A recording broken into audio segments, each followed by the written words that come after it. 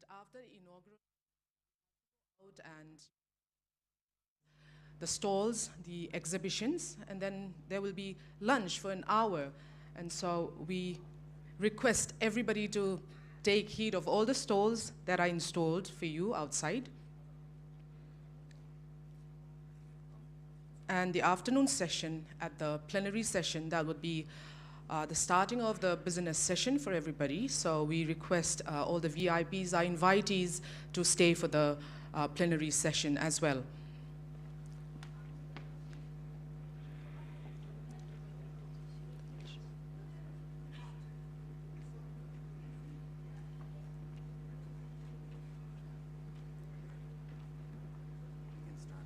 Montage.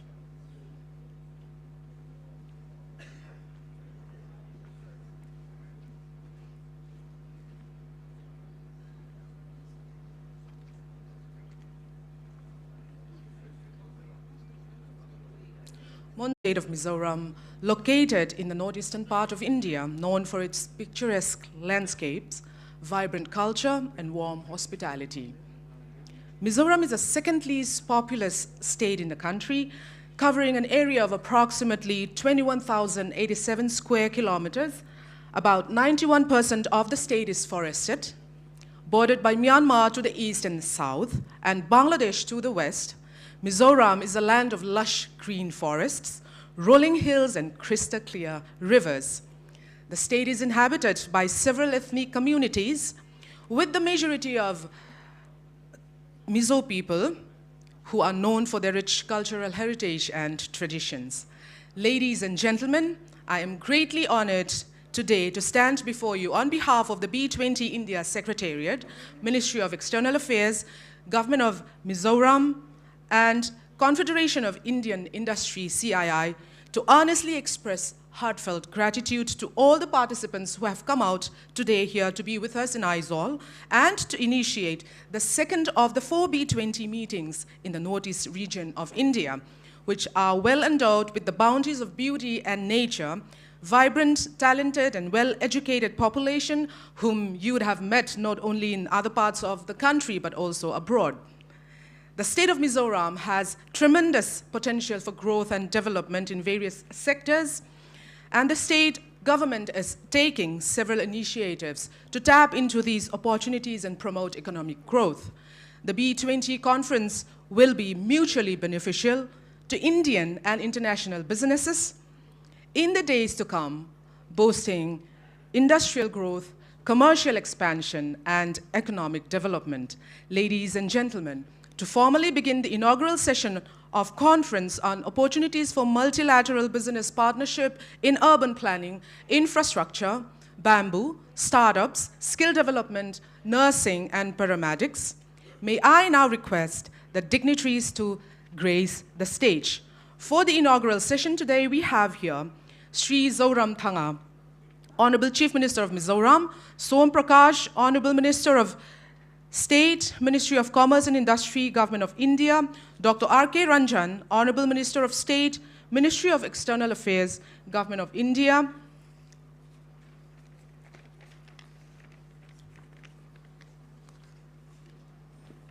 Dr. Renu Sharma, Chief Secretary, Government of Mizoram, Ms. Rupa Datta, Principal Economic Advisor, Department for Promotion of Industry and Internal Trade, Government of India, Mr. H. Laleng Moya, Commissioner and Secretary, Home Department, Government of Mizoram, Mr. Pradeep Bagla, Co-Chairman, CII, Northeast Council.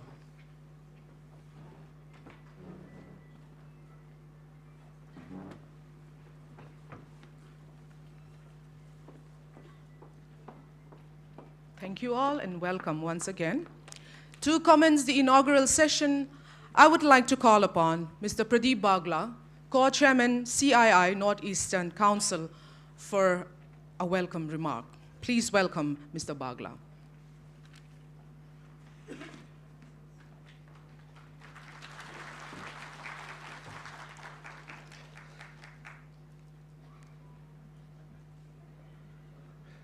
Shri Zoram Thanga, Honorable Chief Minister, Mizoram, Shri Prakash, Honorable Minister of State, Commerce and Industry, Dr. R.K. Ranjan Singh, Honorable Minister of State External Affairs, Dr. Renu Sharma, Chief Secretary, Government of Mizoram, Mrs.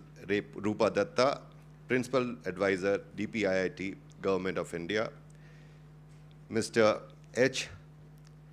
Larung Mangvia, Commissioner and Secretary, Department of Home, Government of Mizoram, senior government officials, friends. Chai Bhai, good morning. It gives me immense pleasure in welcoming all of you to the second B20 conference in Northeast on opportunities for multilateral business partnership with special focus on urban planning, infrastructure, bamboo startups, skill development, nursing, and paramedics in Aizawl today. We are enthusiased by the support we have been receiving from the government of Mizoram with the leadership of the CM in organizing this B20 conference.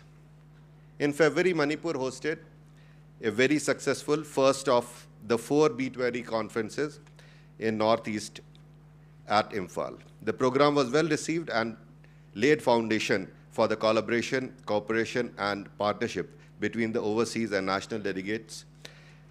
The state government and the local businesses and industry today in Aizawl, we hope not only to carry the momentum forward, but also to set new benchmarks for the B20 programs to follow in the northeast states of Sikkim and Nagaland.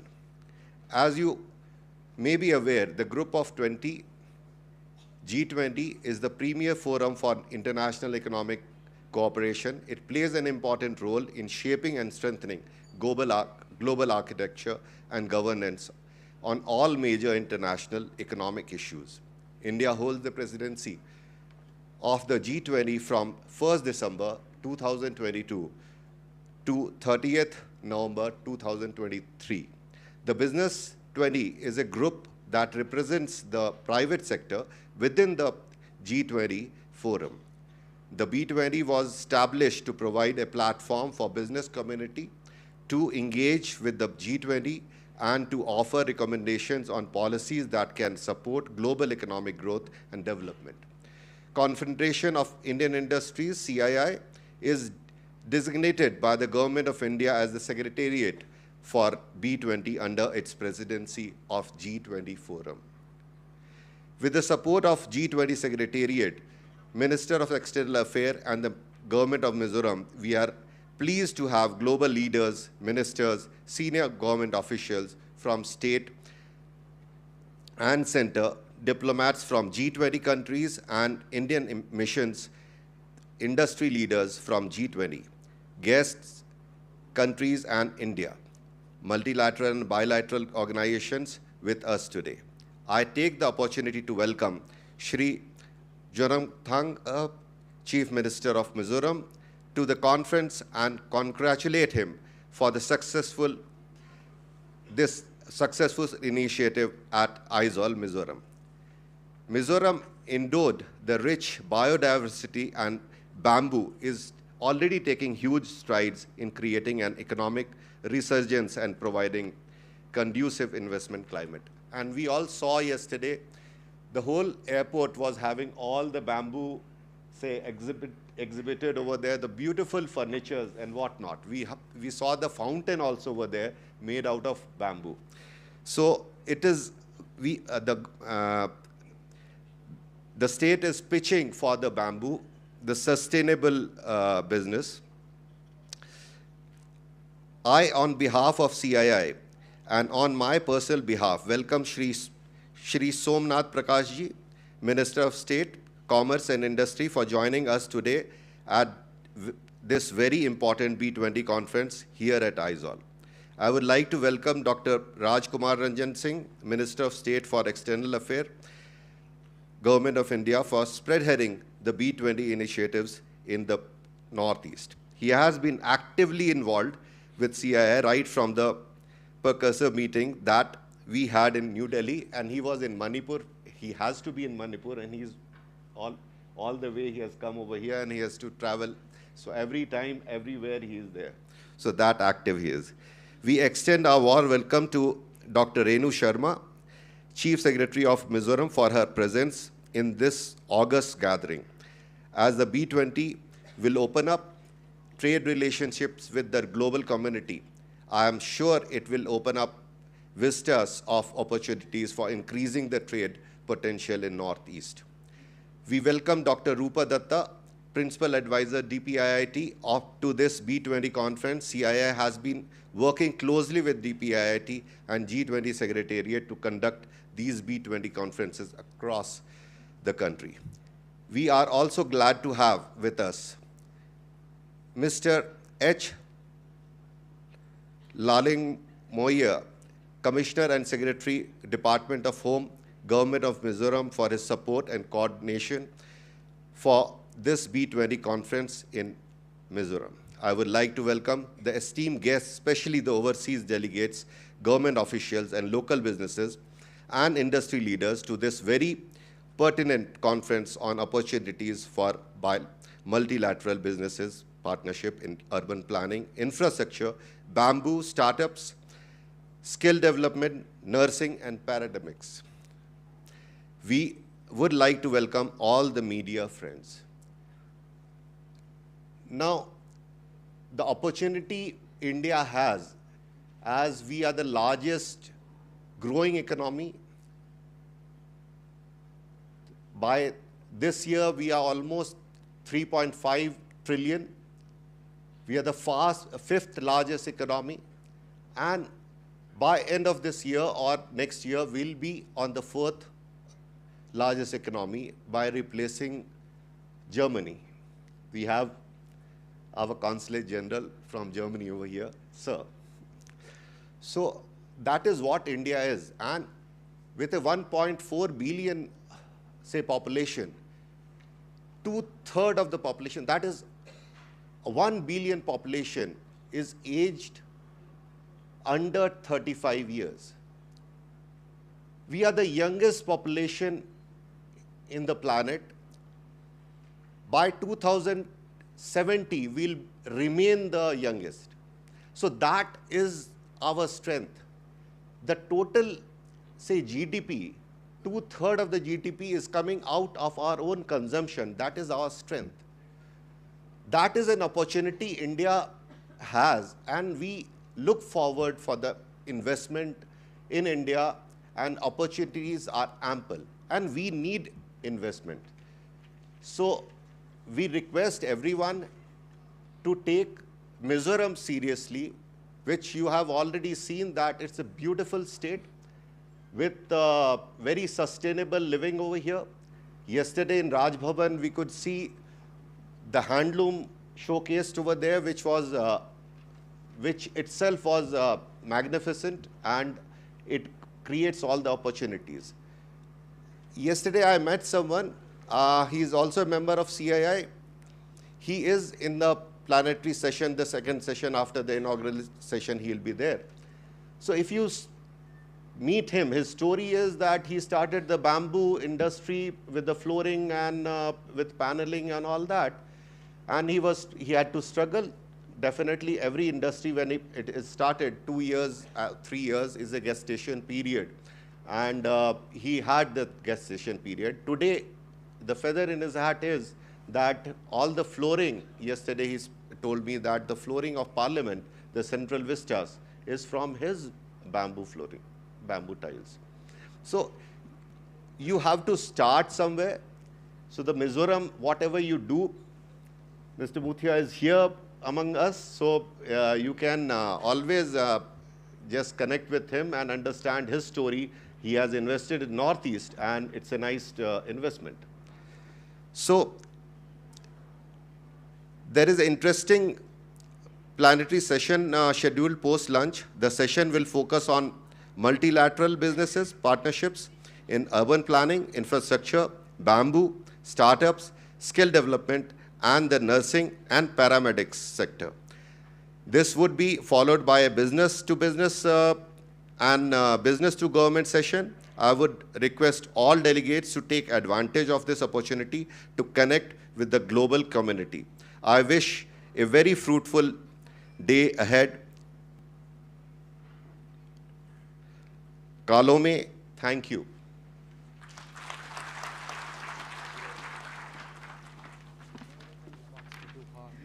Thank you, Mr. Pradeep Bagla, Co-Chairman, Confederation of Indian Industries, Northeast Council, for the warm words of welcome.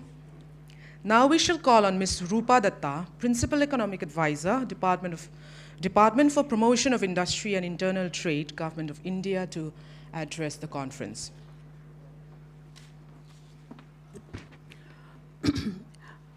Good morning to all our distinguished guests, Honorable CM, our Honorable Ministers of State, and all other distinguished dignitaries on stage. I would like to start my session by saying that, firstly, I'm very honored that I'm given this opportunity of representing the interests of Government of India, as well as focusing on some of the key issues of B20. And thanks to the warm hospitality of the state government, and many thanks to CII and Ministry of External Affairs for enabling this event to happen. I would like to highlight a few key issues before all other speeches are mentioned. India had assumed the G20 presidency when the world was still grappling with the after effects of a once-in-a-century pandemic. The main theme of G20 under India's presidency is Vasudhaiva Kutumbakam. It is one earth, one family, one future. So this is a thought inbred amongst the Indian community. And what we have to look forward at the conclusion of the G20 presidency would be how we move forward, how all countries move forward, in sync with each other, in collaboration with each other, in promoting greater good for greater numbers, and see to it that benefits of growth, welfare are distributed amongst larger number of people. B20 has been one of our most prominent business groups. Along with B20 and our department, DPIIT, plays a key role as a nodal ministry for B20, along with a new initiative which we have started, which is the Startup 20, which is this year an initiative taken by Indian government. And we hope that this will fructify and become bigger in future. The key theme of B20 is RAISE. It is what we call responsible, accelerated, innovative, sustainable, and equitable businesses. This is a key theme which B20 has taken, and this highlights the role played by businesses, roles and responsibilities which we presume the businesses would play in catalyzing investment, promoting growth, and especially in the context of Northeast, even more so, catalyzing investment, promoting business opportunities, and moving along the growth with equity and focus on ease of living. In today's world, the societies need businesses support even more. The Government of India is Government of India, as well as all state governments, are moving along in a principle of cooperation with the businesses. We are moving towards reduction of carbon emissions, addressing the digital divide, creating health infrastructure, and resilient global supply chains. Some of the key issues which Government of India especially has been handling looks at promoting businesses, reduction of ease of compliance, reduction of compliance burden, decriminalization of acts, improving the ease of living for the common citizen, where the common citizen is the centerpiece of all the activities. You must have heard about the Jan Vishwas bill, which has already been tabled in Parliament, and which looks at decriminalization of provisions and across 42 acts and 19 ministries.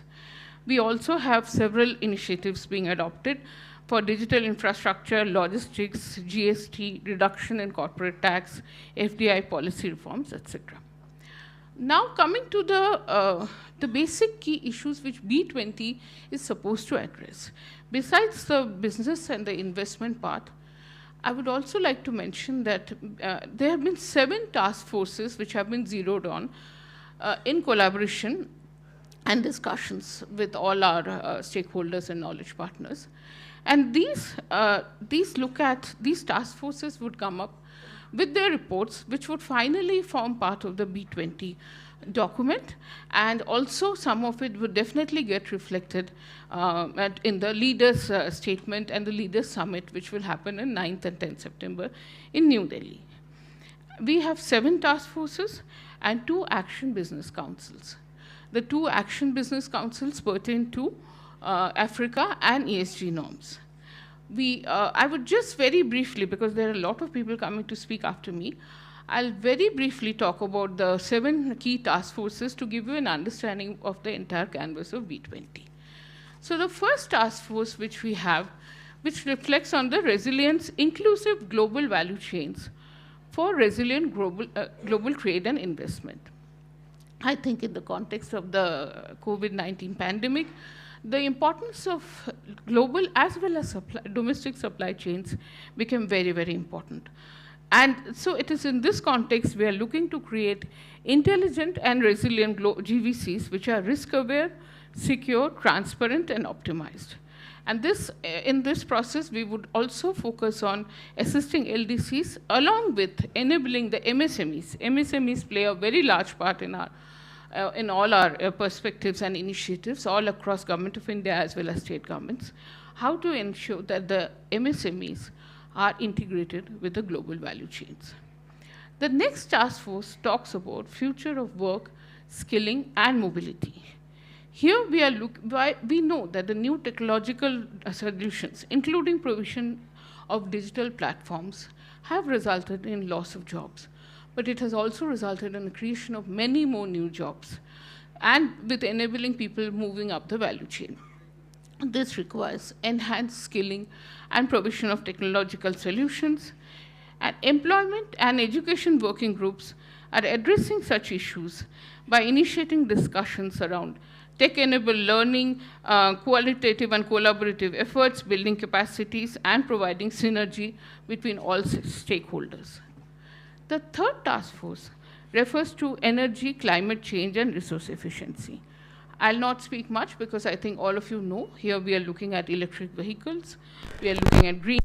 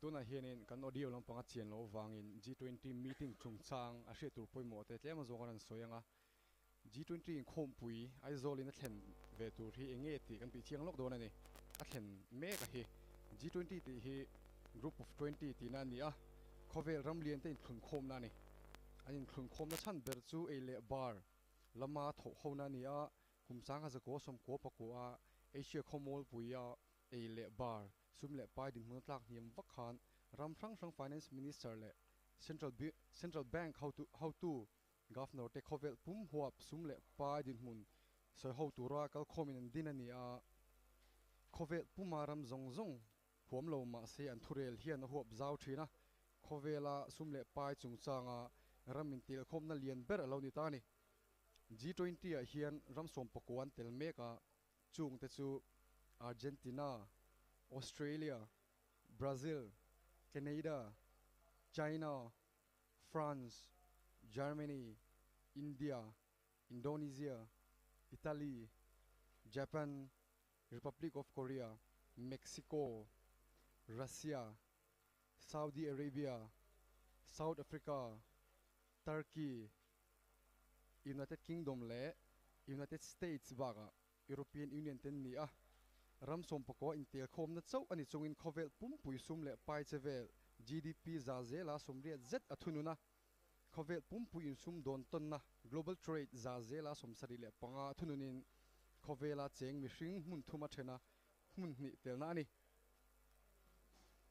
G20 in khom pui hi kumtin hoi hot ani a he pola tel ram ten hroi tu din mun an in chan chok zel thina atira chuan sum le pai chung chang chau an khel thin kha ani a ma se an huang zawin ram min sum don ton na khove sigle sign thak maso na o rei thei dan hrisel na huan lo ram kol phetha siam chu khovel boruak le e ruk do na lam thlengin an ma ta ani India hian ni kum December ni khata tang khan G20 roi na hi achel tana kumin November ni som thum hian a topang India in G20 in khom pui thlen chung hian heng ram member ni velo te hi a big takin tel turin a som chung ram te chu Bangladesh, Egypt, Mauritius, Netherlands, Nigeria, Oman, Singapore, Spain le UAE ten ni India in roi tu ni na presidency achel chung hian G20 thupuyatan Vasudhaiva Kutumbakam one earth one family one future ti manini a chu khovel pakhat chung ko pakhat le mabak pakhat ti na ni hemi chung hian India ram kho pui sang somnga chunga in khom pui zani chung ha ani dona Aizawl po ha ani ve don ta ani hetianga in khom pui bot saya hian kong sang soi hom na hun ro manani a G20 palai te le mi khol dang te chu kong sanga India ram nam zia rang zir che na hun le an ram ma an ton ngai lo te ton na hun siam sak ani don ani Mizoram hian March ni hian G20 in khom pui pakhat thleng ve dona heta hian engagement group business 20 startup chu Aizawl ha ani dona sum don na kong sanga in kop chung chang le kho pui ro man na chung chang te nurse na le dam doi lam thiam doctor pui tu te chung chang mau le huan thai chung chang ba ga kan ram thiam thil siam cho te pho cho na hun omang mi lo hre thiam mula tu na khanin nga ani do na kan lo tia nga me kan e avoid thil thleng me kan soi ni mi pui the thi na kan nge ne Aizawl kho puya in khom puya hian ram sang atangin palai som ruk atanga som sari vel le an ma ni troyom tu official som thum vel an lo thlen be se ni a an pola thona rom han big mangin March ni khata khan lo thlok lutin hetiang bok hian March thuma Mizoram chu san le dona hotel regency le hotel Florida chu palai de thlenna ta na hau lok sa ani in khom pui hi Mizoram University auditorium ma March ni tlai da ni le chan ve thleng bot sa ani dona in khom pui palai thlen kim zan hian lar sa pin palai te le mi khol dang te hi zanre lo bot sai sak to ni Chief Minister in March ni zana zanri abo sai thunganga atu kwa chapchar kut lomna chim venge turin palai te tan hian ro man na siam ani an hun man dan tur kim chang chu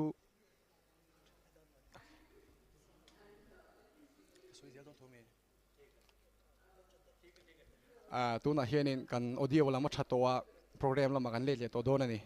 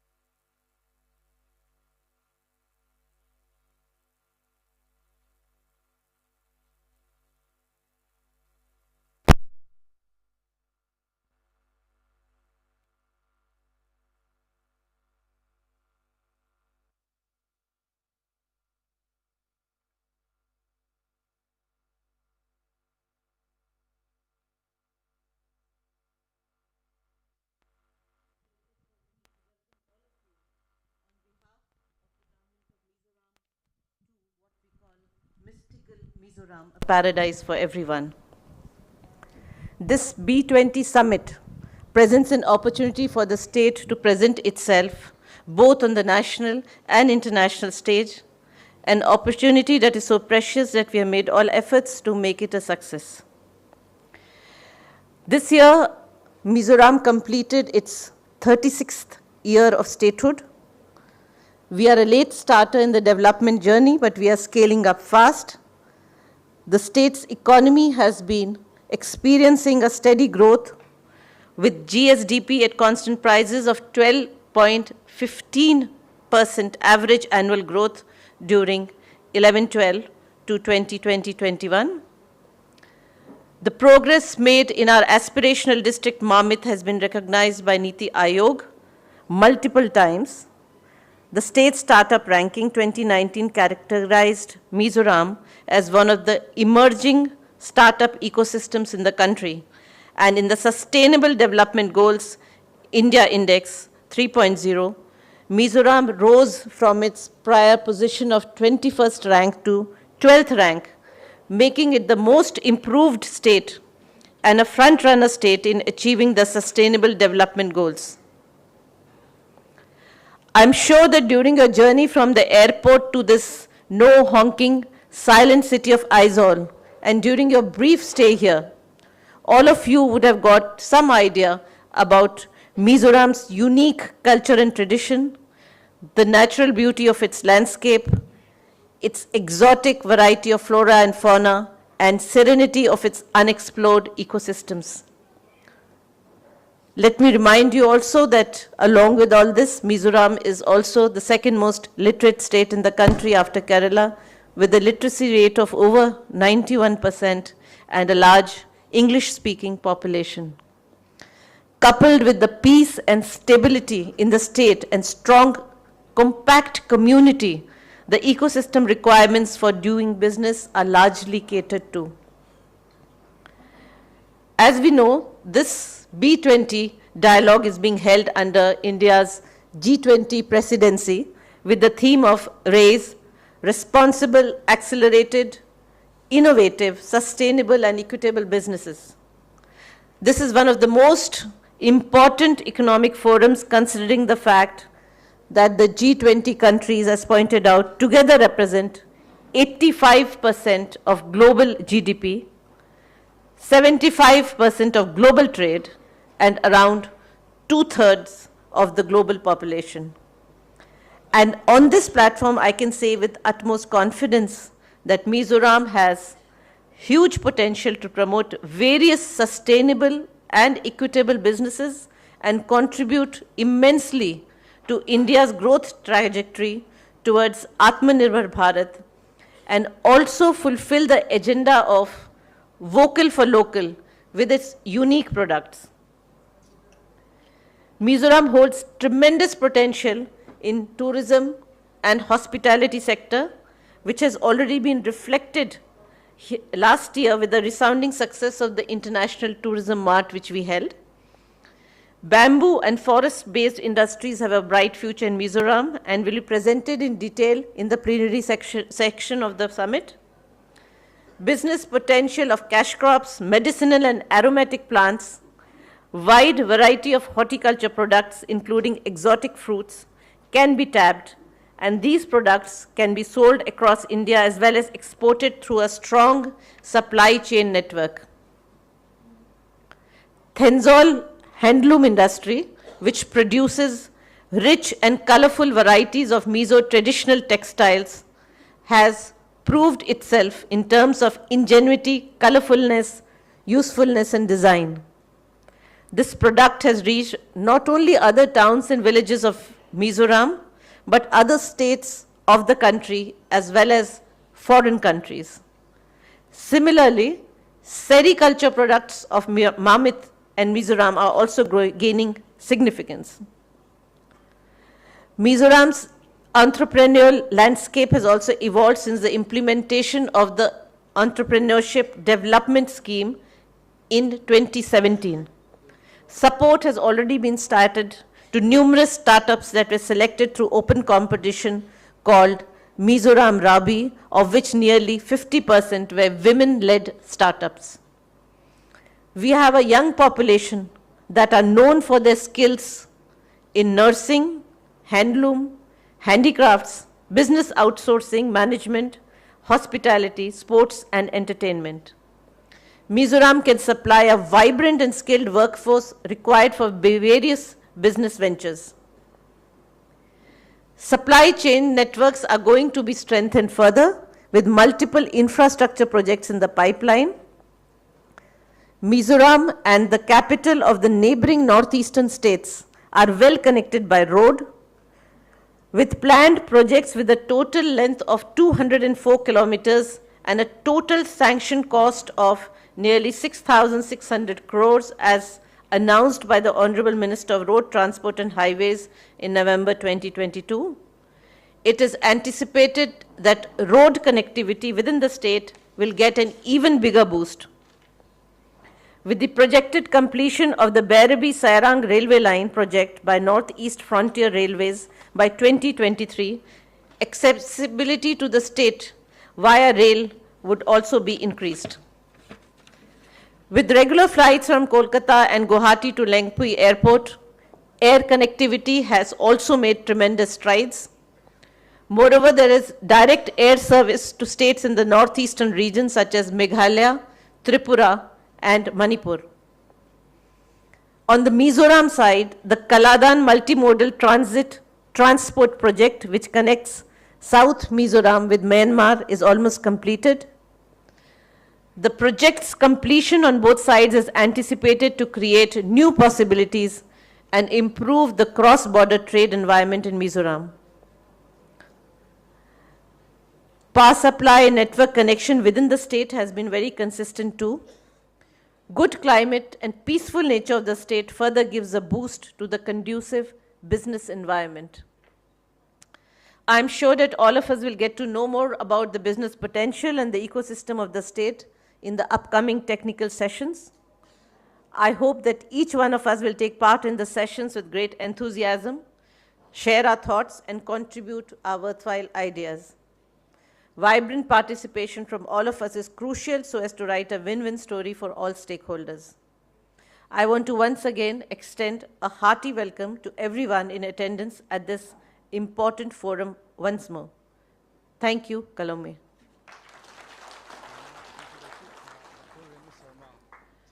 We are grateful towards Dr. Renu Sharma, Chief Secretary, Government of Mizoram, for the address. I now would like to call on Dr. R.K. Ranjan Singh, Honorable Minister of State, Ministry of External Affairs, Government of India, for a keynote address.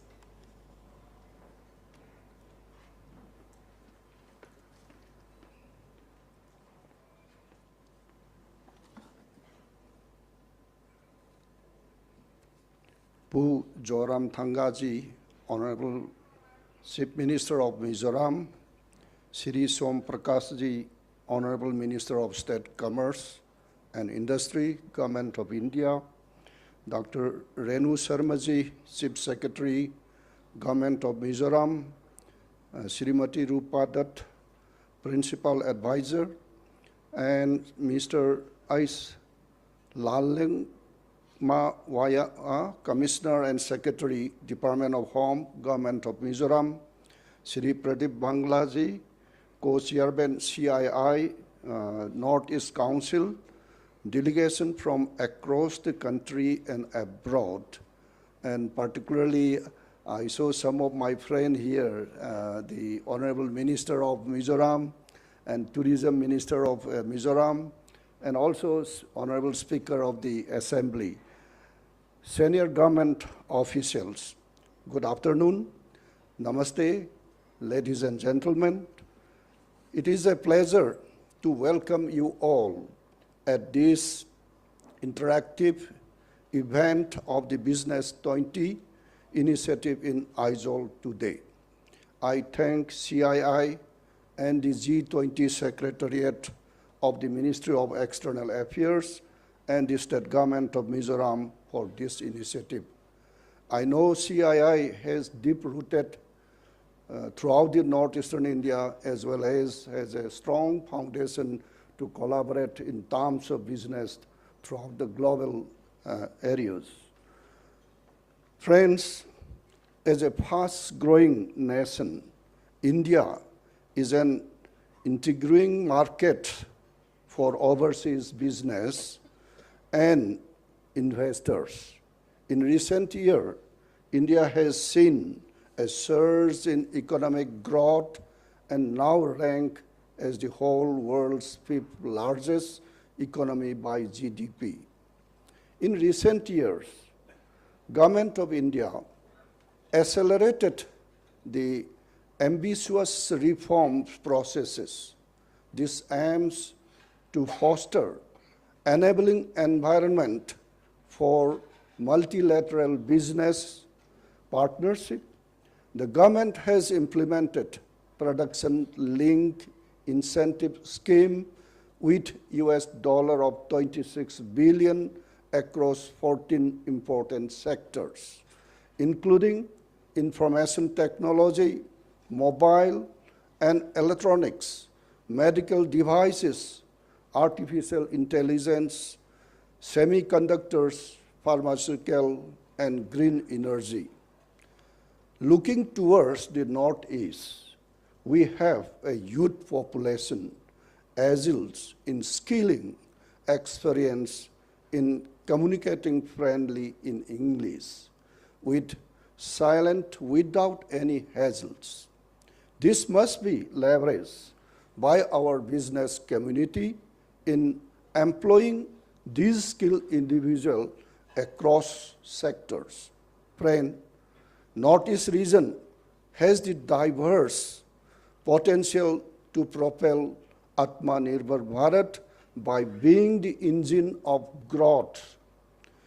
The improved connectivity and market access to the Southeast Asian country is likely to change the socio-economic dynamics in the regions. The urban landscape has been fast changing. The cities have changed with more focus on improving the public amenities and access to health and sanitation. The availability of explorable resources like bamboo, coupled with locational advantage, offer the opportunity of investment to eco-friendly product transforming Northeast India. Friend, Mizoram is eager to showcase its business potential. Mizoram has high literacy rate coupled with English-speaking skilled manpower, created a brand value for themselves in the retail, hospitality, healthcare sector, etc. These sectors need to be pursued or pushed for international partnership now to enable our youth to reap their full potentials. The startup ecosystem in Mizoram is also growing, so is the healthcare services in the state. In order to encourage local artisans, especially in the bamboo sector, TriFed scheme under Ministry of Tribal Affairs has initiated marketing, logistic, interventions for enhancing tribal entrepreneurship in the region to increase the income, generate livelihood for the tribal communities. The One District, One Product scheme is also helping the district in Northeastern to reach their full potential and create employment opportunity, especially in the rural areas. Ministry of External Affairs, via its missions and sports and posts, is working closely with DPIIT to acquire these TriFed and ODOP products for gifting purposes and provide opportunities in remote areas across India. The objective is to increase the sale of the northeastern products twofold and contribute effectively to the Atmanirbhar Bharat Abhiyan and the Vocal for Local by tribal initiatives. Friends from business community, Honorable Prime Minister Shri Narendra Modi ji is committed to proactive government policy. Northeast is dear to his heart. No other Prime Minister in this country, has been committed like him in his vision to take the governance and service delivery to the last mile and person. It was the Honorable Prime Minister's desires that ministry from his government should regularly visit Northeast to know and understand their issues, ensure delivery of government services in the region. We also quite proud of our sporting powers and achievement. I'm sure that the business community of my state and the Northeast look forward to enhancing partnership in sectors like pharmaceutical, nursing, tourism, and hospitality sectors immensely. Delegates, Northeast region of India is blessed with scenic natural beauty, rich biodiversity, rare wildlife, and warm, welcoming people. The region offers unforgettable visits for tourists interested in wildlife and ethnic tourism, along with mountaineering, trekking, and adventure tourism. I am confident that the connectivity projects in northeastern India will boost the tourism and people-to-people contact in the region. International partnerships will help our youths immensely to realize their full potentials. I will be happy to share and appeal to the delegates also. It will be highly appreciable the groups of G20 or G20 delegates extends some ideas and kinds of technological and knowledge transfer to the educational institution of this region, particularly the University of Mizoram. Our business are ready to grab the opportunity of international partnership. I believe Ministry of External Affairs can play a role in helping them achieve that. We are also very happy. Any state of the northeastern India willing to excel their endemic or typical products of this region to excel any part of the globe. External Affairs Ministers is ready through its mission posts to ventilate and to provide a platform. With these few words, once again, thank you. Jai Hind.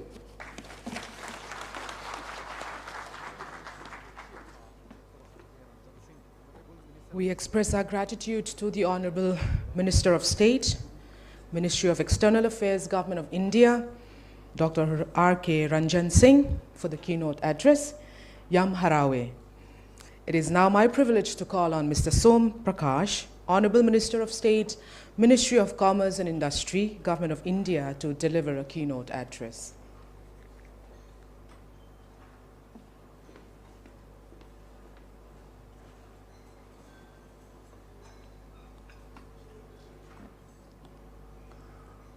Honorable Chief Minister of Mizoram, Shri Zoram Thangaji, my colleague, Honorable Minister of State for External Affairs, Shri Rajkumar Ranjan Singh ji, Dr. Renu Sharma ji, Chief Secretary, Mizoram, Madam Rupa Datta ji, Chief Inaugural Advisor, DPIIT, Shri Pradeep Bhagra ji, Co-Chairman, CIA Northeast, delegates from different parts of the globe, Deputy CM, Mizoram, ministers, Speaker of Mizoram Assembly, friends from media, senior officers from Government of India and Mizoram. Very good afternoon. I welcome to all the dignitaries and the participants at the B20 conference. It is my pleasure to be here today with all of you in the beautiful city of Aizawl. India's G20 presidency is a privilege for India. India is the fastest growing economy with growth rate of around 7%. It's the fifth largest economy of the world and having third largest ecosystem, startup ecosystem in the world. We have record exports, record FDI, and India has become destination for investment. Over the years, India has accorded the highest priority to creating an enabling environment for innovation and modernization.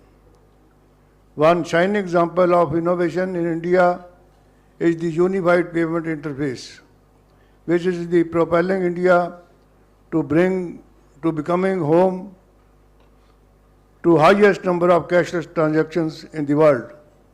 India's flagship payment platform, UPI, which recently got connected with Singapore's Pay Now, ended 2022 calendar year on a high note as the volume of transaction touched a record 7.82 billion in December.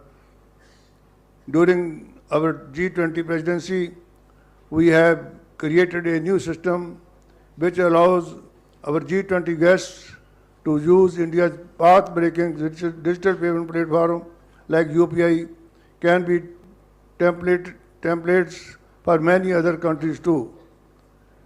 Startup in today's world have emerged as the key drivers of economic growth.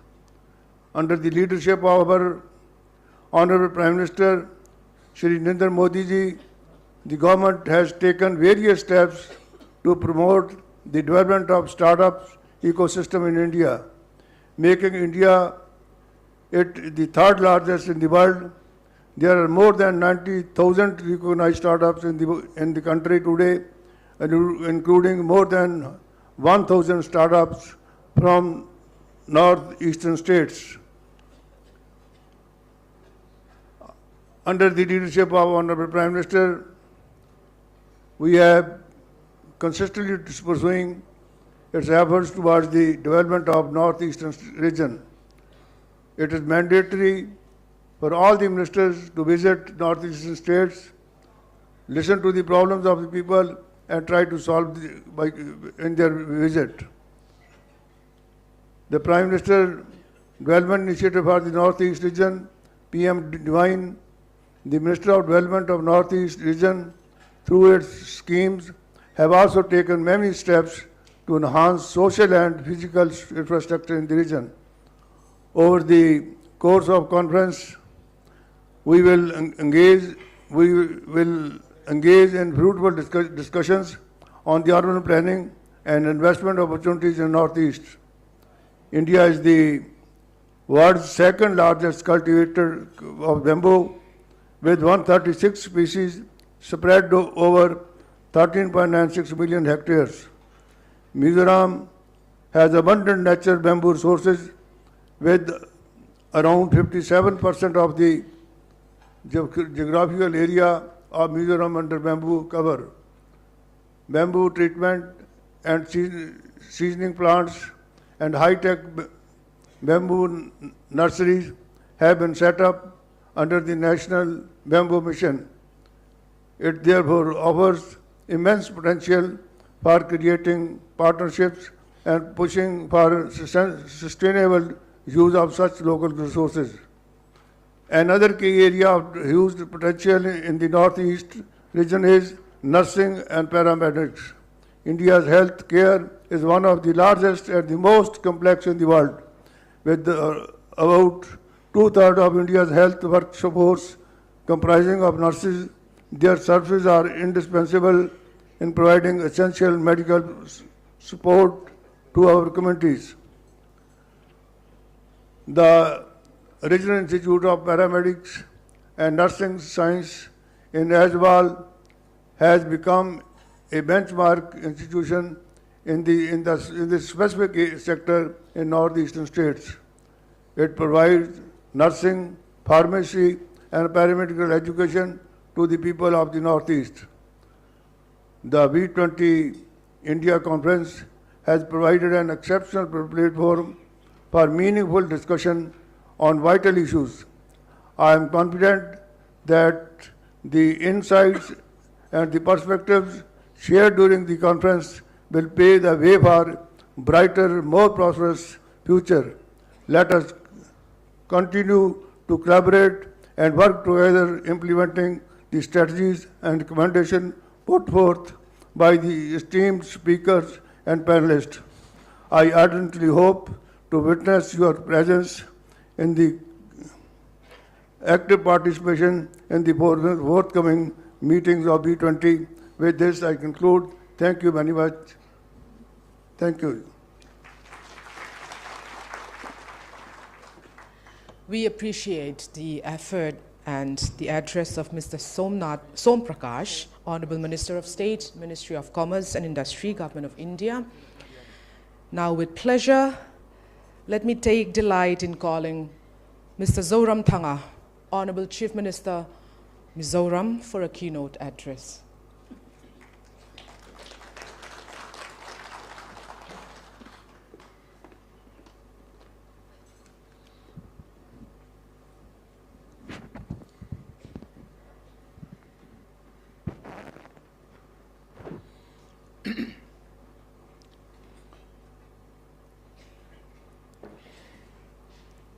Pradeep ji, the co-chairman, and our two ministers from the Union Cabinet, R.K. Ranjan ji and Parkash ji, and also the Arupa ji, and all the legislators from Mizoram, delegates from outside India.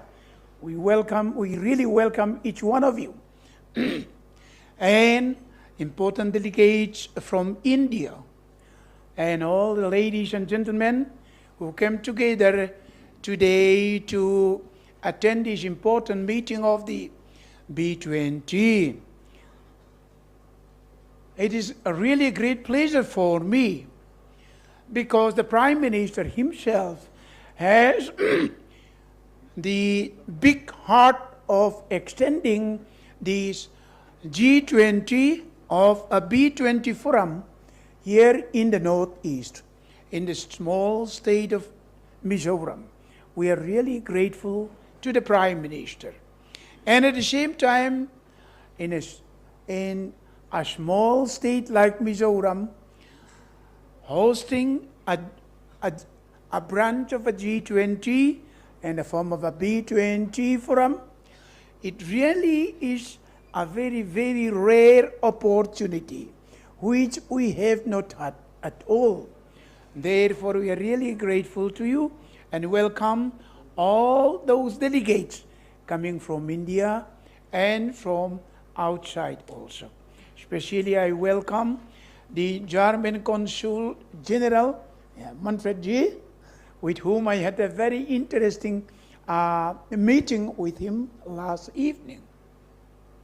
So today, since I have a limited time, I'll try to make it short about this B20 meeting.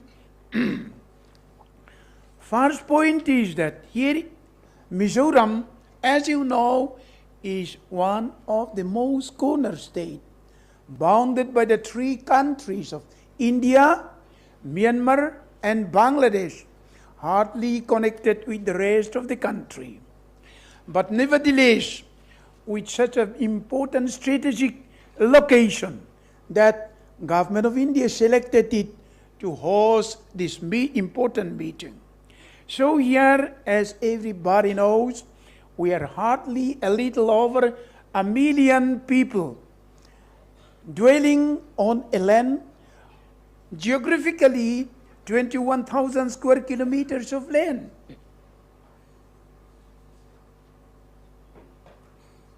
But practically it will be more than 30,000 square kilometers of land. And so,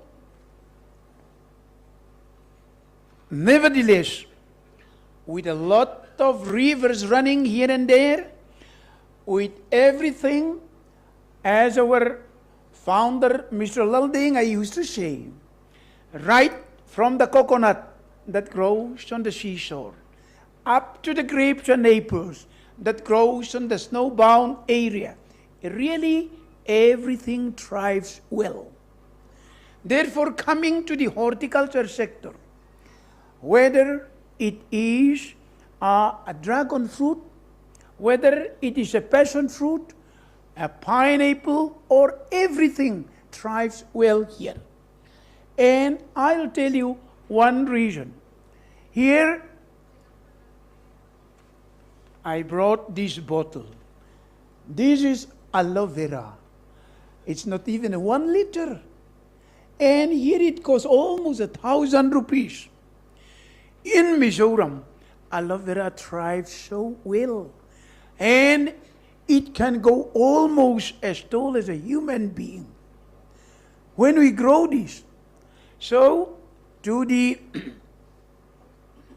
industry minister and the advisors, I propose that government of India should set up an industry in which the production of the produce of Mizoram should be the base in which processing should be done. For example, if we import iron ore from outside and do the car making industry here and try to export it again, it would be futile.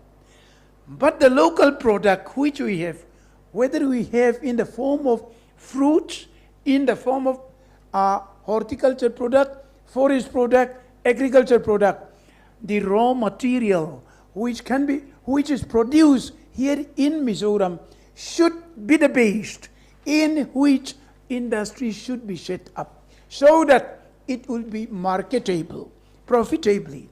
Therefore, I ask the industry investment companies as well as the government of India to set up an investment industry here based on the local produce, which is more of an agriculture, horticulture, and forest base, which Mizoram can provide very well.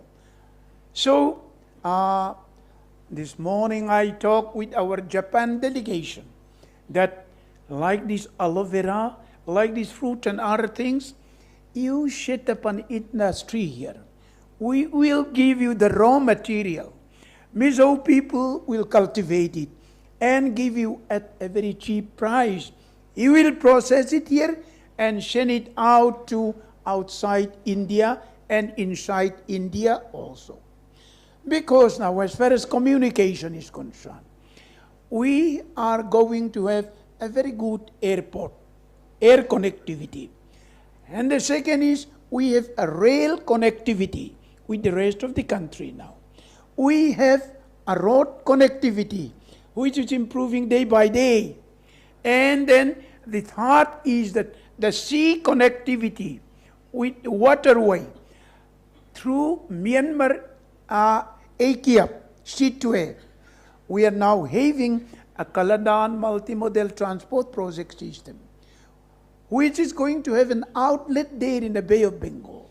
Not only that, through the Tabung, through the Kaptai Dam, we can have a sea connection in Chittagong through Bangladesh. And then within 1 day from Mizoram Tabung side, it can reach the seaport of Chittagong. We have that connectivity. Therefore, if you set up an industry here, we have all those connectivity which can be utilized to be exported to the other parts of India and to the other parts of the world. Therefore, this is the plus point that Mizoram is having. And then coming to the next point is that here the land, as we have said, it can feed 2 to 3 times the present population.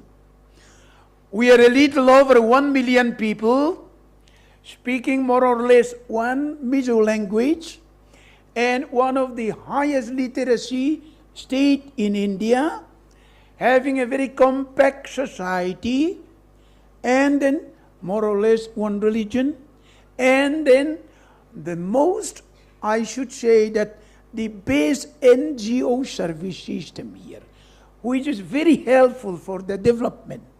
So we have all those big points. And land, as I have said, everything with a good rainfall, with a good climate here, as you know, it's very conducive for setting up an industry and for utilizing the service of the people for the production side. So we have all those plus points. And here, whether it is grapes, dragon fruit, tomatoes, and then all the horticulture products, like the passion fruit, a beautiful smell, blue passion fruit we are having here. So we can do all those processing plants here. Apart from these, as I have said, these are aloe vera. This alone, I purchased 1 liter of aloe vera juice, which is made in the United States. It costs more than 1,000 rupees. Why? Point is that, like the rhyme of an ancient mariner, water, water everywhere, not a drop to drink. Here, we can produce all those agriculture, horticulture, and those things. But since there was no processing center here, and we are buying at a very high rate from outside, so there must be something which we can do. This G20, this B20, it has to be fruitful. Therefore, it's a big challenge to the government of India. Parkash ji, it's a very big challenge to the industry people. So let us start activate it. And then to make short my speech, I will come to the bamboo sector. As you know, here more than 50% of the land is covered by the bamboo. Natural bamboo which God has given us from our ancestors' time. And the scientists said that by calculation there will be about some 25 million metric tons of bamboo, most of them unutilized. So what shall we do with this? When you are coming there from the airport, you see a good number of demonstrations there. But those are just for a showcase. I believe I need not tell you how the bamboo can be processed. For example, it is a total substitute of timber for making all the furnitures, for all the ceilings, and for all the flooring, and for making cloth, making paper, and everything. It's almost like a magic wand. So you can produce into quite a lot of things that is there. And now, God has given us about 25 million metric tons of bamboo. I went down to Delhi, and about some 10 years ago, I talked with one of the joint secretary in the forest department. And I talked to him, look here, the bamboo which we are planting, by the month of June, the bamboo shoot started coming out. After 6 months, by the month of December, it is as big and as tall as the mother bamboo. Only the leaves, some leaves are left. Do you know any tree which can grow as big as the mother in 6 months? Not even a banana. Therefore, bamboo is there. Then God has made in such a way that in order to be as big and as tall as the mother in 6 months, how many carbon it has consumed? The bad carbon that plagued the whole world, it has consumed 3 to 4 times that of a tree. And it produced 3 to 4 times oxygen, more than that of a tree. Therefore, it is the best atmospheric purifier in the world that God has given us. And we Indians are still ignorant about that. Over there in the European countries, over there in the United States, you are making cars, and then through the smoke, you produce a lot of carbon. And then the environmentalists are blowing their whistle. Look, that man is producing that carbon. He's going to make this planet uninhabitable. You should stop that. In the meantime, here we can produce a bamboo that can breathe in, that can take in those carbon 3 to 4 times than a tree, and that can produce oxygen 3 to 4 times than the tree. You see, if really God speaks out loudly, He will say, you the Indian people, you the Mizo people, you stupid people, I have given you bamboo for the purification of the atmosphere, and I have given you as a magic wand. You do not know how to activate it. Therefore, be wise. That would be the what that God would have given us. Therefore, now we started plantation. Not only that, the original bamboo that we have in Mizoram is very good, but at the same time, there are still better kind, like the latiforas, like the brandisi, which can be 40 feet, 50 feet, 60 feet high, and then 15 to 20 inches circumference. It needs 3 people to carry one bamboo. Yeah, I have there in my garden. I cut it into 10 feet, and I could hardly carry that 10 feet because it is the thick portion. The remainder, it needs 2 people to carry the remainder. There are things like that. Therefore, what I propose is that apart from the utility after processing those bamboo, but for the purification of our planet atmosphere, it is the God-given gift which we have not realized. Therefore, I happened to go down to Delhi and talk to the secretary, saying that we have to have a carbon trading scheme together with the manufacturers of India and with Europe and the United States. He said, sir, in order to do this carbon trading scheme, you have to convince the big leaders of India. They are still very slow at this carbon trading scheme.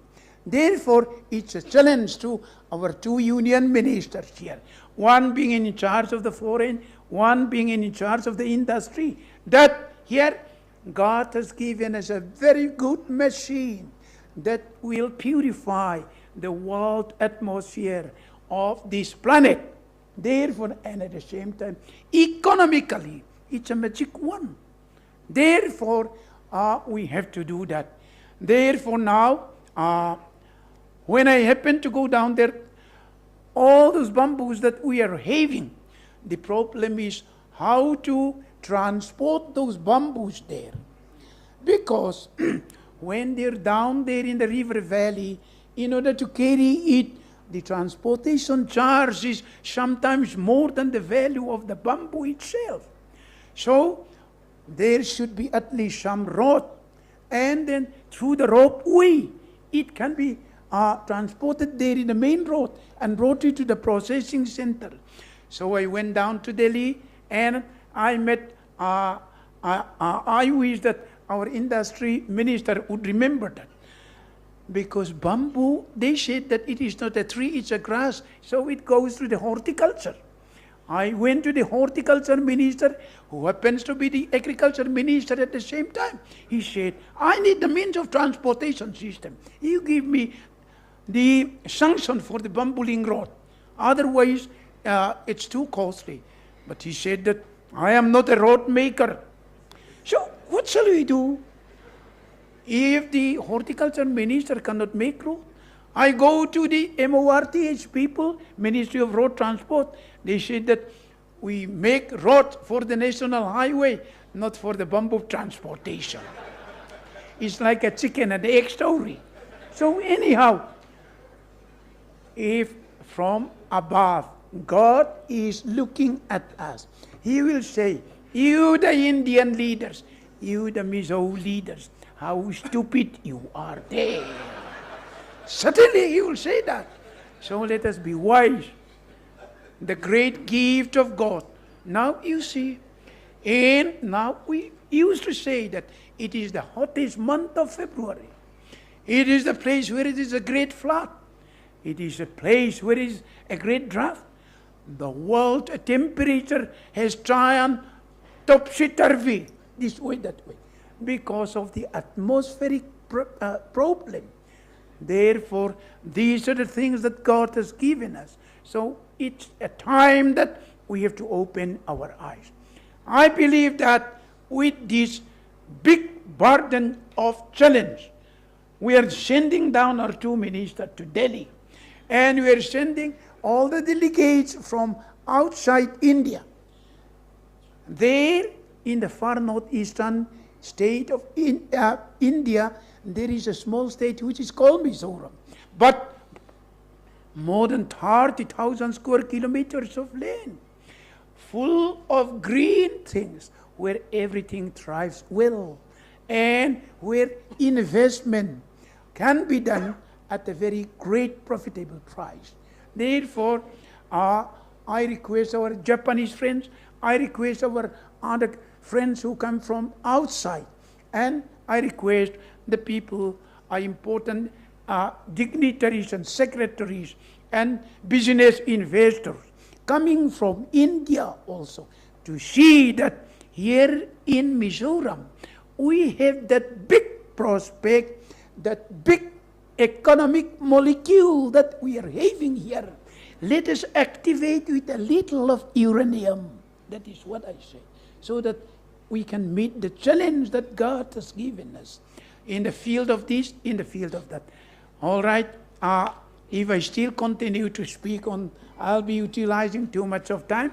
Therefore, in my last word, I welcome each one of you coming from outside, coming from India.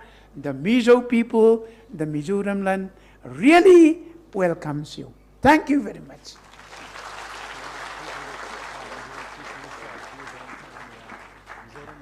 I extend a heartfelt gratitude to Mr. Zoramthanga, Chief Minister, Government of Mizoram, for his consistent leadership and zeal for growth. After this session, there will be a press conference by the dignitaries at the foyer of the first floor, just outside the door. And all our delegates here today are please requested to be seated while the dignitaries leave the hall. And now please welcome Mr. Aizawl Moya, Commissioner and Secretary, Home Department, Government of Mizoram, to deliver the vote of thanks.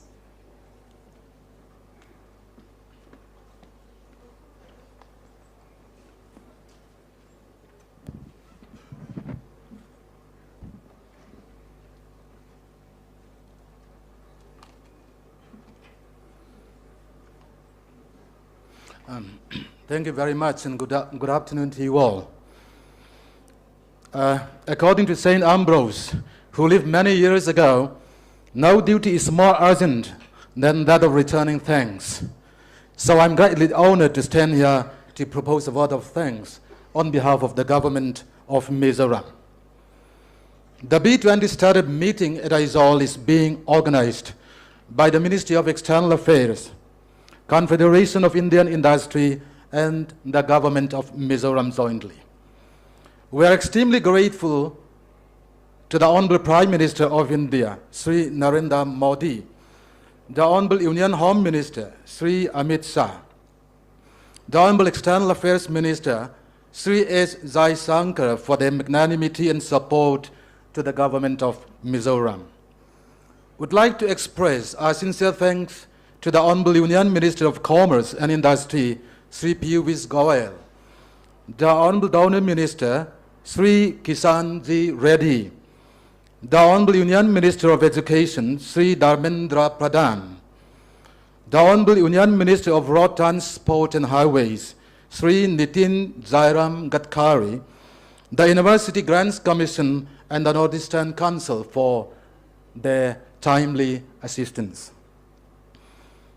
I would like to express our deep sense of gratitude to Dr. R.K. Ranjan Singh, Honorable Union Minister of State for External Affairs, Sri Som Parkash, Honorable Union Minister of State for Commerce and Industry, Srimati Rupa Datta, Principal Economic Advisor, Department for Promotion of Industry and Internal Trade, for the warmth of their presence and their encouraging and insightful speech. I also thank Sri Pradip Bagla, Co-Chairman, CII Northeast Council, for his wonderful welcome address. A big thanks to Sri Gopi Krishna More, Member CII Northeast Council, who is going to make an opening remark in the plenary session. Thanks are also due to all those great minds who will be speaking in the post-lunch session on various identified strategic areas that this conference is intended to focus upon. I would like to make a special mention of Sri Hars Vardhan Sringla, G20 Chief Coordinator, who has, in spite of his extremely busy schedule, visited Mizoram and gave us direction, guidance, and valuable suggestions towards our preparation for this significant event. We are deeply thankful to the officials of G20 Secretariat, the Confederation of Indian Industry, and the Department for Promotion of Industry and Internal Trade for their active cooperation and guidance in all spheres. I'm happy to express our heartfelt thanks and sincere appreciation to all dignitaries and distinguished delegates from different G20 nations who have chosen to participate in a conference here at Aizawl today. We believe this conference will pave the way for cooperation and partnership with business communities from different G20 countries through business to business and business to government meetings. I also heartily thank all Indian delegates, business leaders, CEOs, and several multilateral organizations for being here today, and also for their interest to build a strong business partnership with the prospective local entrepreneurs. Thanks are also due to event management company, that is Thomas Cook, for decoration, and Man Company Delhi for logistic support. And of course, we are extremely grateful to the railways for their cooperation and support. I would like to take this opportunity to express our profound gratitude to the Honorable Governor of Mizoram, Dr. Hari Babu Kambampati, who is so kind to have hosted a very sumptuous welcome dinner for all delegates yesterday evening. A hearty thanks and appreciation to Honorable Chief Minister of Mizoram, Bu Zoram Thanga, for his thoughtful speech today. In fact, under his patronage and dynamic leadership, all is always well. Thank you very much, sir. I would like to profusely thank the Honorable Home Minister of Mizoram, Pu Lalsam Liana, under whose supervision all arrangements have been made. Our heartfelt thanks are also due to our Honorable Deputy Chief Minister, Honorable Speaker, and all dignitaries, legislators, invitees, and officials from the government of Mizoram and local entrepreneurs who have adorned this conference with their benign presence. To Dr. Renu Sharma, our respected Chief Secretary and who is also Chief Coordinator for the state, we owe a deep debt of gratitude. We are heartily thankful for all her practical guidance and overall coordination and supervision. I would like to express our deep appreciation to the Mizoram University authorities for their permission to use the university auditorium, the multipurpose hall, and the entire university campus as a venue for this historic event, and also for their full cooperation with the state government. A conference of this magnitude simply cannot happen overnight. The wheels started moving a few months ago. To make this conference a success, it requires meticulous planning and bird's eye for details. We are indeed so fortunate to have been backed by very active and dedicated 11 subcommittees to whom we are ever grateful. I also express our appreciation to all members of the core committee for their utmost efforts and hard work. Moreover, I would also express our profound gratitude to different departments under the government of Mizoram, Aizawl Municipal Corporation, local councils, NGOs, churches, media from within and outside the state, college volunteers, liaison officers, and so many others who have directly or indirectly played a role to make this conference a great success. Lastly, I thank every one of you once again. You may not experience the kind of comfort that you are used to elsewhere, but yet, I hope you will go back with the fond memories of the pristine life and rich culture of the Mizos, and also with a strong commitment and desire to build up economic cooperation and business partnership with the state of Mizoram, which popularly is known as an island of peace. Thank you very much indeed. Thank you. With that, we've come to the end of the inaugural session of Conference on Opportunities for Multilateral Business Partnerships in Urban Planning Infrastructure, Bamboo Startups, Skill Development, Nursing, and Paramedics here in Aizawl. I once again humbly request our delegates to remain seated while our dignitaries leave the hall for press conference.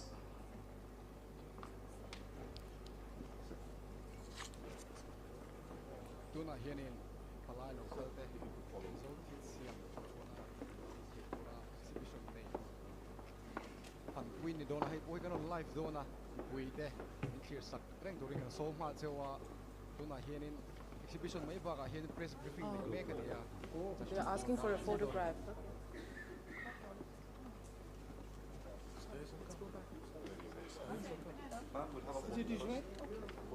Over here, the photograph over here. Ah, for the photo.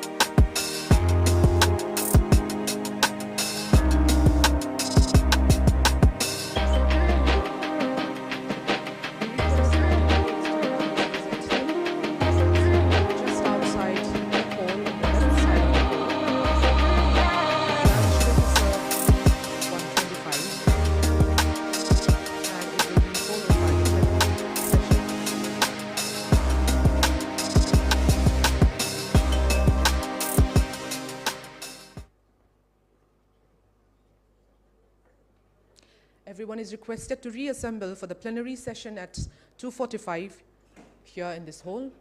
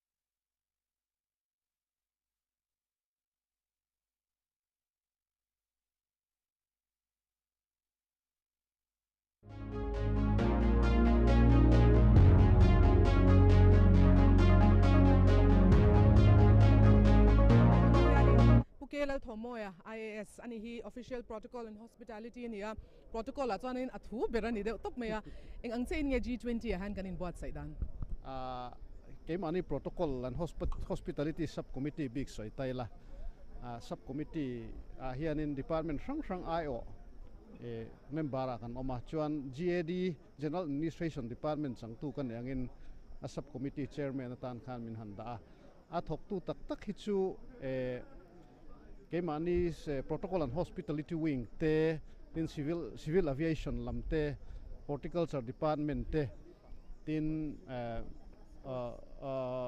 bamboo development agency commercial industries noyami te anni chumi baka chuan higher and technical education department an tholok khop maya anni ho hi college professor te le associate professor te le an student te an tholok em reception le ushering le liaison officer chung changa te college lai smart tak fel tak an lo in ser thle maya Mizoram mel kan college ne atikha kan soilo kan sang ban college zir lai te ni chu sai chu ne kha ho kha an tholok khop maya kan mel an ti moya kan lo ma tin chumi piala ma chuan airport kan threwa kan lengpui airport khu first point of entry ani ta Mizoram mel an masak na ber turani wangin an first impression turani wangin thei to po lukin kan chei bola saklai te ni wangin harsa khop maya hau tak khop maya chuti chung chuan effort kan thei ang tok kan pe civil aviation te le soita ang khan commercial industries lama bamboo development agency te le horticulture department te le Mizoram Florist Association te an tho hlok khup maya hun chep takkara chunzan zomin an thoka presentable takin moi ngai takin an chhuat thaya tikhuan alom om tak meu meu ani tak so alom om hle mai ani le hei ni engzat sungin nge in buat sai kan in buat sai tran hi January thati ratang khan kan trana kumin kum tira ni chu chuan thlani pum hlum ang vel ani chu in buat sai na kal hi ani le in ruam han na angte in ti zo thayem in pe manem kan in pe mane kan in pe mane alom om hle mai hei protocol in alo thleng tu te an nia kan delegates te hi tu na soi zong zong kha adik nge diklo an lo lung oi kherem ti kha kan han zot chole zel don ani achunga lom thu kan soi ani puthom te kan lome ale ke pale ka lome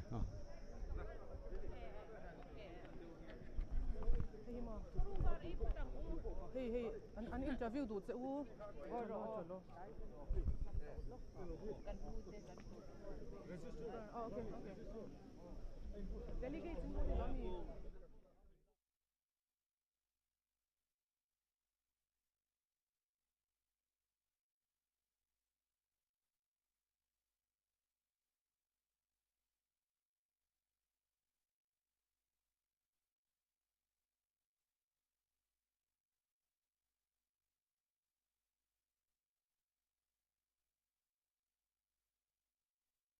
from the Embassy of Zimbabwe in New Delhi. All right. So you arrived here yesterday, I suppose.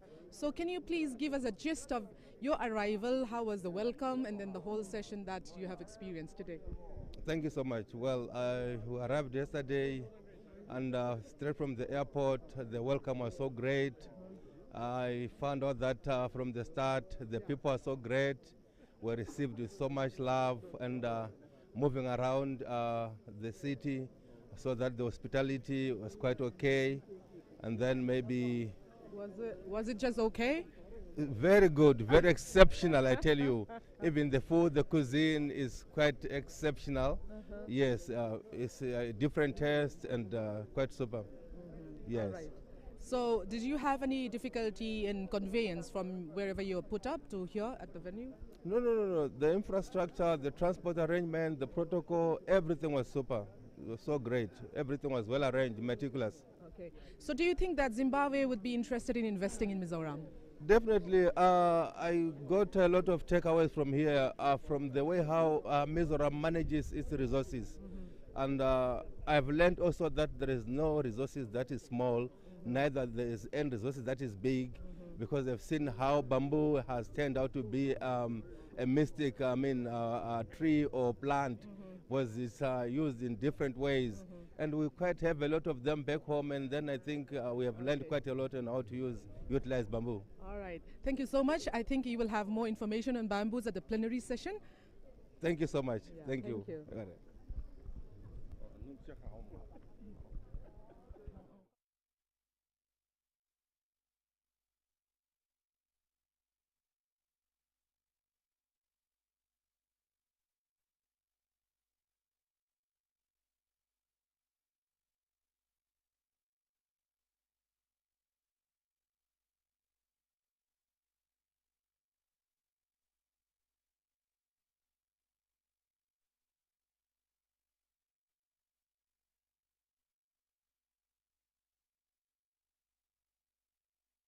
Your experiences from yesterday, like since you arrived at the airport. We have a very small airport, so I think it's going to be very difficult for you to comprehend. I don't know, like comparatively, like So your experiences till date.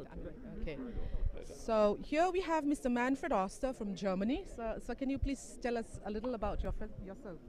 Yeah, well, I'm the Consul General for Germany in Kolkata, covering the whole of the Northeast, so all the 7 sisters. Very happy to be in Mizoram, despite the fact that you have direct links to Kolkata. It's not always easy to get it into the schedule, so I really appreciate this opportunity to be here in your state for the first time. Thank you, sir. I hope the welcome was good. How is your stay so far? It was an excellent welcome, and it is a small airport that you have, but a very beautiful one. And also the beauty of a small airport is that you're very quickly through it. You don't have long ways to walk. You're greeted by friendly people, and you're on your way to it. And I had the opportunity this morning before breakfast just to walk the town a bit on Aizawl. So I just went out on my own to the markets and saw all the people setting up their fruit and veggies, and was a good walk. Do you think that Germany will be interested in investing in Mizoram? Well, that depends. We are going to have that plenary session only after this, so we'll see what opportunities there are. At the end of the day, it's always about businesses themselves to do that, not so much about governments. They can set a framework, but I'm at least very willing to promote the idea of investment. So Germany is open to options in Mizoram? Yes. Thank you so much, sir. You're welcome. Hey, ani hi Germany changa ron kalania Consulate General ania ani khan in hey kan in airport te chu wang chuan ol sam in engkim kan ti fel the chu wang chuan airport te hi atha ani atia tin hey Mizoram investment in ti du angem kan han ti po kha plenary session a hianin in thil min shil te kan thil ngai thak te zirin Germany chu investor in Mizoram a hiana in ring ani a in hong ani ati ni kha lo me okay.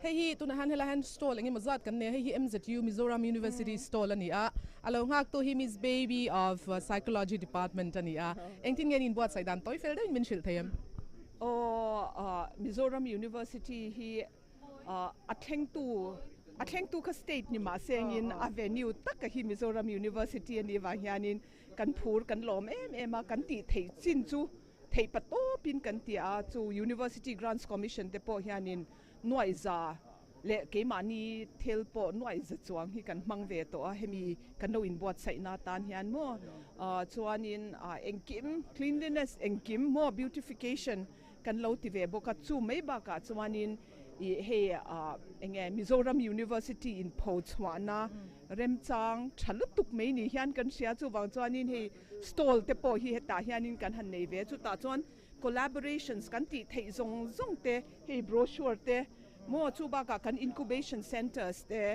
bioness kan ne ya incubation centers kan nei boka chu ba ka kan incubatees te zong hi ta hian kan display ve boka until ti thei na te mo chu ba ka academically in enge tayap kan nei thei G20 nations te nen hianin le khazir na lama te hemi exchange faculty me ba ka students te khati angkhan kan be sei ema chu kan lo in zorve na ani de ober kha ka opportunity ani tak chu nia remchan na lo le kha kan ti tur ber ani me ya ti rom zo de chuan ani le tu na hianin anon ngai ven chewem anon kal hlomem ron kal hlom abik takin tu na kan in zor na hian kan minister sorry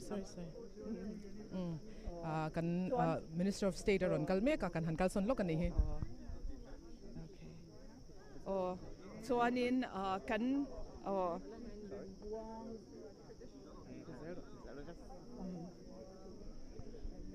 kung kan han kian deuh lo kan han kian deuh nakina remchang remchang kan tinon le tura ngai la he kan hodu ten ron kala rem chia lawa khir tu te ngai dam na kan nge ne thank you tu tok mengu filler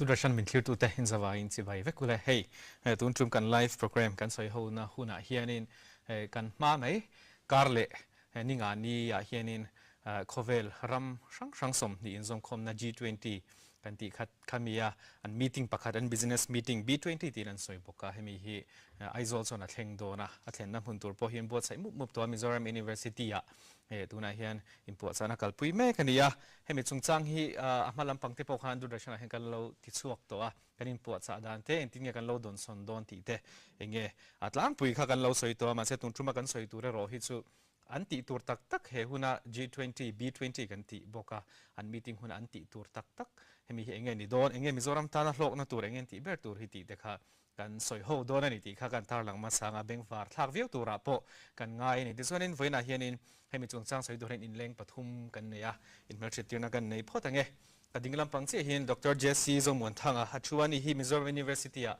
Political Science Department a assistant professor nilai mek ania tina piale chia hianin Dr. Lorin Kimi patsu awachua ani hi government jet hankima college a hianin Department of Economics a assistant professor ani mek boka tin apia tabera sonin pu ramnun moya patsuaw achua ani hi Department of Management Mizoram Christian College MCC khanin tuna hianin Department of Management da assistant professor ani mek bokani tisonin ani pathum ho hianin G20 B20 kan ti bokha kan soi ho don ni sonin kan soi ta kan khanin hei hi ein to khom na hi India ram khanin nikum December ni khata tangin mo khami khana lo thleng tran to a November ni som thum thleng aw dona kumin chung hi kum tluan khan ti khana kalpui don ti te kha kan lo hre to a chung jinga chuan Mizoram hianin meeting pakhat kha kan thleng ve nol dona karle ni lai ni a hen hemi chungchang hi enge ni che ti pokha kan la soinga chumi ma chuanin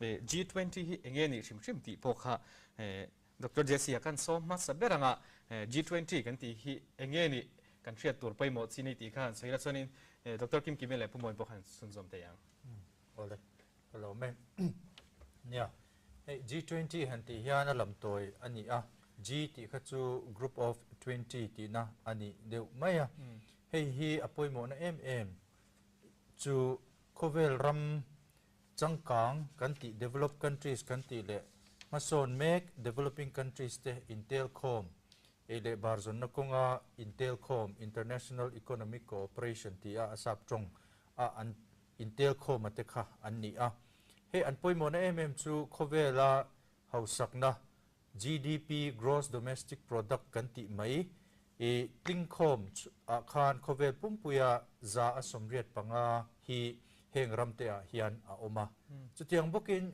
in sumdon ton na kanti global trade khovel pum sumdon ton na hi heng ram somni te tlingkhoma hian za asomsari panga khovel pum huap ang anlu boka tin mishing tamna shim zonga po hian heng group of 20 tuna ram tel a te hian khang finkhom khan khovel mishing zong mun thuma thena mun ni anni bokani chuwang chuan he pol hi a poimo a chuwang chuan in boipui tham atling ti hi chiang takin alanga hei hi alo atro bul taka toite in kan tar langle lokanga hei hi G20 group of 20 kan ti a hi kum sang khat zakwa sumkwa pakwa khan hemi Asia rama financial crisis anti mai ele bar zonna konga sumdin hun tlachi awanga ram abik takin Asia rama harsat na lo thleng khami atanga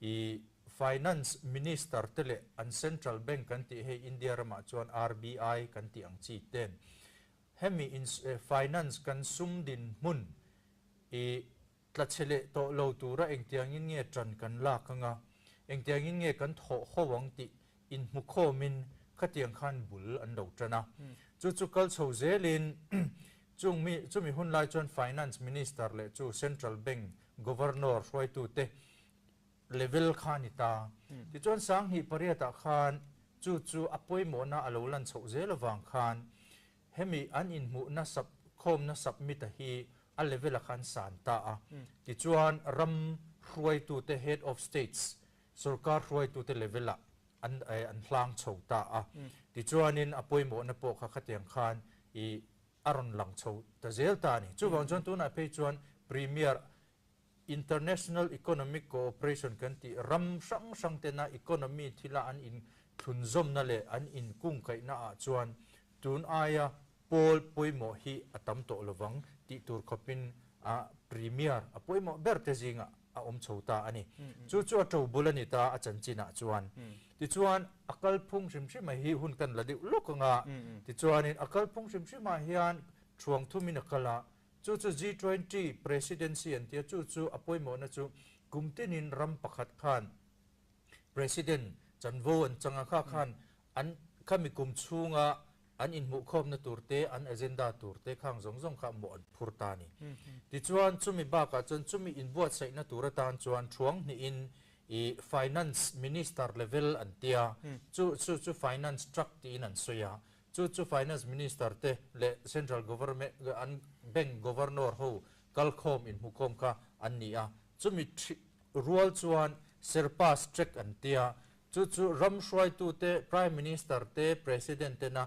an mani sarkar na an than big an mi le sa officer a an than big te mithiam big an than ho ka serpa ti nan soya chung mi te chuan in buat sai na thatak ramshwai tu te an kalkhom huna agreement fail tak an ne theina turin a groundwork kha an lo chingfel masatri na ni khang kha poimo lutuk ta tin apathumna engagement group an tile a chu voinia kan topic tur tuna business 20 B20 tia kan soi tur po kha hemi engagement group a hian an ronom ta a chu heng civil society kan ti sarkar che lo sarkar de ro ang chi te po khang zong ram sang in mukho makha entinan parliament MP rolte me chepol te thalai pol te sumdong pol te research pol te khang ka pol sang in tikhanin women group antia youth group antia labor teng khan an kala zanina kan soi ho tur be kale Mizoram ina kan lo mi kwal tur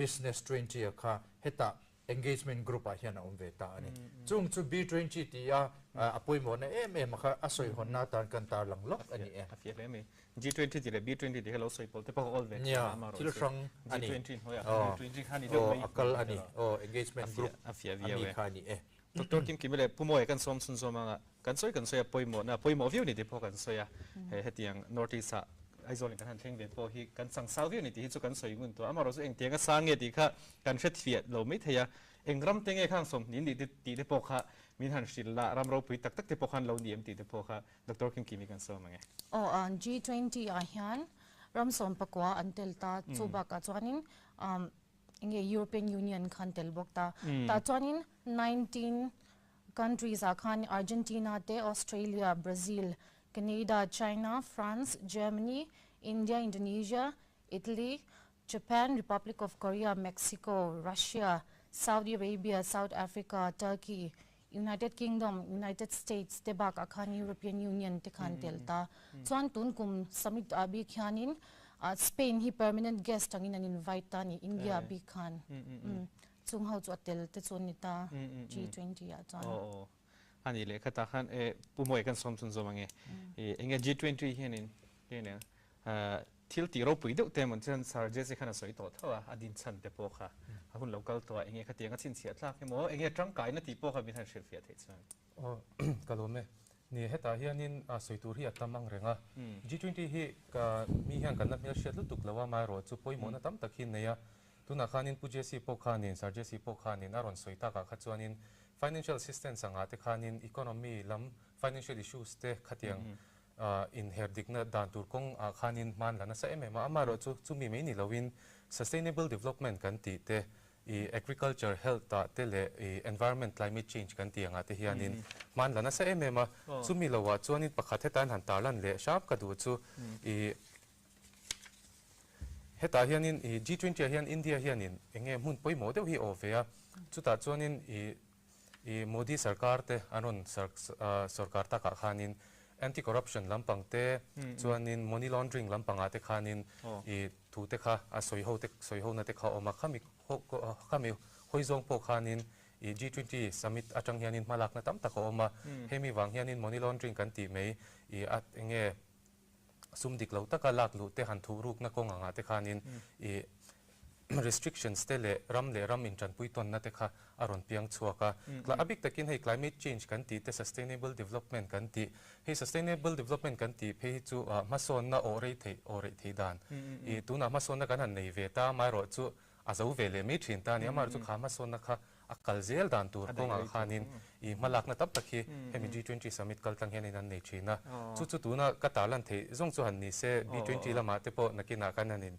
kan han Aizawl le tura ngai la atira asoi chi ningem ka khelo nang mani in background thuk a shan ta sarjesi train kan trananga a political zone te po khan ning su enge poimo na chen economics out om boka ile bar chung chang te po sarjesi an poimo na kha khat ni zo khamin an shilte ya soi tura tam khop maya poimo na hemi G20 hi politics political science atanga han klepon he ram in kung kai na international relations leng khan he yan na satakina ngunga chuwang chuan poimo tak ani ti hi chu he adin atang hianin achan chu tun laia chuan foreign policy kan ti reng po hi ani na taka chuan economy hiana control to a chuwang chuan kan economy kan ham that na tur ele bar konga sum don na konga kan that na tur ani phot chuan ideology lampanga hi kan kalsan me kani entinan hey Ukraine le Russia indo na chungchanga po ram Europe ram tele America ram ten ando timela an chitin renga an do da la in India ram chuan trongkam a chwa thadu vaklo ni Russia dem na nge kan ti chuan he ta India in amamo oil kha tlom zokin a phurlu chur maya kan economy thatna turin kha ani tani kha wang khan politics ta po hian tam tak a in zeptel thei ti hi thil chiang takani a tin he kan prime minister pu Narendra Modi po in presidency chanvo kha nikum December ni khata a han lak chia khan mo phurna chuta po chuanin a team atana he presidency team atana aron thana chu vasudhaiva kutumbakam ti hi anmani sanskrit de lekin aron siama chu khovel hi one world one family one nation ti angchi khan pum khat kan ni zia nam enge chung ko pakhat khovel pakhat future pakhat kan ni ti in ka thok ho tur kan ni na in zom khoma that tak thok ho tur kan ni na la ya kha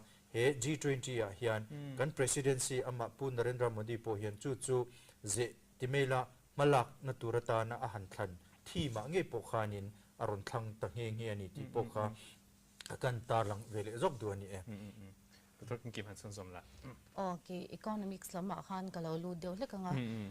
Economy kan ti hanin huang kha Aizawl ta ni economics kan ti khachuan sector shan kha kan kai lu kha angai don ta chuanin primary sector agriculture sector kan ti angchi hwan lo nei te ani ta chuan secondary sector manufacturing industry kan ti te alo ni ta chuan tertiary sector service sector kha lo ni ta khang ho kha aran focus big ta ni ta chuan in India hianin northeastern development hi angai to ta tun samita bi khianin northeastern development lampang akai lu atum awang hianin he meeting po northeastern states shanchana khan sister sawa khanin aran gailut khanita ta khanin northeast khan enge kan lek eng sector ate hian nge kan hufwal ti kharan identify du ta ni so ta tan chuanin chu meeting te po choran set up don khanita ta chuan economy na huam zaw ram in sum don ton na te trade and investment kan ti ta chuanin shisel na po no ni ta sector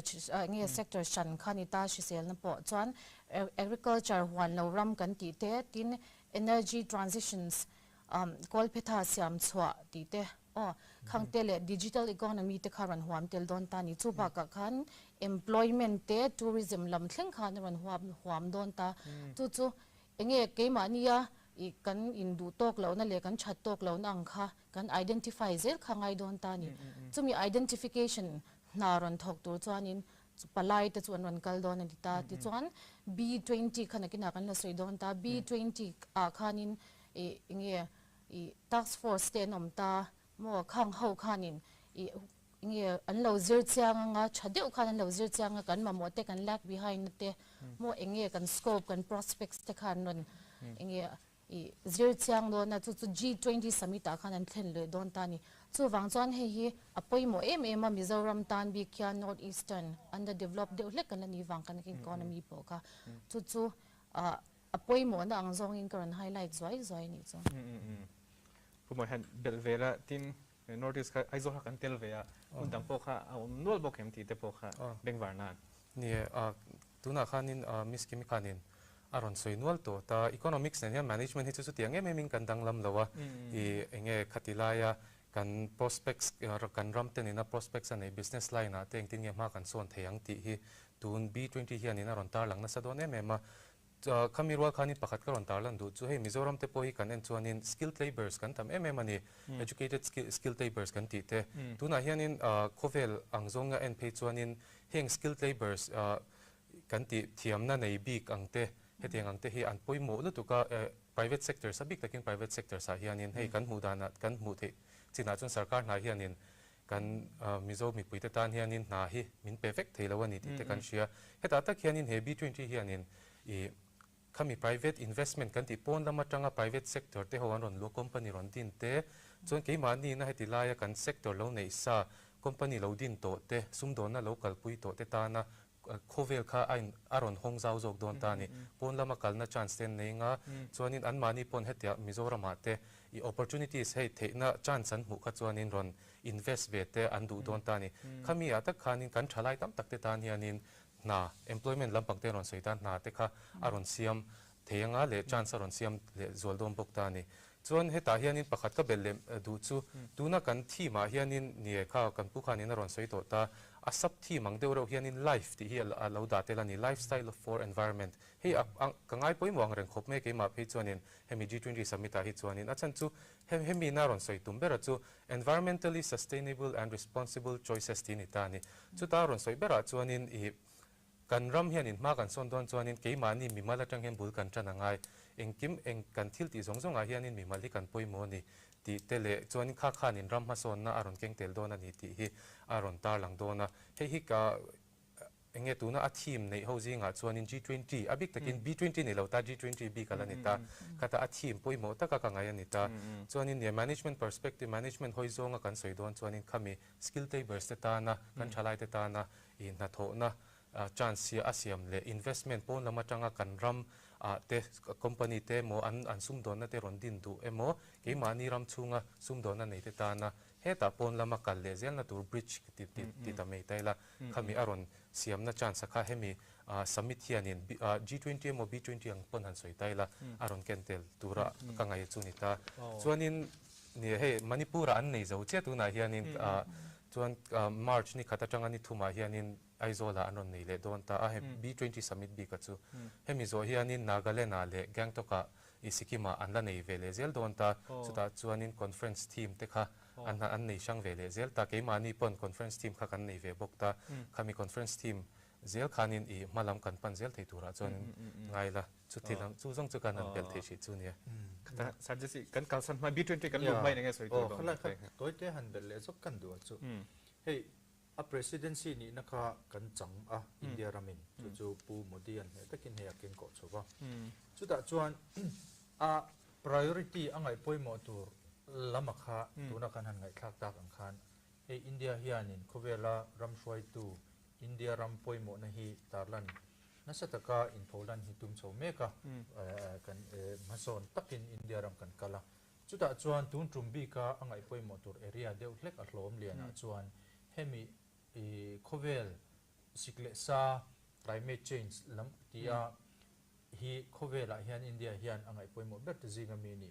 นี่ว่าอินเดียควาเรียลเชียดนั่นเตเลที่ดังโคเวลินฮาร์สันนะมังอันนั้นสัตว์กตุตรงโฉมเมกะดินจุมีบ้ากจวนดิจิทัลอินเดียกันติไม่ทินอบิกตะกินอินซุมโดนนั่นลำปังbanking sector อินเทอร์เน็ตนั่นสเลโซลักมันฮีตัวน่ะพวกขานิมินโลกจันเจนทาร์กันเชียร์จวนสิงคโปร์เนนตัวน่ะจวนดิจิทัลแบงกิ้งกันเคอร์เรนซีฮีไอ้ลิงก์ตัวเตียงจวนนินขัดเตียงขานินนัสตะกินมาโซนนักงดิจิทัลลำปังพอยันมากันละดินอัดปฐุมน่ะจวน health sector ริเซียนั่นลำปังเฮียนเฮ้กันเชียร์ตั้งอินโควิด-19 ช่วงโปคานแพนเดมิกช่วงโปคานอินเดียจู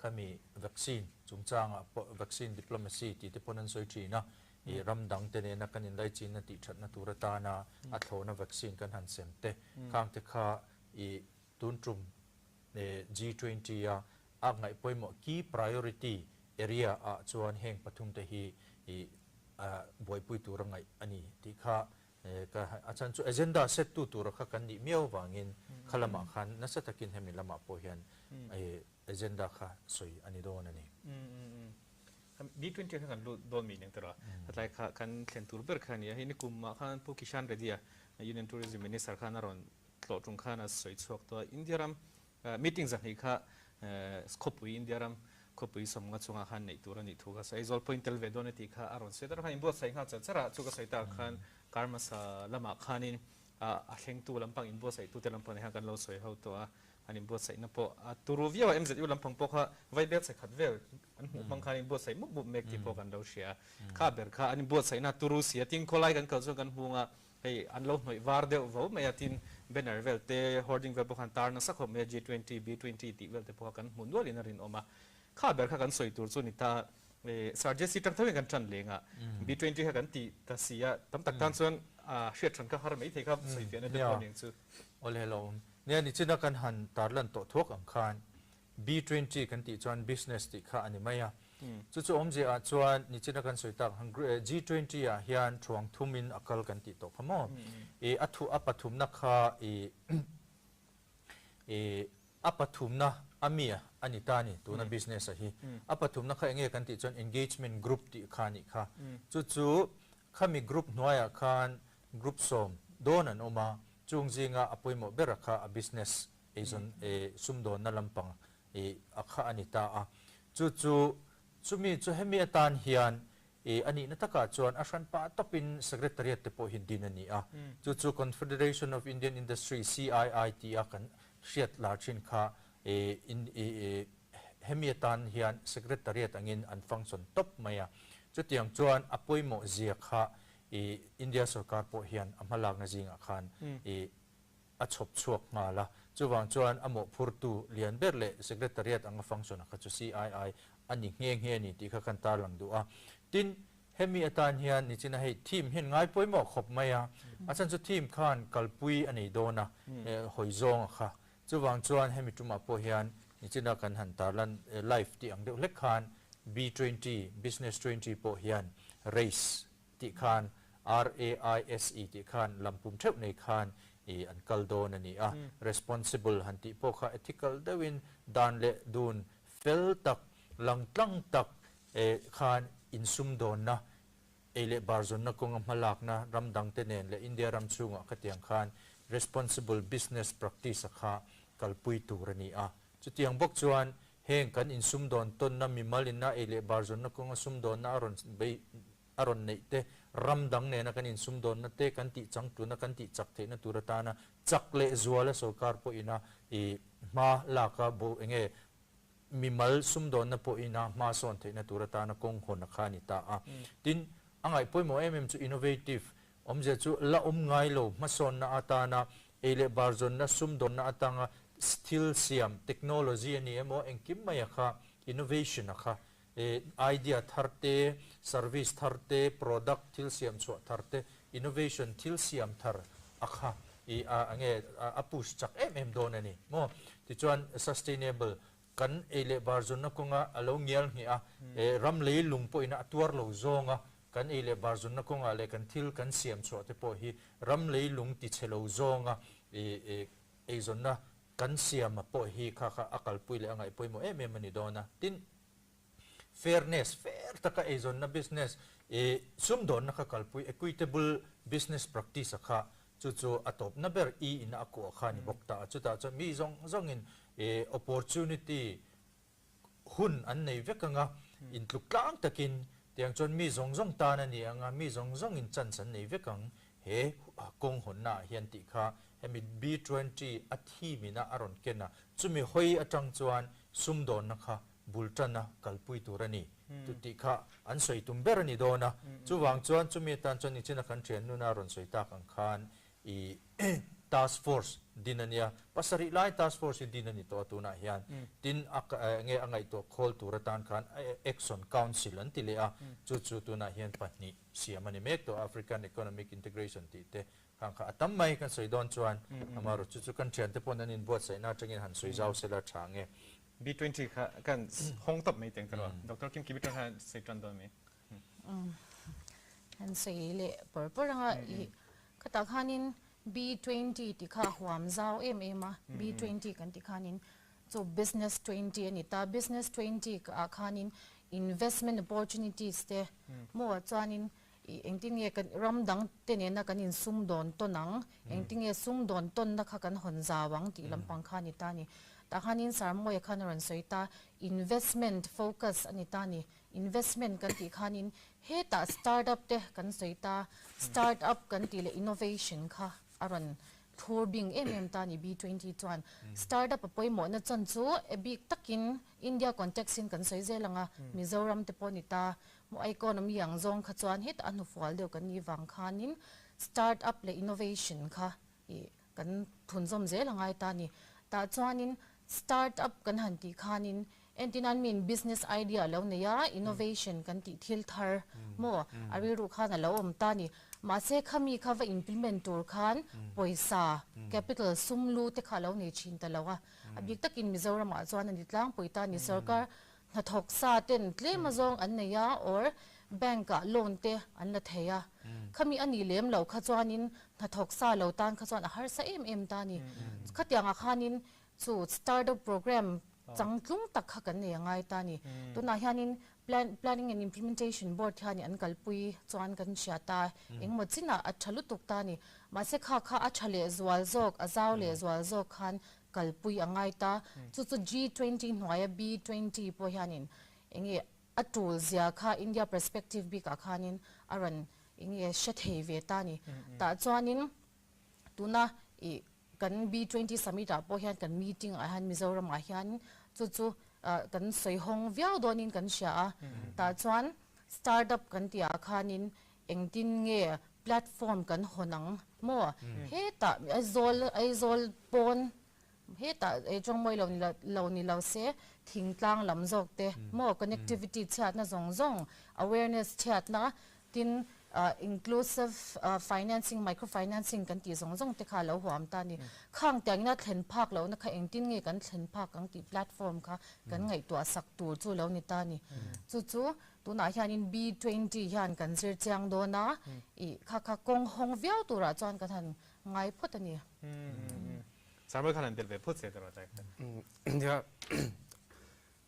tu na ka ma mi te ron soi kha ke pon hina ka lo ngai dan le ka lo mu dan ve ka chunia I amaro chu ne khatilaya pujesi na ron soi tak I race ti lai bi ka khatle min han soi le lek ka duat chan chu tu na hianin ne EDC planning lampang planning department lampang te ponin man lo lana sa to lu tu ka innovation ti bi ka te chuanin hemi a bi ka khan accelerating business practices kan ti nga te khanin kan thalai te tan le kan mizomi pui te tan hianin hemi entrepreneurship development nuaya hianin program shan te kalpuin competition sen lo nei to thin ta ni khata khanin hemi hi Mizoram po hi hemi tan hianin kan lo in puat cha lo ke moti mi turani ta khatianga khanin mitam tak chuanin an ma ni sumdon na idea ten ngai an ngai dan te le an ma ni plans te ho khan on tar lang to thin ta chu tu na hemi B20 kaltang hianin anon in pho chuak le zwal thei tonin kashia ke ponin chuanin hetilaya inclusiveness equitable business practice saron ti hemi race noya EB ka khanin a second principle ka inclusiveness a hi tuna chuanin hetilaya G20 a main theme a pong kanen chuanin one earth one family one nation atia khanin apoi mo lu tu ka tu po hianina chance an neya hunan neya chuanin tu po hi enge hemi opportunity hemi chance an pek theina hi apoi mo hemi B20 hianin khami kong kha aron hong donina langa chu leba ka I tourism lampang te kan han soi kai deu bokani tourism lampang hi chu ka tuina lampang po nia hemi tourism lampang atan te po hian mani lo ka ITM international tourism mart te kan an nei ta ni kha mi ringot po khanin Mizoram tourism hi khovel India meni luin khovela khanin a gateway kha ron hong tatlat ta ni social media ma Mizoram post kan hu ngai vak lo le tourist ina anron an social media post aten man ngai vak lo ka khami ITM kaltang khanin kan muta cheu ta ni chumi tak chu tun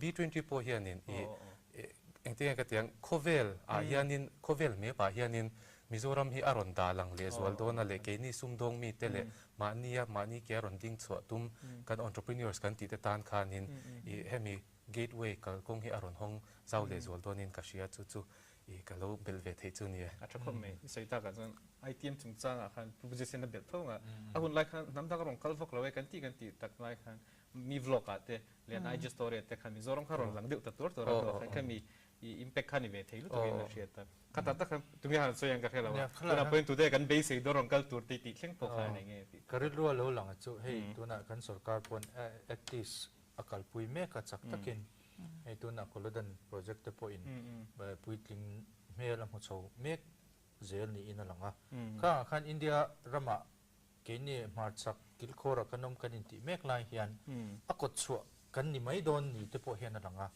kha nga tan khanin kan lo in buat sai na turata na thil poi mo lu to kania tun tum thil hi achan chu tuna startup kan te ang chi te po hi kan ko chu loka Myanmar mai ni to lovin khu ta Indonesia Thailand khu kan ko chu an ni to don wa kan kha nga khan kan thil siam kan thara kha rang takin kan vot shal thei dona tin an ma ni pon an ron cholut dona khami in kara kan lo in buat sai a hi Mizoram hi aman mo thak to ani na taka chuan tin entrepreneurship kan ti skill development pe hei tun lai pe chuan sarkar ai a po hian soi om to chu degree a hian skill hi poimo to entia ani na chin po achan chu Aizawl na tur kan ti hian tu nanga kan soi me ka po hian actis kan ti te po hi ani na taka chuan kan thalai te kan pho chu na tur kong achu skill la hi ni tlatani sports ani pon skill katyang zel chuan in startup entrepreneurship kan ti pon skill rem khriat na thiam na kha kan nge kan din chu na tur zo phi ani tlat to wang hian khang atan po khan tu na kan han soi hona kha apoi mo lu to kan ni ti hi tun truma kan business 20 ka conference kan thleng tur hian kan zir chu a ra thatak ani hi ke karil ruwa awma ka base ve ani thakop mai kata khan kan soi kai ta zel khan a kan ti tur ber te po kharon lang fiat to ra tumi han soi ber to ka som chong lo chewanga kan ti tur khan MCU lampang kan how to te khan in bo sei dan han stall te siam ani don ati meeting ba ka khan he da em hall te po khan ti tur te po ka min ka shia store chang chang te po khan kata ta khan miski mi khan ron soi kai zo boka tu tan po engene hun cha pek thei vek Aizawl cho ni lo chang chang te tan po khan om don ni han kan shia inting har kan lo in pho chho ve dan tur te mizo khan inting taking kan lo hlok pui ve na lai tur kha tumi han soi tana to kimi ka so me don ni stalls ang zong khan chanin ke mani tak hian to hanin information kan dong thei lo kan nei thei lo ta security issues awang khan chu wang chanin stall te tu te nge thet ange participate ang ti kha chu information kan pe chhuak thei lawa ma se atam thei ang ber inclusive kan ti kha atam thei ang ber huang zau tur kha chanin han be sei photila chuan Mizoram ina hlok pui dan tur ti kha chu tam tak kha om ta ni prospects core sector a bi khan alo om ta ni ta chuanin kan sei mai thelo poimo langsar chu tourism kha ni ta kha chu sar moya kuta hian da de object lek ta ni specialize na anya chu wang chuan tourism kha chu ka sei ri longa ta chuanin I core sector a khanin bamboo te mo anron sei ta ni bamboo te nursing and paramedics te handloom and handicraft startups and skill development khang hawa khanin chan kan la theya kanin pho chhuak thei ti kha I aom ta chuan avai hi chan ka sei lawanga ma se nursing and paramedics ti a hianin tlemin nge ke ma tu na zong deu ka feel chu ni lo ma se khami skill base kan sei ta ro wa ni chuanin sei zau deu hlek ka cha ka nursing and paramedics kha thil poi mo takani achan chu kan economy kan enanga tin ke mani nge workforce kan en hian developing economy kan ya big takin Mizoram phe chu under developed lampanga khan kan lom tak nge deu ma zo kan ta chuanin mi zong in le kha kan la zir ti la swa lawang sarkar na lampang kha kan la tlang po ni achan chu kan economy in enge ala dom zo miaw lowa sarkar a khanin nge kanin ha lo thei lo na chin kha om ve ta chuanin nge skill base kha ran poimo chodon ta ni ti hani a reality a kan han chenga sarkar khanin na khamin pekim vek thelo ta ni MA tam takan oma chuang kan ti kha eme chuang kan ti kha khang kha be not na khura kha ni min shwai lut le thinta chu wang chuanin khang tiang dom zo tur kha chuanin skill based training a khan kan lu ngai ta ni ta chuan nursing te paramedics te po kita I skill based thau khani ta khang kha demand sang em ta ni Mizoram a chau ni lo Mizoram a te chuanin chum population la tam lo ta mun danga pon danga khanin demand sang lu to kan developed countries a kan ti ate chuanin an workforce kha an lo changkang to an population sang to lo ta mo ke ni angin population kha chho vak to lo ta ni birth control te an war to ta ni chu wang chuanin ta khanin workforce kha 50 to 60 vel khani ta ram changkang a chuan tho vak khan pe to lo mo an economy khan suffice the to a thil dang entertainment lama te hadam takin anin zom the to ta chuanin ke ni na kan ti the Mizoram te ang pon yanga labor kha kan export the ta ni labor kan export kha poi mo lu tuk ta chu ti chuan kan economy po khan alo la lu don ta ni pe chhuak reng lo khan sumlak lu dan kha ke mania luang lu dan tur kha om ve ta chu nursing and paramedics a hianin gateway kan tin sna kan so ang le khanin policy chadeu te hi aron chwa thei chuan alom om nga tang ti khani ta ni labor policy te ta chuan in sarkar na min pui thei dan tur min thlen pui thei dan tur chu green card ti te chuanin visa work visa chatak nei thei dan tur all sam taka nei thei dan tur ang chi te kha inge work out thei se khang tiang kha recommendation te om thei se chu kan hlok pui thei viau na tur prospect pakhat chu ni ta adang chu midang sei tur ate an khet de bila think iron sei ta ka son sei belt so sen ngai dan su kalau ngai tu azok so ka ta khan kan sarkar policy a khatiang zong kha a om lu tok lo me thei ta less the department su kan nei thawa amaro chu khatiang lam pakan hoi chi em ka shelawa ngeleng ram dang ne na khatia han ti zoma tirchun nei thawin ka shia phun danga te chona maro chu alian lu tuklo man chu ti tur hena om ve boka khata khan bimal te kha tuna yan lowin dor fu ta se khatiang te kha thil thleng thei niam khatiang te kha an mani malak thei niam ti thleng po khan engineer an lowin bo sai dan tur te po kha sarmo ha kan som de le ka tlai bor kha so gar a hin gari ngat le lu tuk ve boka mi zo hi chu a fu ber lo mai thei boke nia khata khanin sarkara hen kanin ngat na sa ti kha chu adikang renga inki ma hianin sarkar thil chia se sarkar thiam lo te ni tam mimal poimo na te pokan nei ve china chonin ni khami chunjom na khanin miskimi na ron se khan abik takin nursing le paramedics ka tlem karon belveze udua tuna hianin kan chalai te le karon soi theina chan po kanau hiners ve thawani ta heiwang hianin UK lama te le hetilai foreign countries a hianin tho hian chak velu tukani achan chu in terms of pay ang zong te ponin kan ramanga chuanin a pay te la thalo ten tita kha kha an base sang ve box si an workload zong nen hianin so foreign countries kan ti anga UK te Maldives te Singapore te anga te hianin na thokten an chok ve chur ta ni ma se big takin hemi European countries kan ti UK anga te hianin OET exam hian prepare ve thin ta a harlu tuka an han paltlang theilawa then pe chu voi ni voi thum te an tia paltlang chok te no ma chumi zo po chuanin exam layers of exam si ombe le thin ta exam tur chhong thum te ni thin ta chuanin khami an paltlang zo kha chuanin work visas te kha chu inboi pui dan kong te kha om ta ma se chu po chu private sector atanga kalvek thawani ta ni sarkar hianin MYC tu na pon MOET Aizawl kan nei hi coaching center pakhat oma hi sarkar MYC lampang atang chon tranpui na chon dong lu tuk thawa ma sek chu po private initiative private ina ma lo lak na zara tangani ta ni khata tak khanin hemi B20 poimo na te ukati chu management subject kan ni boka private sector hi kan mu da ni thak hi a hun ve to I private sector hi anin kan economy kan ei zon na kan ei bar kan ei zon na ko nga tele kan ni tin nu na hianin heng private lawa hi chuanin in nga na tur dang hi kan nei to mi alo ta tu na kan eng po hi an taila kan pen atanga kan laptop te kan in cheina te po private line atanga ron sarkar on pakhat mam lo ta ni khata tak khanin tu na nursing kan ti te paramedics kan ti te po hianin private hin poimo lu tuka tourism han toite han soizo kila tourism te po hi sarkar kan in ngat ma thin ta tourism te po mimala mania business kan run kan start thei chuanin kha khanin kong kha hongzau ve zel ta ni he na kina kan soi zelanga mi dang soi nan hun kan an pe ve deu nga tourism lam pang ka chu soi tur po tama kan nakin dewa karon kan han khe kanga karon pel le tur angai narzing soi ta chuan ma phan lo soi to mizo te hi an lo du deu bik shum shum an lo du caring deu hlek nge ni engkol vela zu po hian an lo du via ba pok kha chen sat chat me khop mai pu je si han bel ve te kan team sang sang kan ya bang bu te po kan la soi lo inge ya karidro lo lang zok chu covid live po khan India rama hospital la khachuan nia kan mizo nurse te fak an lo khop mai ti kha kan karidro lo lang zok kan tar lang duwa nia tuna han sei rik zawa kha bambu lampang te po hi hei tuna Mizoram ina kan thlen tur conference hian a team a khan tel ve ni a chu hei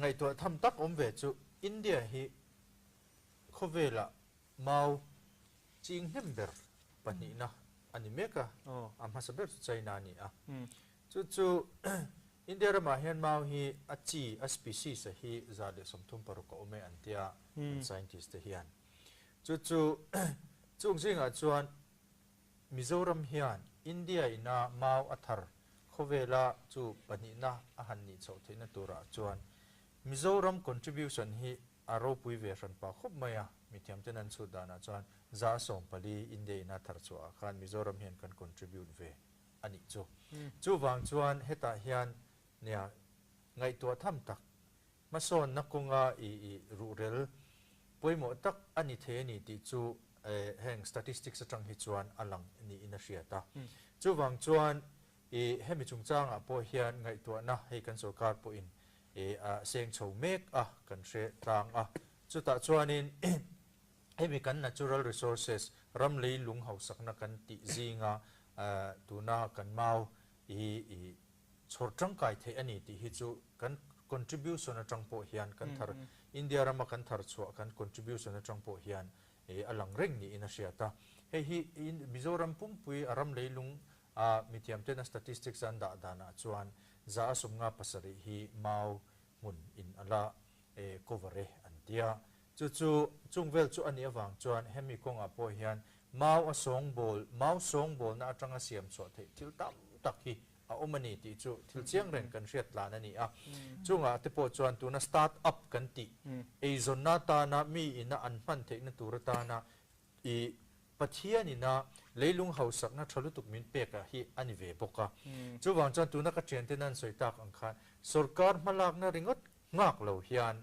heng atan kan mau nei that ang chi species a quality tha kan nei ang chi te po hi mi mal ina ramdang tena engtin nge an lo ti a zir peya zira khatianga hetlai ke ma ni rama bul kan lo in tran ve te po hi a hun to lo mo ti te po ngai to na oma khang zong chu tun conference a hen chu tiang ang kong chu ing angin nge lo omanga eng tiang nge ma lak teng ti soi ho na tur thatak opportunity te ani na hian kan ma loka kan conference thlen tur hian ngong ani the ni ti hi chu rilruwa oma lo phur ve khop mai ati tu chu ni lo mai la ni mau po khatuna hei kan ngai me meron seng maro chu turia vela namdang tenan tola man po mong lawin awiyom lu tuga atang kai ne kan mu phalo ve boka ram leilung nei tu chu wang chuanin hei kan in zir chiana kan in tong har angai to ni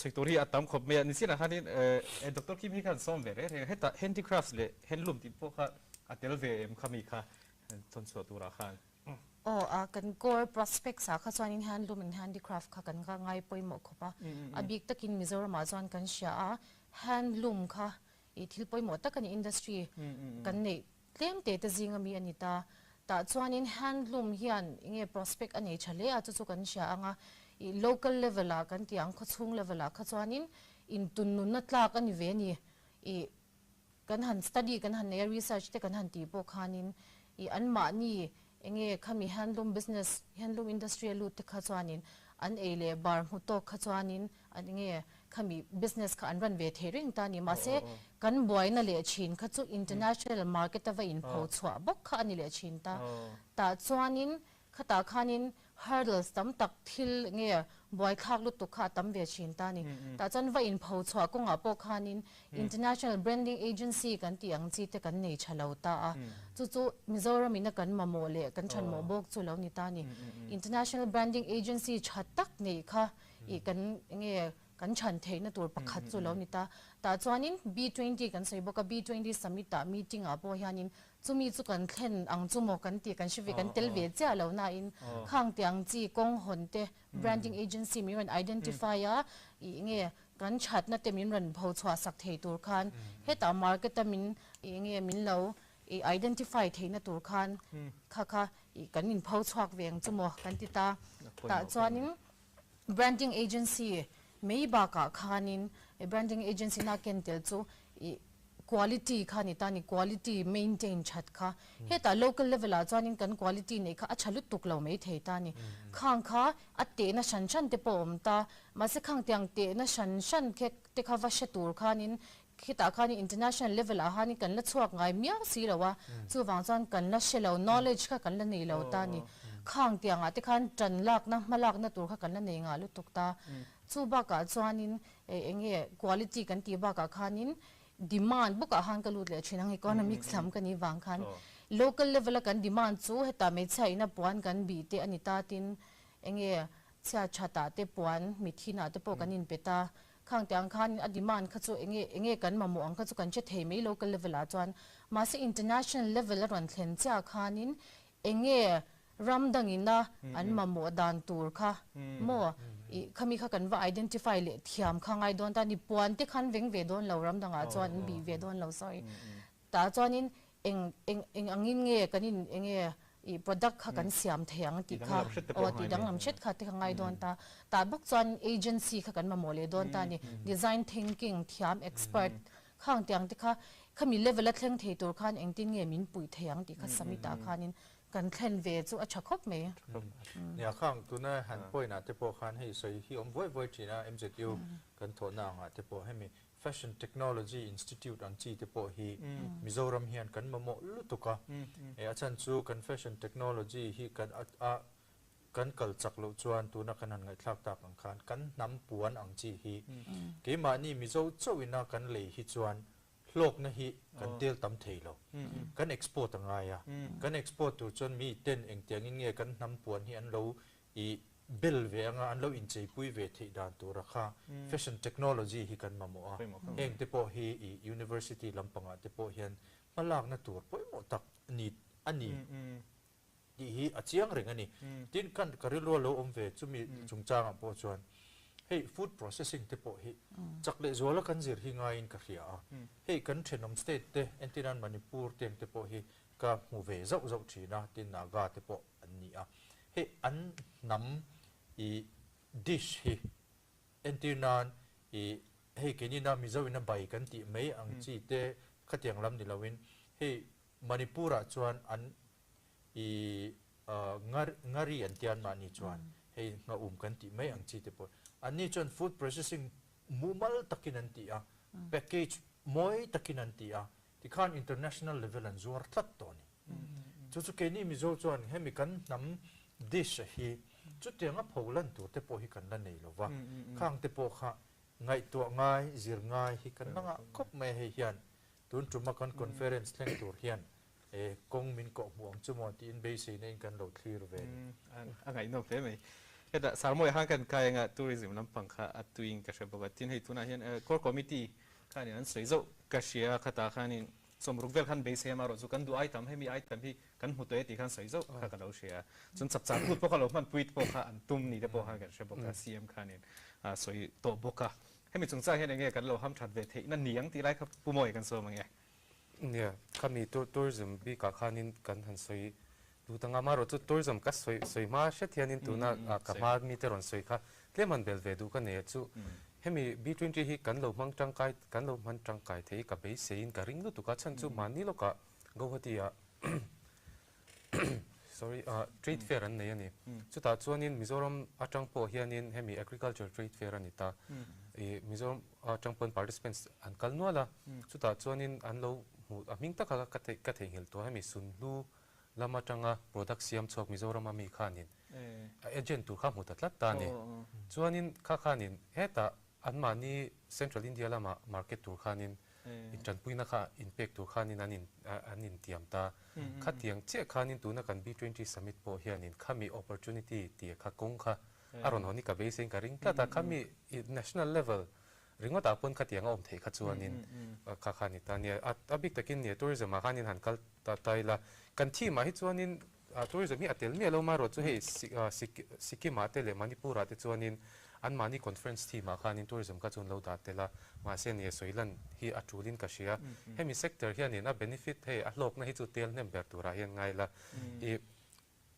multiplier effect kan tia tuna he guess pon lammi mitam takarong kal don ta manipura ringot po khanin e mi delegates kami somni ram somni paruka tangte rong kalte ti te khaum ta ni khatianga khanin tun naimi khanin ke po kazina sa chon hotel han mu mei po kha harsa imphal area khon hotel ko om ve nu ala 3-star level hotel tam ta khoma pakhat ma khabuk tu ka muta lauta ni inge chan kanan zo khanin tuna B20 summit turata na book sa ve kaloni ti khani ta ani chon tunge lockdown kan ti chuanin aram mi hotel nei tu te kha ani le meita chu chuanin nge aron ti lan ta ka kan ti chuan khami a local economy kha aron choi sang ta che ta ni chuan heta ka ama soite pon handloom te non soita stall se kanan nei don ta chuan airport a kan kal ringot pon airport chunga khonin inge hemi B20 summit ta na mun han chei moi ti te handicraft work tam takhi mu turom ta ni khamia thok tu le ti tu te ho zong zong kha tu te nge kan ti chuan ke mani mi le sa te thoni ta chuan hemi B20 summit khanin a tourism lampang ai ma chuanin a hlop na short term economic benefit kan ti ta short term angin alang nangin kha khanin heta kal zela khanin ngong khani ve thin ta khang tam tak khanin startup nan tenin khatianonin pho chua sum tlem ten lo lak lu khanin an mani sum do na kha man son pui ve zel thei thin ta chu tu na kan hemi B20 summit in tourism effect thei na pakhat chu ni ta chuan kan attractions tam tak nei te ne chapchar ku te kha chu kut angin han soi tai la chumi me ni lun re ek tlang te po tuna ITM a bo khan re ek tlang kha la re me ma aka delegate so te po khan shoi na sa chuan ITM a tho khanin kan delegate pakhat Punjabi palian pa de me hi kan meeting nei lai khami a conference seminar ka lai khanin a elo bula hanin kan han ke chu kan han tlan bo lok teng kha ti nge ti dona ti kan han zo khan nitla ka en chak tlang atang ani tla hi ka clear cha chumi ringot po chu ke ni tan chu product khani ta sia ani kha chuanin enge kha khanin athen ta kan ti chu hemi sector a hianin sumaron pamlu ta chon hemi sector ran tu bera chu atira ka soi ta private sector so sarkar ni lovin private ho vek khani ta tour guides kan neya tour operators kan neya hotels taxi rentals kan ti te ho zong zong khanin lokna kha an chang ve zel ta chu hemi B20 summit me ni lovin heng international nge events kan ti te ITM ang te po khanin lokna aron ken lu le sumaron pam lu ve ta na kha ani ve ani ta chu ke mala ma tanga han bel le the kan nei chu ni pe mo khop me suggest kan bel du ani nge atop pa ka som atop dang ka ti ngai to tlet to le suggest tuna han soi na enga khan ka dil ruwa lo lang kan thian ho jinga po kan soi be zau thina chu kan ILP system thleng hian a hunga kan sarkar po hian hemi chungchang a hian kan ILP po hi a en non te po hi hun to lo mo ti te po hi ke mani circle ngai chong kan soi thina chan chu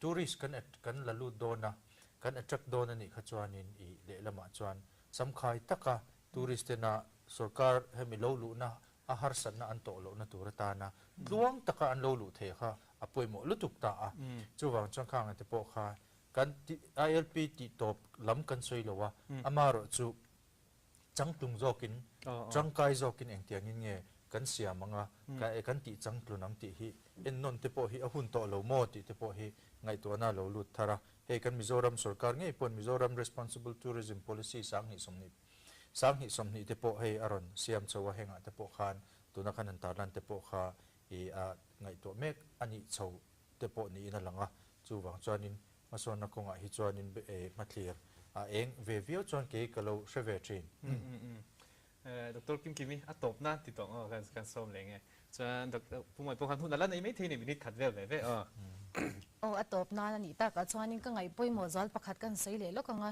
connectivity ti ha ka sei man lawan ni china khan connectivity hi ka ngai poimo ti la kan ngai poimo tlang nga bamboo te po kan sei ha chuan agriculture te kan han sei ha kan enge khai ra shal na tur zong zong te kan han ngai to khanin apoimo alang kha chu kan marketing ba ka khan connectivity kha ron ni le thau thin ta ni ta chuanin sarkar ina lo bai pui to trin kan chat kha chu limited link road bamboo link road development ti te khala ni ta khang tiang kha Aizawl Aizawl zo ka enge kalpui kha I achadon ta ni kha ngai nge ngi ta chumi chu hemi samita hianin thlen thei ni se ti kha I ati thei deu le khanin kan nge du am takin am takhanin kan sei le lok do ni chumi big chu sarmoya top nan ni tu na kan thi ma mi kha pakhat thi kan han ta lang larwak lo nangin ka soilan le zoi ka du chu urban planning kha kan thi ma khani na om ta urban planning infrastructure kha hi apoi mong renga chan chu tu na mi thiam ho in an estimate dan chonin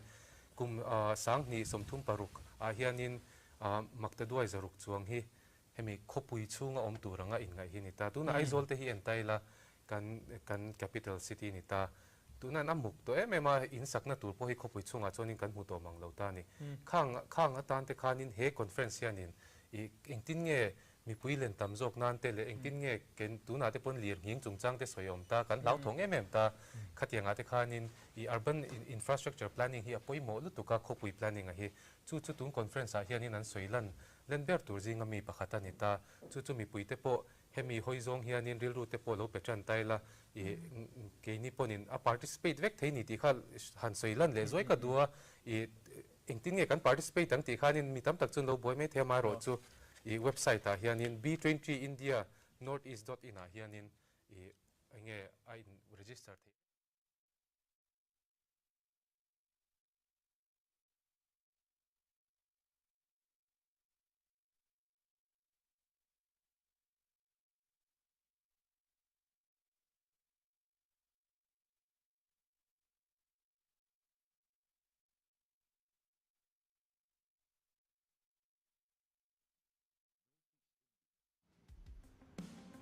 a land of untapped opportunities.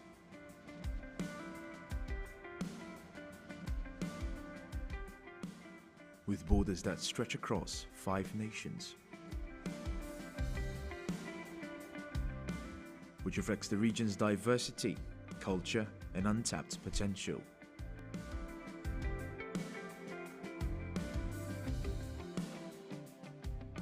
Our incredible natural beauty and diversity is the reason why we are often addressed as paradise unexplored.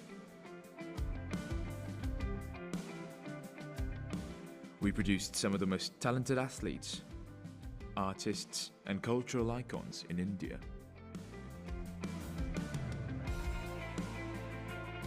A prominent personality in sports, world boxing champion, Olympic medalist,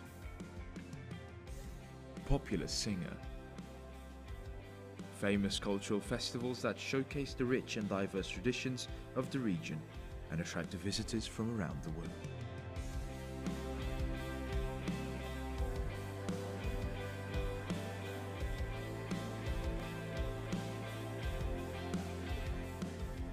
Among all the other states in the northeast, Mizoram stood out as one of the most heavily forested areas in the country.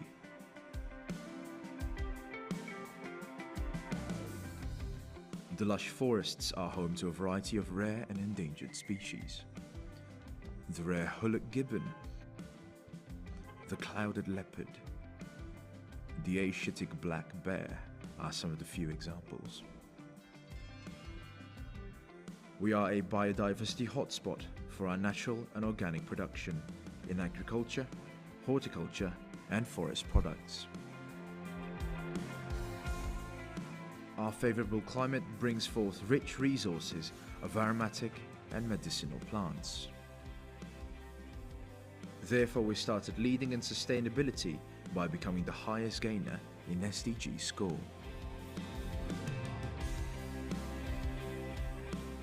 After more than 30 years of hardships and miseries from insurgency, Mizoram is popularly known for its peace and harmony. We are also known for our discipline. We are highly people-oriented with the Young Mizo Association, which works towards promoting the welfare and development of the people, especially the youth. Our virtue of selflessness, called Glongweina, made us special and stand out among all the other states. We have Nga Lo Do. Infrastructure, bamboo, startups, skill development, nursing, and paramedics. Mizoram is one of the most urbanized states in the country, with more than half of the state's population living in urban areas. The high percentage of literacy at 91.33% is the second highest among the states of the country and is an achievement in which every Mizo takes genuine pride. Mizoram, which has the sobriquet Bamboo State of India, is not just endowed with one of the richest bamboo resources in the country, but also has a very rich diversity of bamboo species. Our sporting talents have earned accolades. Mizoram's participation and presence in the national football scene is the envy of other states and has earned us the name India's football powerhouse. Mizoram is investing in its young population through skill development and nurturing of startups. These are just some examples to highlight our strengths in some of the sectors that will be the focus of today's B20 conference. Before we get started, may I have the privilege to introduce our distinguished panel members. Mr. Gopi Krishnamore, Member, Confederation of Indian Industry, Northeast Council. Mr. Lalmal Somapatsual, Secretary, Department of Planning and Program Implementation, Government of Mizoram. Mr. Rinzwala, Managing Director, MizoFed, and Expert Member, Mizoram Startup Mission Society. Professor Laldin Liana, Department of Commerce, Mizoram University, and Ms. Esther Lalruat-Kimi, Principal Secretary, Department of Commerce and Industries, Government of Mizoram. The involvement of such a rich panel of prominent business leaders and senior government officials provides adequate expertise and legitimacy to express the views of the business community and the government. Thank you all for joining us today. As we start the plenary session, may I invite Mr. Gopi Krishnamore, Member, CII, Northeast Council, to set the tone and deliver the welcome address.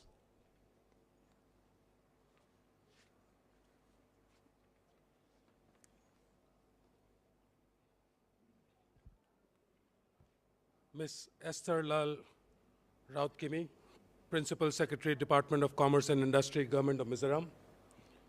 Mr. Lalsoma Pachao, Secretary, Department of Planning and Program Implementation, Government of Mizoram. Mr. Rinzwala, Managing Director, MizoFed, and Expert Member, Mizoram Startup Mission Society. Professor Laldin Liana, Department of Commerce, Mizoram University.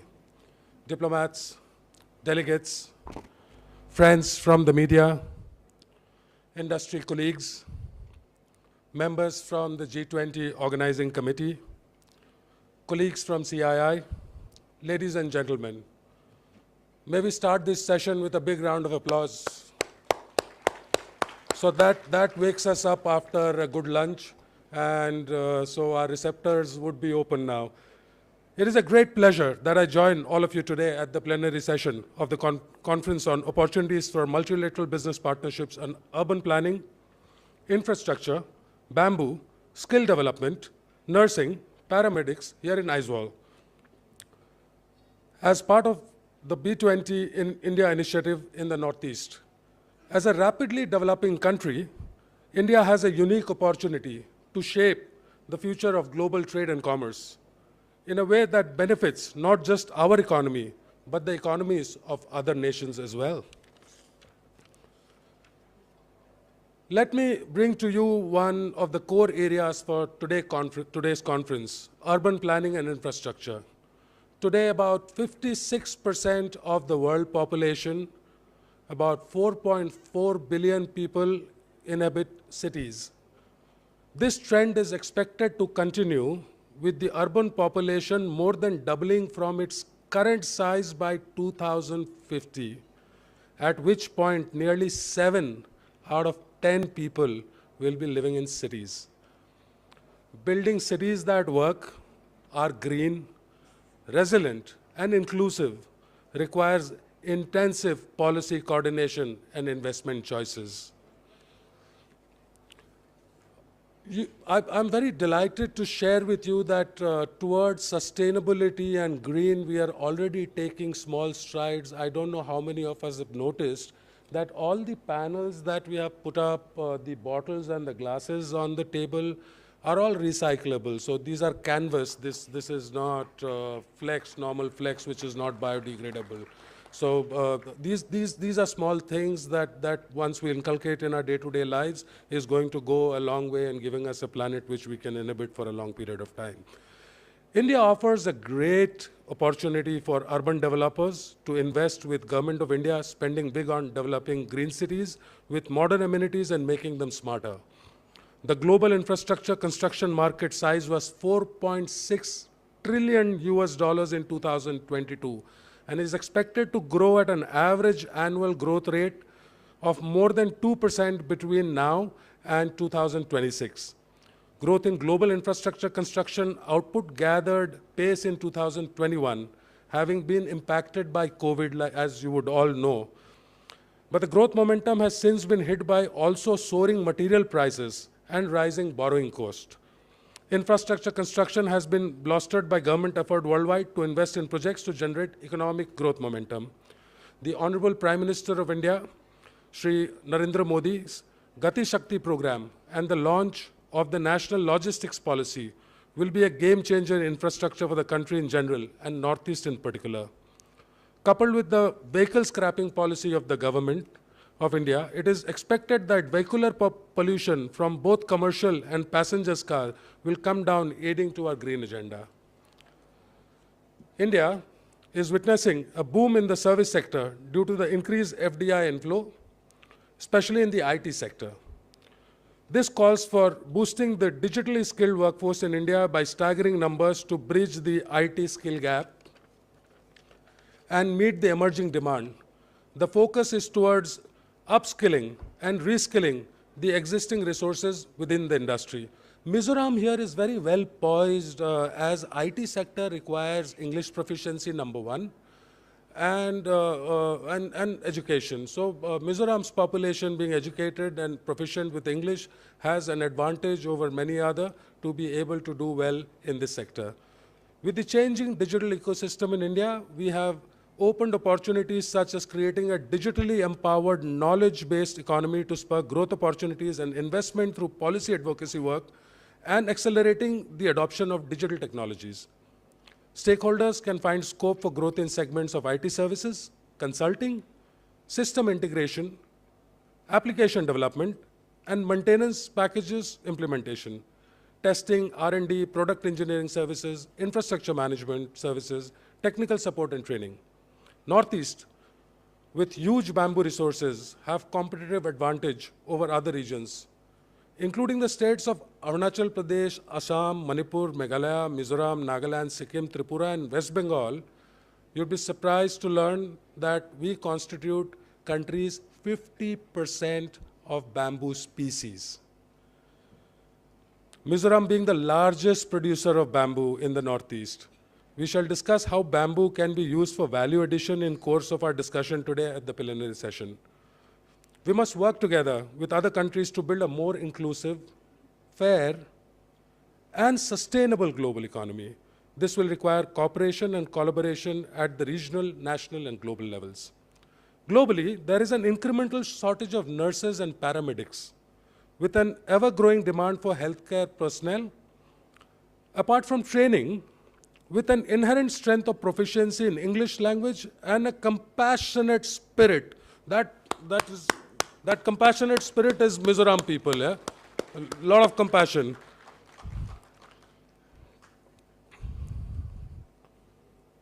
Mizoram youth makes for good, updated, and safe nursing and paramedic professionals.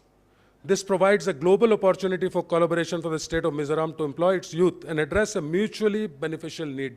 Kerala is a very strong example. They're sending almost about 2,000 nurses on a yearly basis out into the world. And we can maybe look at the best practices out of Kerala to implement that in Mizoram.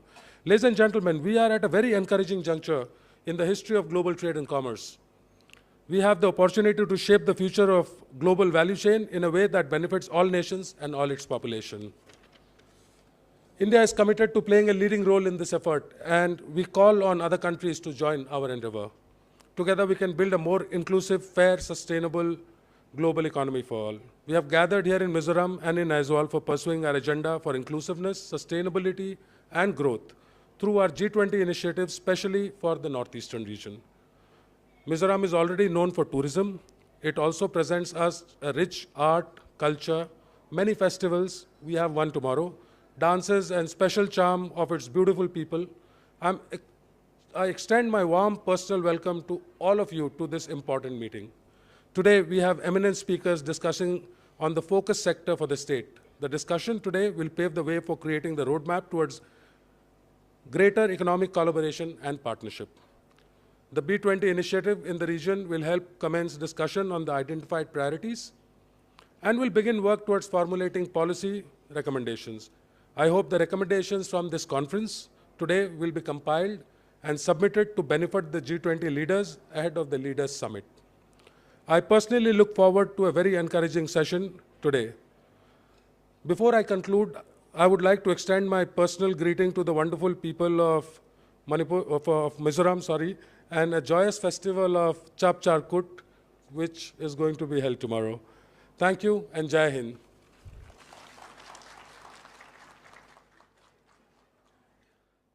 Thank you, Mr. More, for your insightful address, which touched upon many areas where business opportunities can be explored in Mizoram and other parts of the Northeast. Now going forward into the session, may I call upon Mr. Lalmal Soma Putsuau, Secretary, Department of Planning and Program Implementation, Government of Mizoram, and Mr. Rinzwala, Managing Director, MizoFed, an expert member, Mizoram Startup Mission Society, to make a joint presentation on the topic, Support Ecosystem for Doing Business in Mizoram. Thank you. Good afternoon, ladies and gentlemen. So today, we would be presenting on a very important topic, support ecosystem for doing business. In this, we would highlight some of the key sectors wherein we as a region and as a state has the potential for businesses. We will be talking about the support ecosystem that exist or are in the pipeline. And also, we would like to present to you on how we can partner each other for a shared future. We shall first present a video and further elaborate through a presentation. Northeast India, a land of untapped opportunities.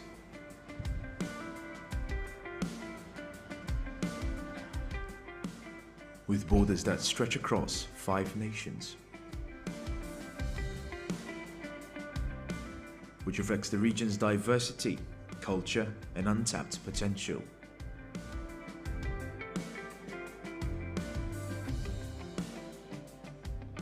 Our incredible natural beauty and diversity is the reason why we are often addressed as paradise unexplored.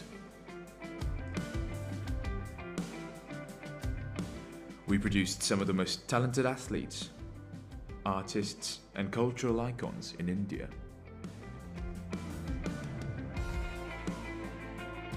A prominent personality in sports, world boxing champion, Olympic medalist, popular singer.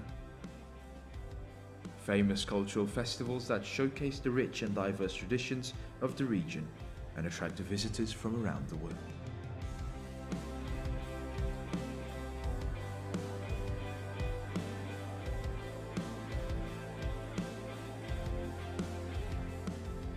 Among all the other states in the northeast, Mizoram stood out as one of the most heavily forested areas in the country.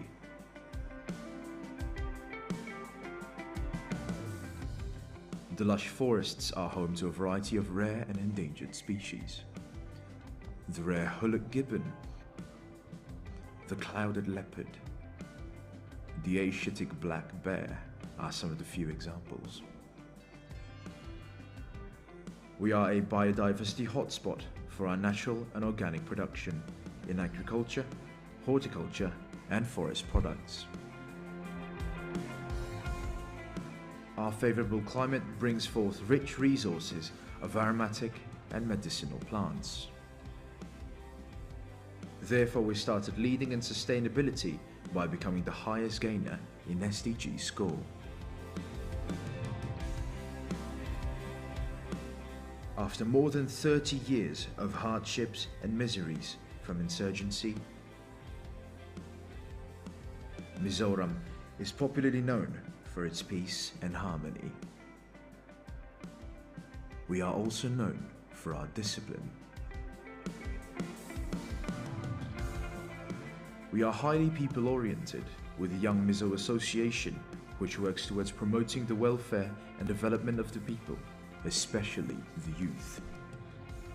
Our virtue of selflessness, called Glongweina, made us special and stand out among all the other states. We have Nga'Lo-Dor, a shop without keeper, where shops are left unattended and buyers leave money safely in a box.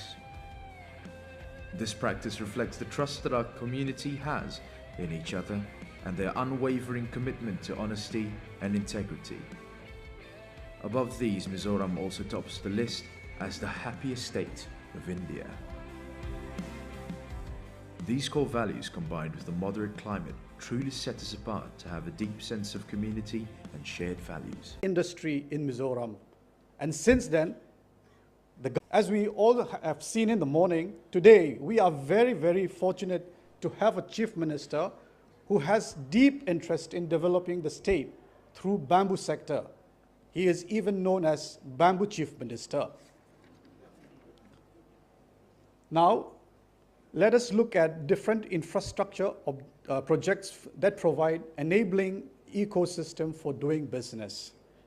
The first one, the Act East policy, which was launched in 2014, that aimed at strengthening economic, diplomatic, and cultural ties with countries in the Asia-Pacific region. The policy provides an opportunity for India to expand its trade and investments networks, promote tourism and cultural exchanges, and build people-to-people connections with its partners in the region. And one of the biggest projects under Act East policy is the Kaladan Multimodal Transit Transport Project.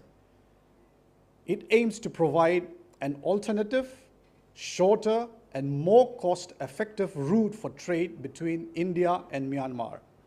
As we can see from the slide, the project will involve development of a port at Sitwe in Myanmar, an inland waterway along the Kaladan River, and a road network connecting Mizoram in India. The project will bring a new lifeline for the landlocked northeastern region of India and connect it to the larger markets of Southeast Asia. Now let us come to the infrastructure pillars that are crucial for doing business. First is roads and highways. The Northeast region has 2 lakh kilometers of surface road with 8,500 kilometers of national highway. And in the last 4 years, Government of India has sanctioned the construction of over 4,000 kilometers of national highways in the region with an investment of over $7 billion. John F. Kennedy famously said, "It is not our wealth that build our roads, but it is our roads that build our wealth." Government of India and Government of Mizoram is giving great emphasis on roads. As can be seen in our presentation, we would soon be having a good road network, which will be very much conducive for business. Next is railways. As of March 2022, a total of 409 kilometers have been commissioned at a cost of $3.7 billion in the Northeast. This includes 14 new line projects covering 361 kilometers and 5 doubling or multi-tracking projects covering 48 kilometers. As we have shown already, in Mizoram, the new railway line from Bairabi to Sairang is projected to be completed by December 2023. You must have seen the proposed station when you come towards the city from the airport. This would bring the railway line up to the doorstep of the capital, Aizawl, owing to the logistic ease that it would provide. This would be a major game changer for doing business in Mizoram. Air connectivity is always very important. Under the UDAN scheme of the Government of India, 28 air connectivity projects costing $118 million have been completed between 2016 to 2022, with 15 more projects worth $267 million currently in progress. These efforts are boosting regional connectivity and tourism sector in the area. Power connectivity is indispensable for doing business. Recognizing the importance of these schemes such as the Northeastern Region Power System Improvement Project and the comprehensive scheme for strengthening of transmission and distribution system have been implemented with a total investment of about $1.9 billion. Mizoram has massive untapped hydroelectric power potential, estimated at around 4,207 megawatt, out of which we are harnessing only 0.7%. Untapping this immense potential is a challenge in which we are seeking partners as well. Harnessing solar energy for power generation has been taken up in the recent past. The picture which I am showing here is the Vankal Solar Park with an installed capacity of 20 megawatt, and it will be commissioned shortly. Businesses today is powered by digital connectivity, and all efforts are made to augment this connectivity. Government of Mizoram aims to provide mobile connectivity to all villages and free Wi-Fi to 500 villages. Funds for this are already in place. No one can deny the importance of a pleasant climate, what it has on doing business. Mizoram is blessed with a pleasant climate all throughout the year, and the average air quality index is between 20 to 35, which is very good. This is what is given to us, and we want to preserve it. Accordingly, the sectors which we prioritize for doing business, as we are highlighting today, take this into account. Mizoram is a highly progressive state, which is highly urbanized, with more than half of its population living in the urban areas, and it is spread across the state. This is a favorable setting for the development of businesses, especially in the service sector. For Aizawl, we have the upcoming bypass roads on the eastern and the western side, which will expand the city and with it open up various opportunities for business. And also under the Urban Development Department, we are undertaking an ambitious project, which is the Aizawl Sustainable Urban Transport Project with loan from Asian Development Bank. This aims to put in place a complete mobility plan, and with a view to improve the overall mobility of people in the city, which will ease the condition of living as well as ease of doing business as well. We are right now at the project readiness financing stage, and we are looking at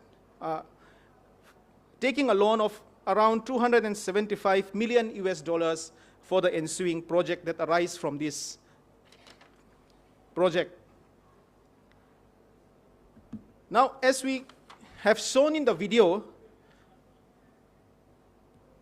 we can see that Mizoram is known for its peace, discipline, and happiness.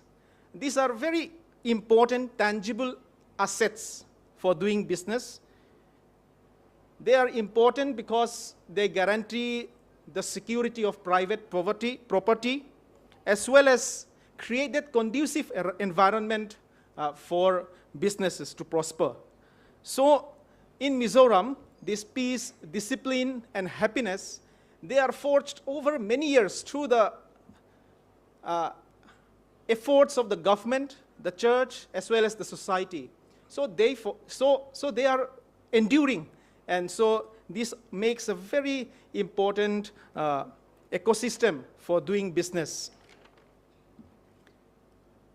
Now, coming to sustainable development, we know that sustainable development comes when government, businesses, and society come together and strive towards a common goal.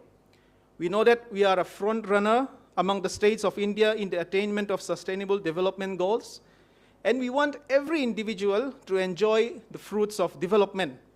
Towards this, Government of Mizoram has taken up localization of SDG up to the village level, the first state in India to do so. In this endeavor, we are partnering with local bodies, NGOs, and students. At this moment, there are students across 20 colleges all over Mizoram who are now venturing into their adopted villages, studying local conditions and finding solutions on how the village can attain the sustainable development goals. We would soon come up with a framework that would facilitate partnering with businesses as well. So we look forward to your cooperation as well in this regard. Before we move on to the next slide, let me add here that despite 52% of our population residing in urban areas, our unwavering commitment to community and to the welfare of others remains strong. Such examples were shown during the COVID pandemic. It showed that Mizos can be counted on as trustworthy, disciplined, dependable workers within any organization. Here, as we can see from the slide, the importance that the government of Mizoram has given to the human capital, and it has invested in advancing skill development and entrepreneurship. Next slide. In entrepreneurship and startup, again, Mizoram is a new entrant, and the government started taking the initiative in 2016 and formed an expert monitoring committee called MEDMOC in 2017. We can see from the slide our entrepreneur and startup journey. Next, please. Yeah. And since 2017, the government had organized Mizoram Startup Capital Competition, RABI, every year except during the pandemic, and had promoted 69 startups. And we have also seen the development of many business incubators during the last 7 years. The government has recently established Mizoram Startup Mission, a government society to promote startup in Mizoram. And to talk about the next slide, and to talk about the path of a shared future, let us think back and look back at our presentation. We talk about the untapped potential of Northeast India and Mizoram's strategic location with its abundant natural resources and its people. We also talk about the willingness of government to support entrepreneurs and investors who are ready to be part of the growth that brings jobs, reduce poverty, and usher development to the entire region. Mizoram or India alone cannot achieve this.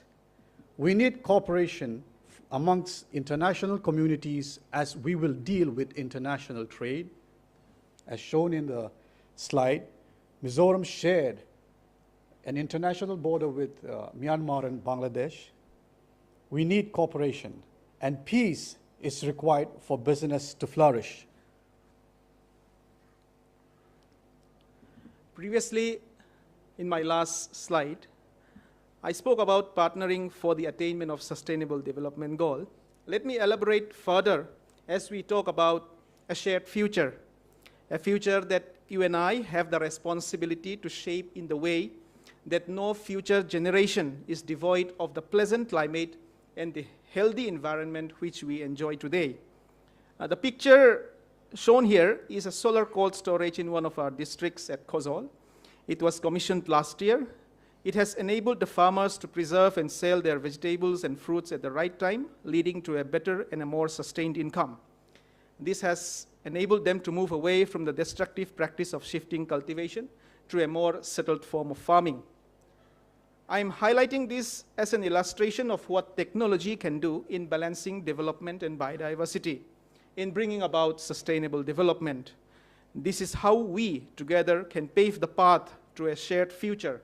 Let us partner to adopt relevant technologies and innovative practices to bring about sustainable development, leaving no one behind. Thank you.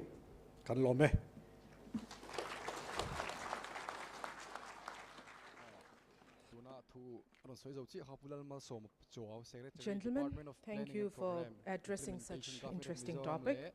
We have a short video on investment opportunities in horticulture in Mizoram, put together by the Horticulture Department, Government of Mizoram. May I request the audio visual to be played?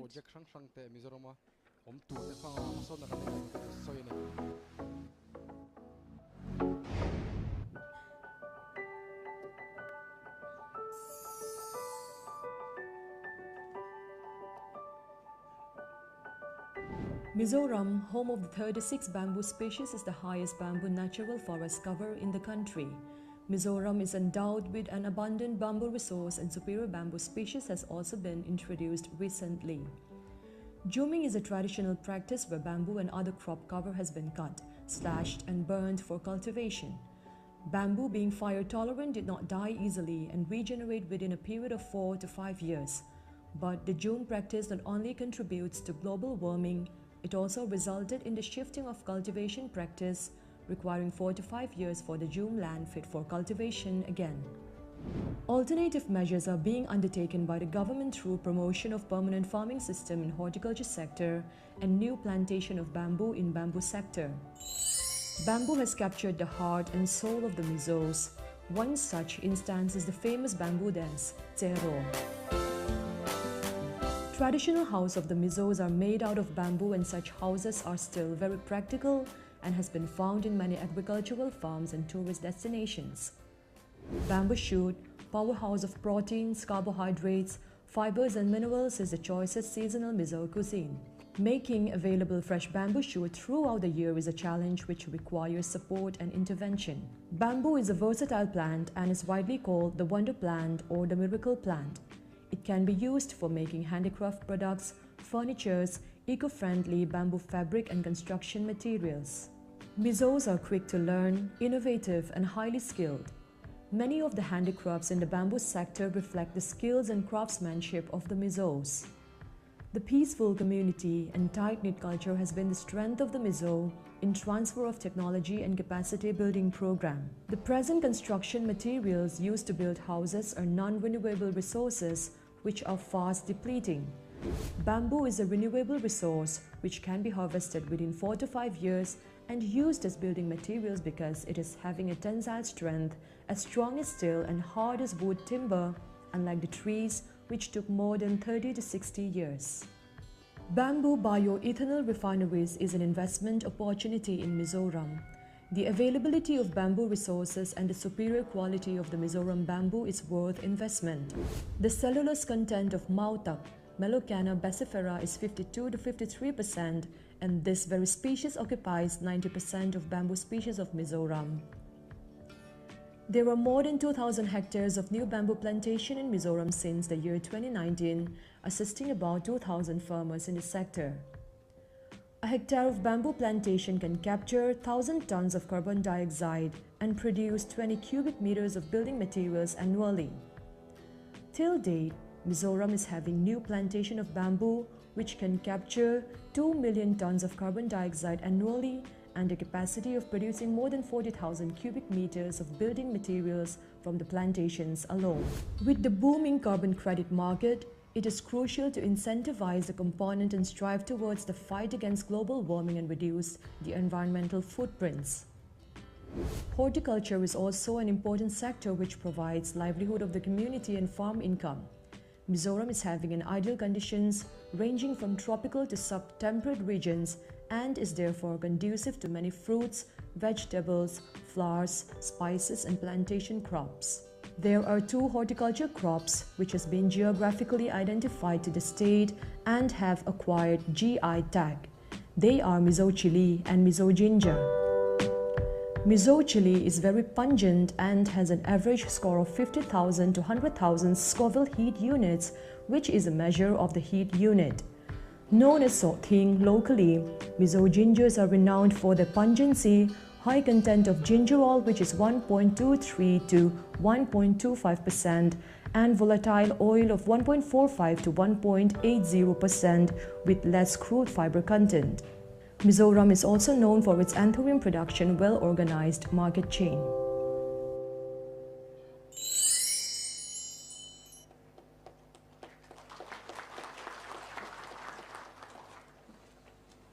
As evident from the video, the bamboo is truly the kalpavriksha for the northeastern states or the tree of life. I now take the privilege to call upon Professor Laldin Liana, Department of Commerce, Mizoram University, who will be speaking to us on prospects of the core sector, bamboo, nursing and paramedics, handloom and handicraft, startups and skill development. Thank you, and good afternoon, everyone. I hope you're all well and comfortable in your seats, because for the next 15 minutes, maybe, I'll be taking you across a business journey, skimming briefly but surely on all the sectors allotted to our episode of the summit this year. What is business? Business is, but not exhaustively, a solution to a problem. That is number one point which I would just like to bring across. And the second point which I would like to bring across again is the seizing of the right opportunity. And these are the two angles and concepts which I'm going to sell today in my talk today. Ladies and gentlemen, I present to you problems, because after all, problem is the main source of business. And our Honorable Chief Minister already mentioned some of the problems which are very pervasive and global. And those are the things which I'm just going to bring across briefly in this slide. The first problem which I will present before you is global warming. We have seen that 9 out of 10 warmest years happened after 2005. Now that's very alarming and very hot. And after 2015, we have seen the highest recorded temperature years. After 2015, the 5 highest temperature recorded years. Global warming is not a myth. Number 2, resource depletion. We have seen that because of production technology advancement, economies of scale, we have seen the fast pace of resource depletion happening in the field of natural resources, be it coal, be it air, be it natural gas, oil, and so on and so forth. Deforestation is a problem because we have seen the shrinking land masses of forest decade by decade to the tune of more than maybe 1.3 square kilometers per decade. There may be a flux in this measurement, but it is there. Deforestation is a reality. And because of deforestation, the next effect, the hampering effect of deforestation is the problem of livelihood. Because most of the livelihood of indigenous persons and population is almost always forest-based. You see, these problems are not localized. These are global. These are pervasive. It's not only the Mizos or the Indians suffering because of these problems, but everyone is a partaker of this problem. But what if there's a slight sight of solution? Would that not be a business opportunity? Presenting it to you, the very much appraised and praised bamboo, because we believe bamboo is a part of those problems, solution of those problems. It is highly renewable because we have seen that bamboo can reach its full maturity by the span of 4 years only, while trees would take decades, 50 to 80 years. We have seen that, even our Chief Minister already mentioned that it's a huge gusher of the greenhouse gases. Bamboos can take in lots and lots and loads of carbon dioxide in a span of only 1 year, to the tune of, let's say, more than 105 metric tons of carbon dioxide. But at the same time, 1 hectare of that bamboo can also give us good, clean air, to the tune of more than 76.51 million liters. Now, if you take only these 2 points, these can be a highlight for a very viable and potential of carbon trading, which I hope you can take home. Number 4, source of clean energy. The main source of ethanol as of now is sugarcane. But we have seen that bamboos can be more productive, 20 times more than sugarcane. So can you picture this? If an acre of sugarcane can give you 500 liters, then that means that same land area can give you 10,000 liters of ethanol from bamboo. Why am I so passionate about ethanol?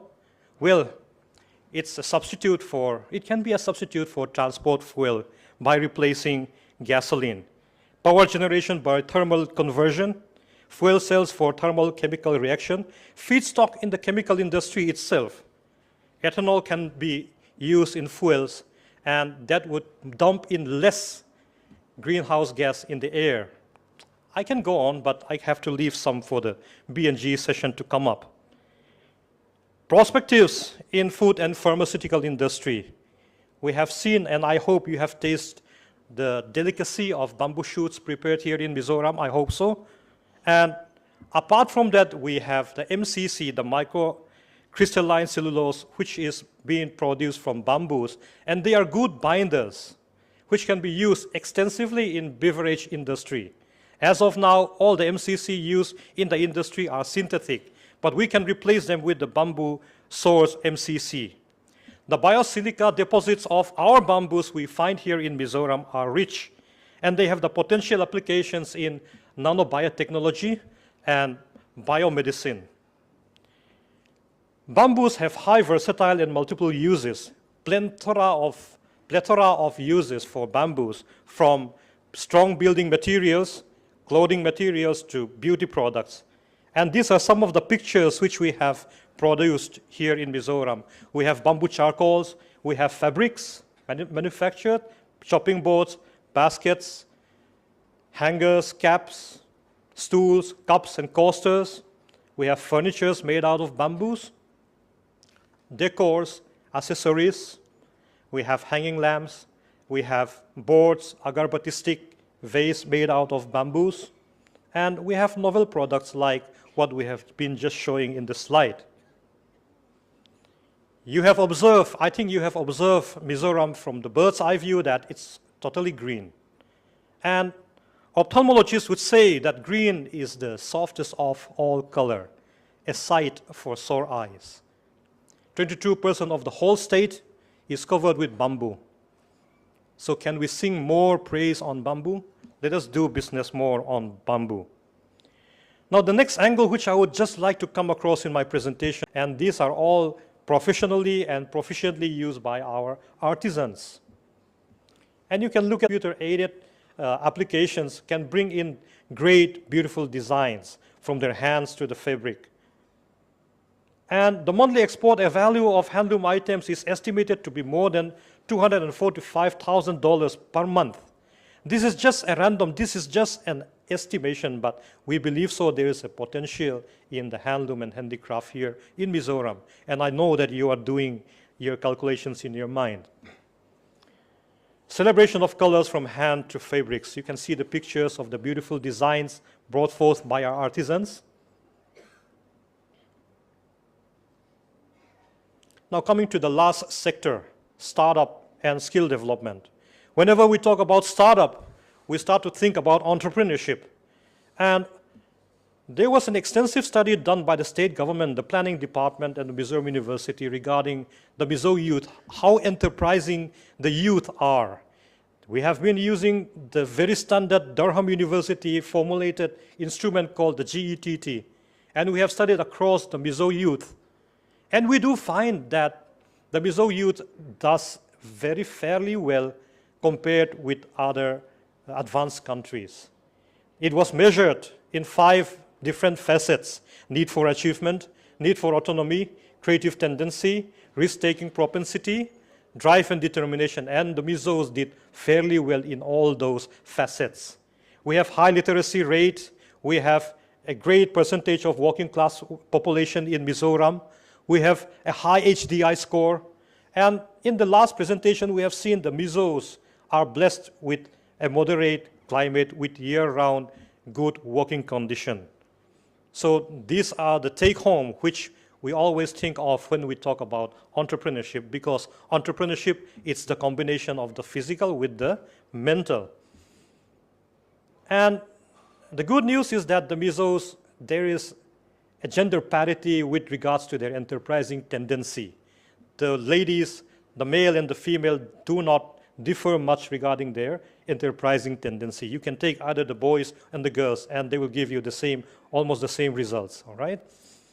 And regarding the skill development statistics we have for the state, we have running 77 training institutions recorded, not to mention the ITIs and the others, polytechnics, and the number is growing.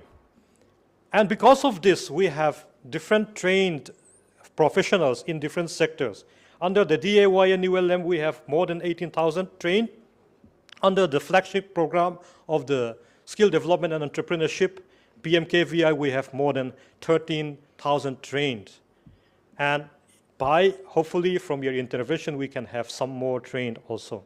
These are the skill sectors which we have training institutions in Mizoram. We have some for apparels, we have construction, we have security, IT, hospitality and tourism, automotive, telecom, electronics and hardware, media and entertainment, food processing, healthcare, agriculture, beauty and wellness, capital goods and plumbing. Opportunities in Mizoram is immense when we talk about startup, entrepreneurship, and skill development. The first is technology. I'm just going to breeze through very briefly. Mizos are technologically savvy, so it's a good investment for IT industry to come and see for yourself. The cost of operation and manpower in Mizoram is quite low, and there's a huge scope for BPO companies to come here in Mizoram. Organic. We Mizos are living on organic living soil. 90% of our crop production is based traditionally. That means no chemical intervention. Good avenues for plantation of high-value crops for export. And these are some of the glimpses of, just a small glimpse of the crops which we have here in Mizoram. We have previews of fruits of the earth, pineapples. It's already been said and done, and pictures were given in the previous videos. Entrepreneurship ecosystem. We have an emerging ecosystem with varied enthusiastic players, starting from the central government to the state government, to the business community and the private players. We have incubators and accelerators in place. We have strong government support, which is quite conducive. All of them are conducive for bringing in entrepreneurship and startup movement here in the state. We have government Act East policy. We know that, so I need not go too deep on this. Our unique selling point in the sector of entrepreneurship or startup and skill development. The Mizo are quick to learn other language. We are caring and compassionate, high standard of living. We are highly adaptable to others' culture. And the spirit of tea, Tlomgaina. We have been seeing the features of Tlomgaina in the previous talks. And if you are a little bit more interested on, we can have those kind of talk in the next session coming up. And these are the testimonials which we have from other countries and other time. They have seen that the Mizos are diligent. There is no need for disciplinary actions to be taken on the Mizos. The Mizos are always handy and diligent in anything they do. They are cooperative. They display passion and compassion. These are all established and documented. And the last point, as an end note, I would just like to reflect on the maxim, not of my own, but Henry Ford. Had he been standing here, he would be asking you these three things. Is it really needed? Is it practical? And is it commercial? Can you answer those from the slide which I have just presented? Is it needed? Of course. We have seen the problems prevailing and very pervasive. It's just not just localized, it's all globalized. And like I said, if we have a slight sight of solution, would that not be needed? Yes, it's needed. Number two, is it practical? Oh yes, rationally so. We have already established scientifically and through human resources accounting, we have just mentioned that we, the Mizos here in the state, we have human development offerings. That is very practical. Is it commercial? Oh yes, that's in the ballpark. And it's for you to take up the ball and start running with it. so that you can get the payoff. After all, we have been talking about all problem-solving open opportunities, be it bamboo, be it nursing and healthcare, paramedicals, be it handloom and handicraft, skill development and entrepreneurship. After all, in marketing, what we used to say is that a good marketing is meeting needs profitably. So what say you? Thank you. Thank you, Professor Laldin Liana, for the insightful and wholesome presentation. Sport has been declared and given the status of an industry by the government of Mizoram more than 2 years back. So we now have a short video on achievements of Mizoram in sports made by the Sports and Youth Services Department, Government of Mizoram. I request for the short video to be played, please.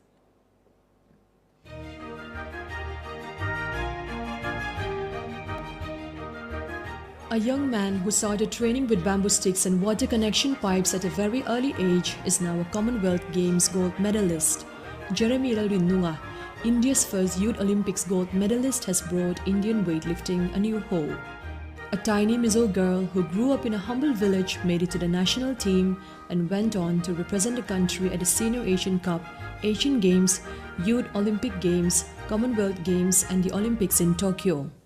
After going through a profound valley of despair, she does not give up, but kept fighting. She eventually played a great role in India becoming the Olympic semi-finalist in Tokyo in women's hockey. The Mizos have always loved the game of football, which they played with sapin, animal bladder and serchok, pomelo fruit, a real football being unaffordable.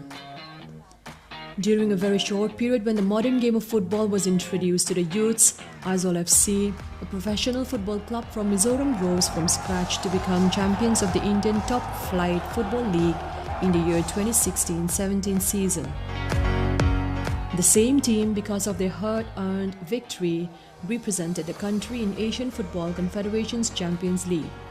The Mizoram state team also became champions of the Santosh Trophy in 2013-14 season, which is a top-tier interstate football tournament in India.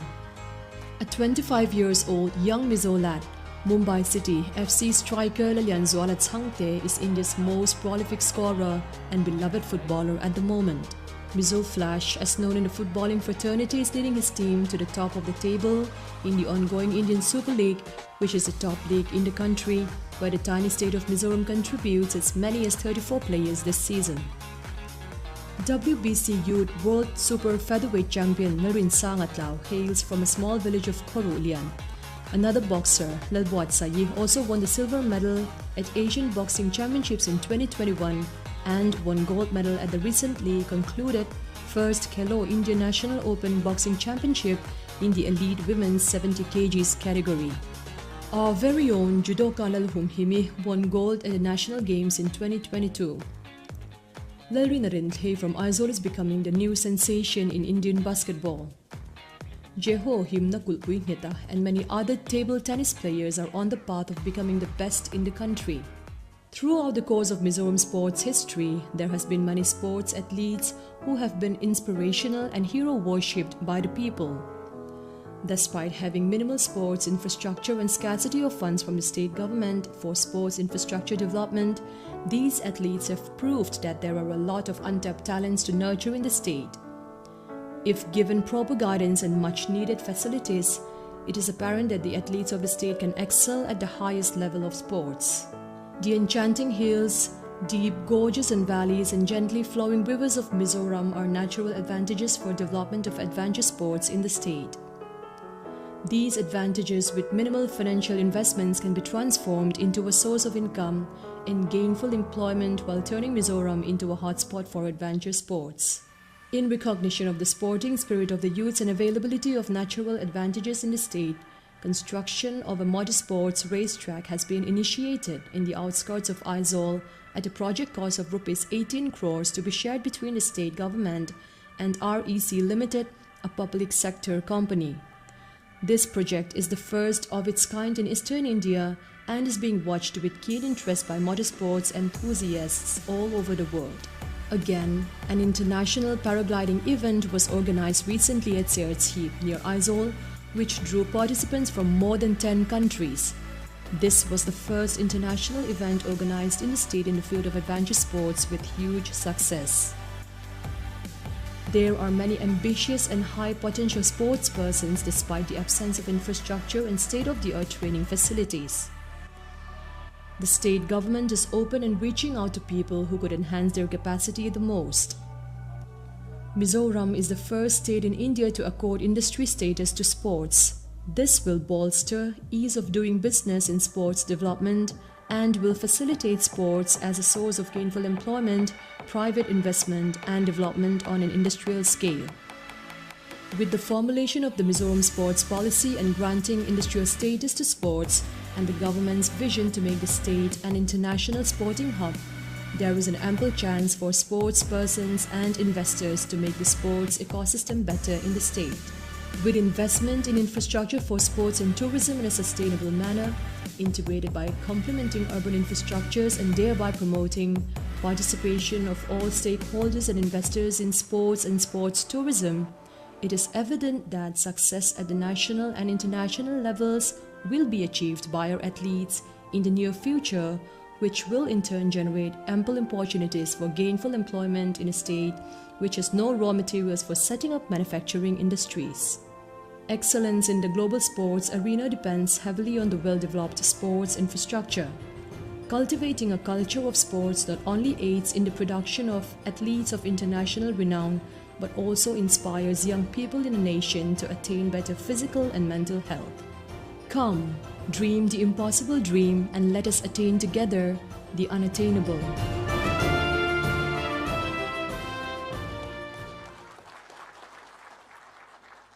I hope that was quite an eye-opener for the delegates.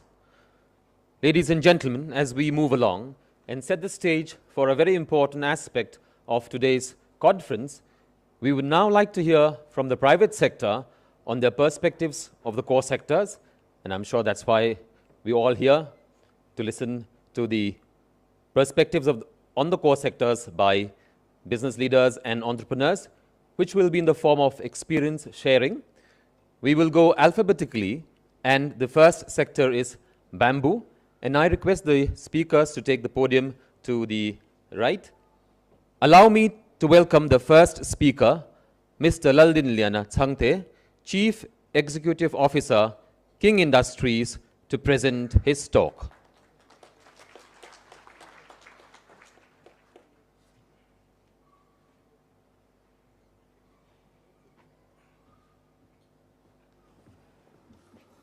Thank you. Good afternoon. Greetings to all the G20, B20 delegates, officials, and friends. Today, I will be going to share my experience on bamboo and our journey to becoming the manufacturing supplier for IKEA. I'm an ex-employee of IKEA Trading Office, taking care of the plastic and rubber material in Southeast Asia. Post-IKEA, I have a business experience of over 20 years. This is my brief profile. 14 years ago, IKEA introduced bamboo products in their stores. Now it's the fastest growing material, so bamboo is very important for IKEA. I find bamboo material as a very interesting material, as we have plenty of bamboo resource in the Northeast. A brief history of bamboo machine processing. From handicrafts to Japan were the pioneer. Technology shift from Japan to Taiwan. As Taiwan becomes developed, bamboo harvesting was not viable, due to which Mr. Jackie Hong went to China. He is the one who gave the technology to China. Present leader is China. Now it's our time for India.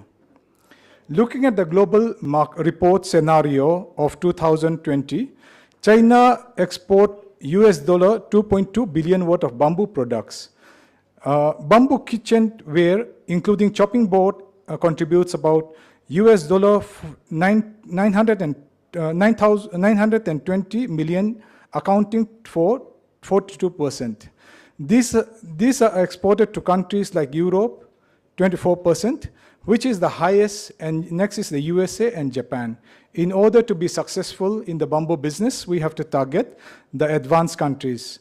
Looking at the 10-year statistics of China's main bamboo export from 2010 to 2020, Bamboo kitchenware export grew from 276 to 916 million US dollar. After 10 years, we can expect the sales to grow to more than 2,000 million US dollar. Our work in the bamboo sector. World's biggest toothbrush company, Procter & Gamble, came to our plantation, and from our bamboo, they made the toothbrush stick, toothbrush handle, which we had given to SGS lab. We passed all parameters, and we got a go-ahead from P&G headquarters, USA, with a 3 years agreement for manufacturing supply.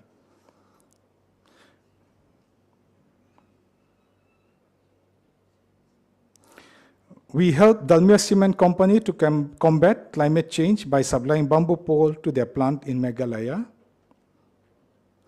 We supply fermented bamboo powder to JICA, which is used for agriculture purpose. We are expert in bamboo seed germination. In the picture, Aizawl Mayor is waving off the samplings for Arunachal Pradesh government. We also supply to many other states like Kerala, Maharashtra, and all over India, and also exported to USA.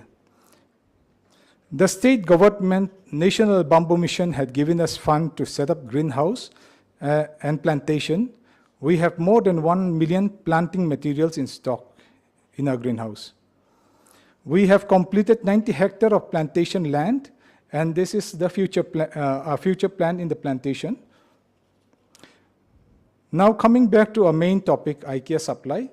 With IKEA developing the Northeast India as a bamboo hub, we realized the vast potential available and wanted to grab the opportunity.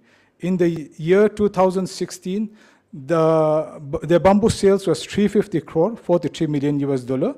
And by 2023, IKEA is expecting that it will grow to 195 million US dollar. In INR, it's 1,600 crore. Our company was shortlisted as a potential bamboo supplier from India. We present the 10 years value chain pricing to IKEA headquarters in Sweden. IKEA had approved only one glue supplier from Malaysia, that is SA Wood Chemicals. Together we made a prototype of the glue board, which was sent for the lab for testing, and we passed the most critical test, that is formaldehyde test. Before starting the manufacturing, we focus on plantation. As we have to secure the raw material, we have to go for FSC, Forest Stewardship Council certificate, as it's required by the buyers. In our plantation land, we have a big stock of matured bee tulda, and as we are planning to start the manufacturing supply by using bee tulda, and in the future, we are planning to switch to more superior species like the Esper, and also the Mizoram flagship program, Brandisi and Latiferus. As per the advice by IKEA team, we sent 4 poles of bee tulda rotting to China by air cargo, which will arrive in China today. And IKEA supplier in China and IKEA team will have further studies of bee tulda. In this month, they will be coming to Mizoram to see the proposed factory site and finalize the joint venture. Once we start the manufacturing, our bamboo pole requirement for IKEA project is around 4,600 per day in the first year, and 14,000 pole per day in the 7th year, with a capacity of 5,000 cubic meter CBM in the first year, and 15,000 CBM in the 7th year. We will be employing more than 1,000 youth in the factory and around 500 in the plantation, with a minimum wage, provident fund, ESI, medical benefits as per the government rules. This will be the game changer for India. Inbar had visited our plantation 2 times, and we would like to share some of the findings with 2 species. We would also like to share our findings yield per hectare, which we claim is the highest in the world. Very promising for investor. To know more details, you may contact us. Our formula for this yield per hectare is very simple. The idea of value addition is to take care of the waste, bottom side of the pole for high value item and upper side of the pole for ethanol, gasification, biogas, bio-CNG.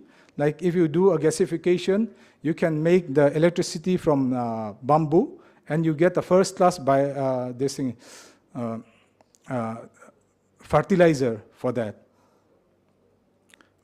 So that the whole bamboo can be used. There'll be a zero waste.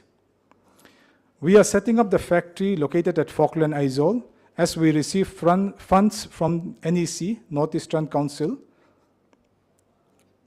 This is a glue board, chopping board sample that we have made for IKEA, and it's accepted by IKEA. We will be making all this product. Goods flow from plantation to customer.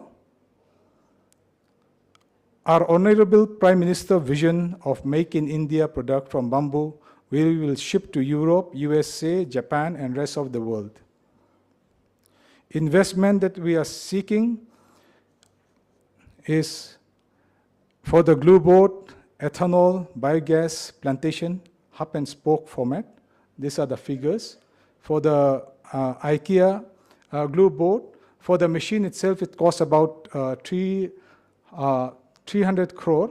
That is around 37 million US dollar that the IKEA's Chinese supplier is ready to invest in our company. And long time back, our Honorable Prime Minister and IKEA CEO met for about 1 hour. Our Honorable Prime Minister had spoke only bamboo for half an hour, and he told IKEA CEO to go to Northeast and to develop Northeast. To conclude my presentation, we bless the G20 presidency to help and support the G20 members to unlock the untapped potential so that our future generations will have a bright future and also together we can make the earth greener.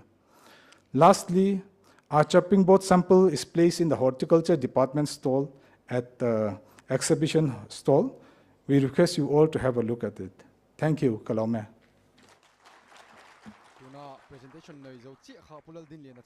Thank you very much,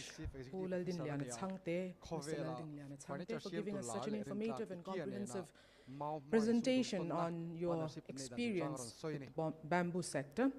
Staying with the same sector, may I now call upon Mr. Anil Mutha, Chairman, Mutha Industries Private Limited, Tripura, to share his thoughts on the prospects of bamboo.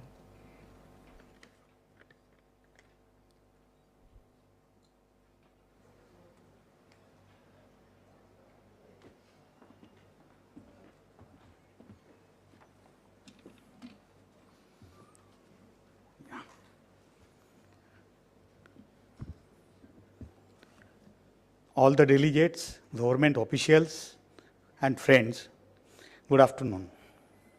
Firstly, I thank the government of Mizoram for all the hospitality and beautiful arrangement for this seminar.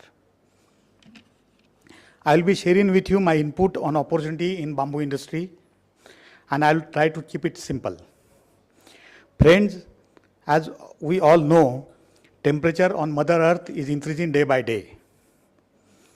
As temperature is increasing, glacier is going to melt. The Intergovernmental Panel on Climate Change, that is IPCC, has come out with a paper in which 1100 scientists and 198 nations participated. And according to them, if we don't take effective steps to protect environment, then by the year 2050, only in India, 12 cities like Mumbai, Chennai, Bhavnagar, to name a few, will be submerged underwater. Now friends, if we want to avoid this global warming, what we have to do? We have to plant trees. We have to bring down this temperature by reducing carbon in the environment. Now which is the fastest growing plant on the Mother Earth? Bamboo.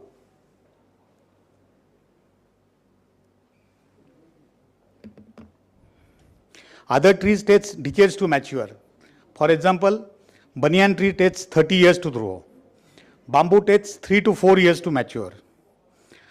Also, bamboo consumes 30 to 35% more carbon in comparison to other trees, and it also gives more oxygen.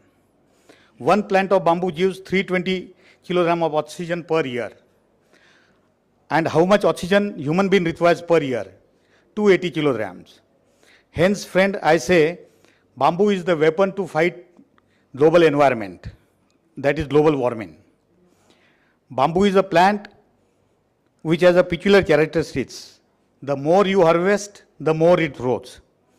So if you want to plant more bamboo, we have to ensure there is a market for bamboo.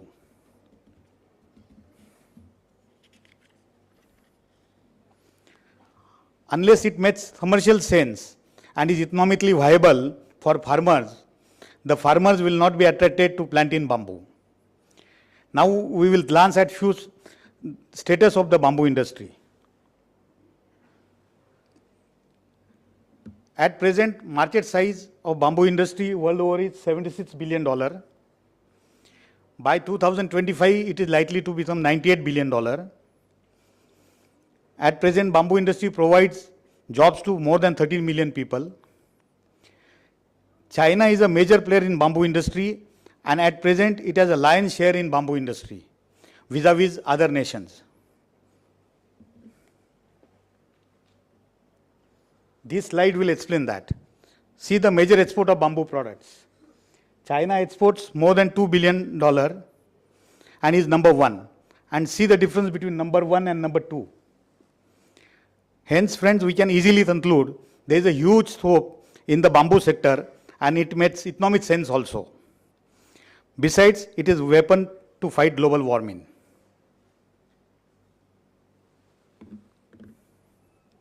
From Indian perspective, India has second largest plantation of bamboo in terms of area. However, productivity per hectare is very low. At present, the bamboo industry in India is a nascent stage, but it is ready to take off. Highest availability of bamboo in India is in northeastern states. Mizoram, Tripura, Assam, and for that matter, whole of the northeast has ample bamboo. So now you have the raw material available.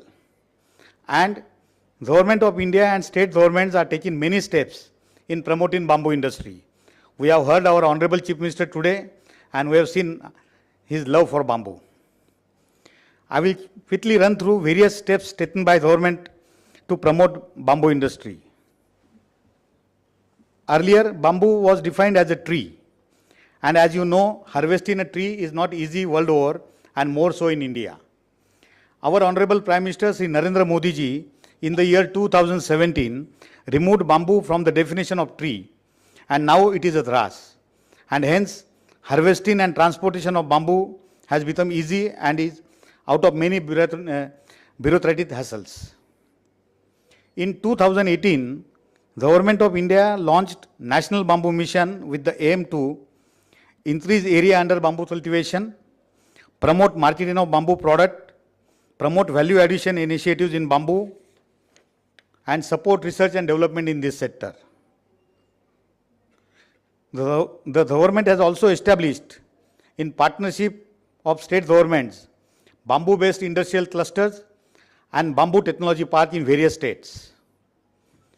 These bamboo-based industrial clusters and bamboo technology parks are promoting small and medium scale units in bamboo sector, facilitates infrastructure and technology support, creates platform for knowledge sharing and capacity building, and promote research and development. Bamboo parks are also equipped with state-of-the-art facilities for testing and research. Friends, here it is pertinent to state that we have our unit in bamboo park at Tripura, in a neighboring, it is a neighboring state of Mizoram. In our state-of-the-art manufacturing facility, we manufacture bamboo wood. That is converting bamboo into wood, and hence we call it bamboo wood. From bamboo wood, we make various products like flooring, cladding, ceiling, furniture, doors, etc. Friends, Indian government is taking many steps to promote export of bamboo products also. Also, they protect Indian industry by way of increasing import duty on imported bamboo product. One such example is the government of India has increased import duty on bamboo sticks, which is used in making incense sticks. So, overall, government policies are supportive. They are supporting growth in bamboo industry and trying to create favorable atmosphere for the bamboo sector. All the wheels for the growth of bamboo sector are in place. And hence, I invite all of you to get associated with Indian bamboo sector in Northeast for mutual commercial benefit. Now let us glance at various opportunities in bamboo sector. I will show you some slides of various products that can be made from bamboo just for understanding the huge scope in the industry. But first and foremost, before that, let me tell you, there is a huge scope in research and development on how to improve productivity in bamboo per hectare, because that will increase the income of the farmer. Now I will be showing you many slides what can be made from bamboo. This is handicraft. You will find thousands of artisans in each district of Northeast. These are beautiful articles which is needed to be channelized and then in a commercial way by of marketing it properly. These are some household items like toothbrush, kitchenware. This is incense sticks. India is supporting this manufacturing of incense stick from bamboo. The government is very proactive in this sector for this.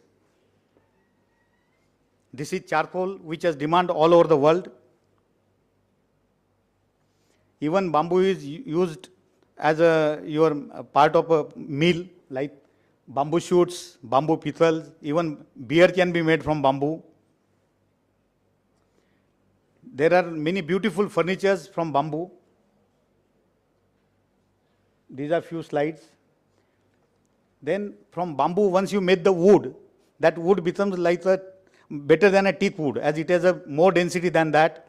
And from that you can make different kind of products like furniture, flooring, ceiling, etc.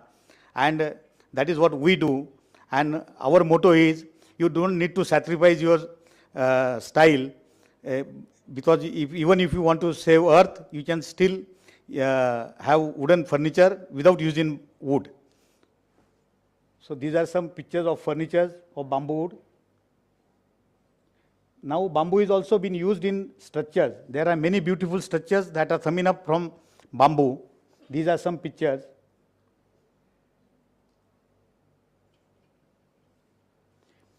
From bamboo wood, we can also make outdoor, like this bridge is been built in Mumbai at present. It will be ready by March. These are the pictures of Bangalore airport. The interior of Bangalore airport is totally made from bamboo wood. It has been just inaugurated by our Honorable Prime Minister before 2 months.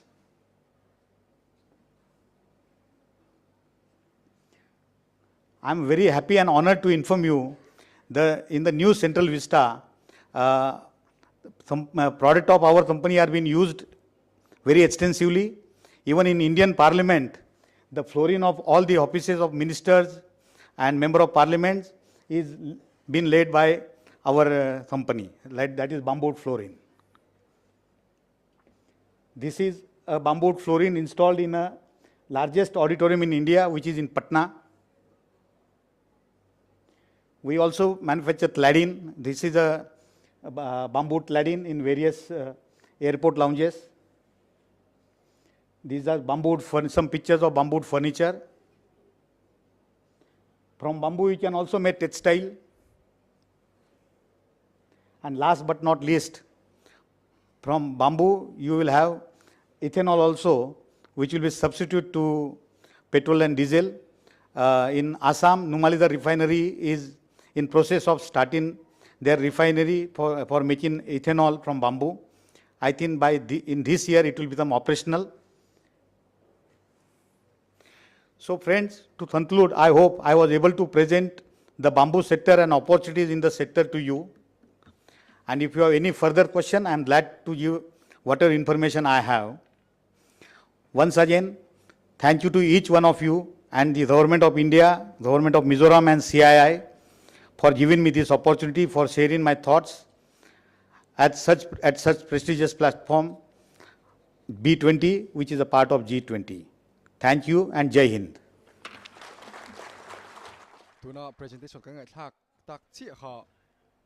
Thank you, Mr. Mutha, for such a rich presentation, and I think you drove home a very important point that we need to be sustainable.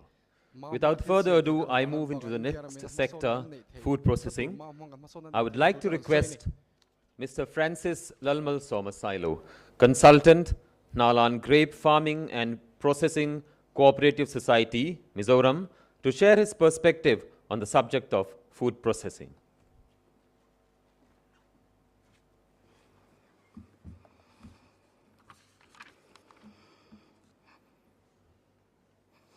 Representative from G20 countries, delegate for the B20 Business Summit, ladies and gentlemen, Jibai, that's how we greet in Mizo. This is a late afternoon. I hope we are not feeling sleepy. It is indeed a privilege to share my experience in the food processing industry, which will focus on grape farming and processing. Food processing industry in Mizoram is still at the nascent stage. However, even as we speak, the supporting ecosystem for the business in this sector is shaping up. Mizoram is a home to exotic tropical fruits such as pineapple, as we can see, dragon fruit, passion fruit, banana. These are found in abundance in Mizoram. And I hope for those who are interested in this sector, we will utilize the B2B and B2D session, which is scheduled later on.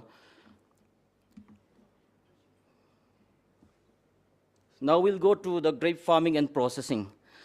As you can see, Nalan is a village which is located near Indo-Myanmar border, which is famous for grape cultivation and processing.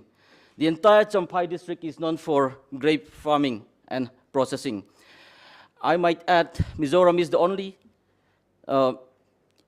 leading producer of grapes in India, along with Maharashtra, Karnataka, Tamil Nadu. And Mizoram is the only state in India, in entire Northeast India, to have a winery, winery unit producing wines from grape grown in the region on a commercial scale. The genesis goes back way back around 15 years, and the government, under the leadership of our current Chief Minister, Puzoram Thanga, amended the Mizoram Liquor Total Prohibition Act in 2008 in favor of establishing wineries, so that grape can be processed and made into wine, and which can be sold across the state and outside the state as well. Since its inception, grape farming has contributed a lot to the socio-economic development of the region. It is estimated that since 2010, that was when the unit was launched, the grape farming and processing industry has generated a revenue of $17 billion US. Even as we speak, for the processing unit, a memorandum of understanding was signed between Nalan Grape Farming Processing Society and Mizoram University through the Department of Food Technology for development in grape cultivation, processing, and research and development, and market linkages as well. These are the vineyards in Mizoram. As you can see, the vineyards are on the slope and usually hand-picked. This is the product, one of the product of the state, wine, called Isabella wine. And we have a stall right there at the exhibition hall, and we are all invited to have a taste later on.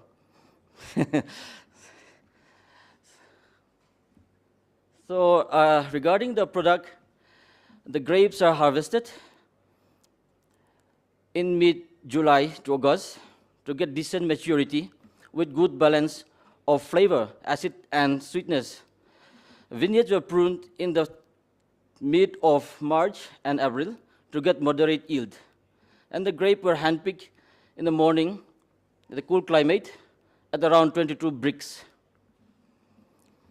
And the grapes were hand harvested and this time to get whole berries and the juice, which was cooled to retain the natural freshness.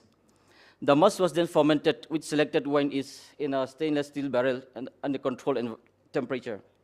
Then the appearance is pale ruby. And regarding the tasting note, the wine is made in an easy and very easy to drink, young. It's simple, uncomplicated, yet unique to the terroir of Mizoram, which encompasses the microclimate, which give that wine its unique taste. It has a light body, moderate acidity, and residual sweetness. It is a fruity aperitif for all seasons. So suggested food pairing is, it can be used as an aperitif, it goes well with starters, and can make a good sangria. That's a very famous wine-based cocktail. And the serving temperature, slightly chilled, 16 to 18 degree Celsius. So this is the winery unit. And this wine has been exposed, and we have been participating in various expos and exhibitions across the country, outside the country as well.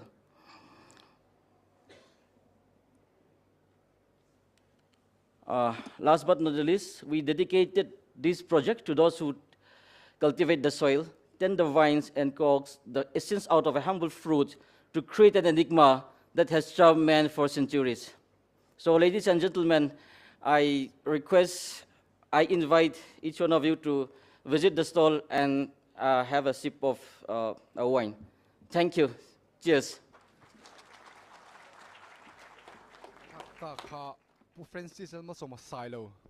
Thank you so much, Mr. Silo. Not just Mizoram, but the entire northeastern region has a rich and age-old tradition of handlooms. We have a local woman entrepreneur with us today who has not only made handloom sector her name in the handloom sector, but has empowered and inspired women folk in the handloom sector. Let us hear her story, presenting to you Ms. Kaylel Mwanpui, proprietor, Lenbuang Handloom and Handicrafts. Esteemed delegates of B20, esteemed delegates of B20, ladies and gentlemen, good afternoon. I am Kaylel Mwanpui, founder of Lenbuang Handloom. It is a great privilege for me to stand before you to share my journey and experiences. I had a dream which let me leave my job as a guest lecturer in 2014, and that dream had let me start this Lenbuang Handloom.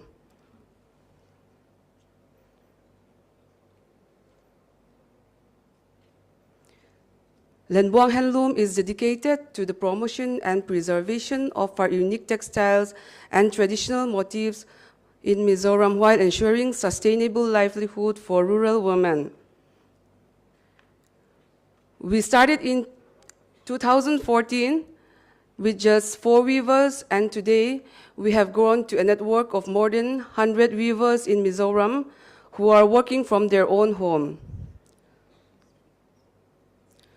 We feel privileged to be able to provide uninterrupted work to our ever-growing family of artisans, even during the time of COVID-19 crisis. We focus on promoting the most traditional form of textile weaving in Mizoram, which is the loin loom or the backstrap loom. In this way, the network of weavers under Lenbuang Handloom preserve our traditional knowledge and skills, and our production processes leave zero carbon footprint. Our decentralization model ensures fair distribution of profit throughout the entire value chain we created. Here are some of the products developed under Lenbuang Handloom. One, which is pride of the Mizoram, and the traditional way of wearing puan is to wrap around the waist. We have home furnishings,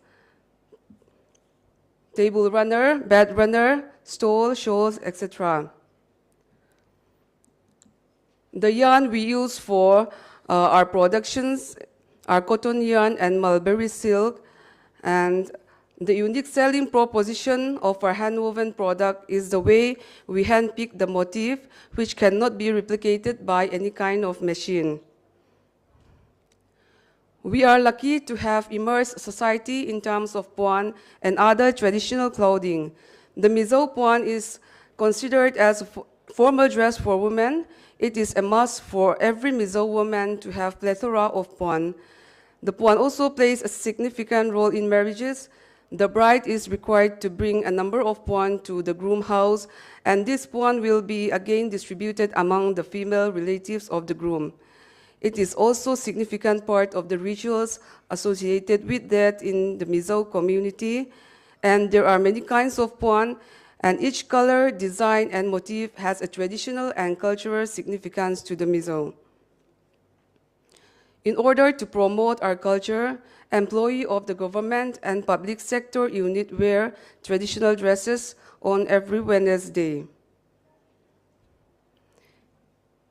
With the support we receive from the government of Mizoram, we reach out to various markets throughout the nation by participating in buyer-seller meet, fairs, and exhibitions.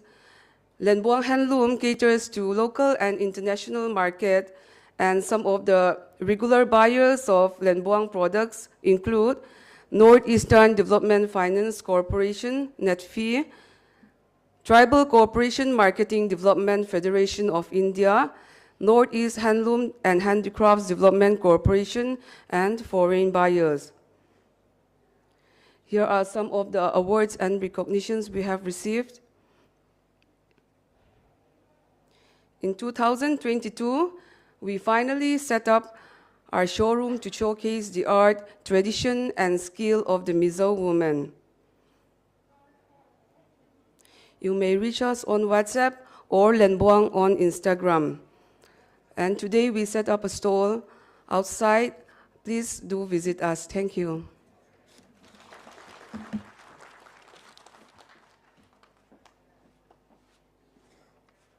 Thank you very much, Ms. Lalmonpui. As we move our focus to the nursing and paramedic sector, I would now invite Dr. Debashish Chaudhary, Director, Professor and Head of Neurology, GB Pant Institute of Postgraduate Medical Education and Research, Delhi, to share his views.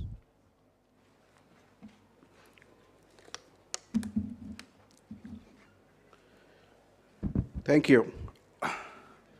Respected dignitaries on the dais, ladies and gentlemen, good evening. First of all, my sincere thanks to the organizers, the CII, the G20, and the B20 group for extending this invitation to speak in front of this august audience.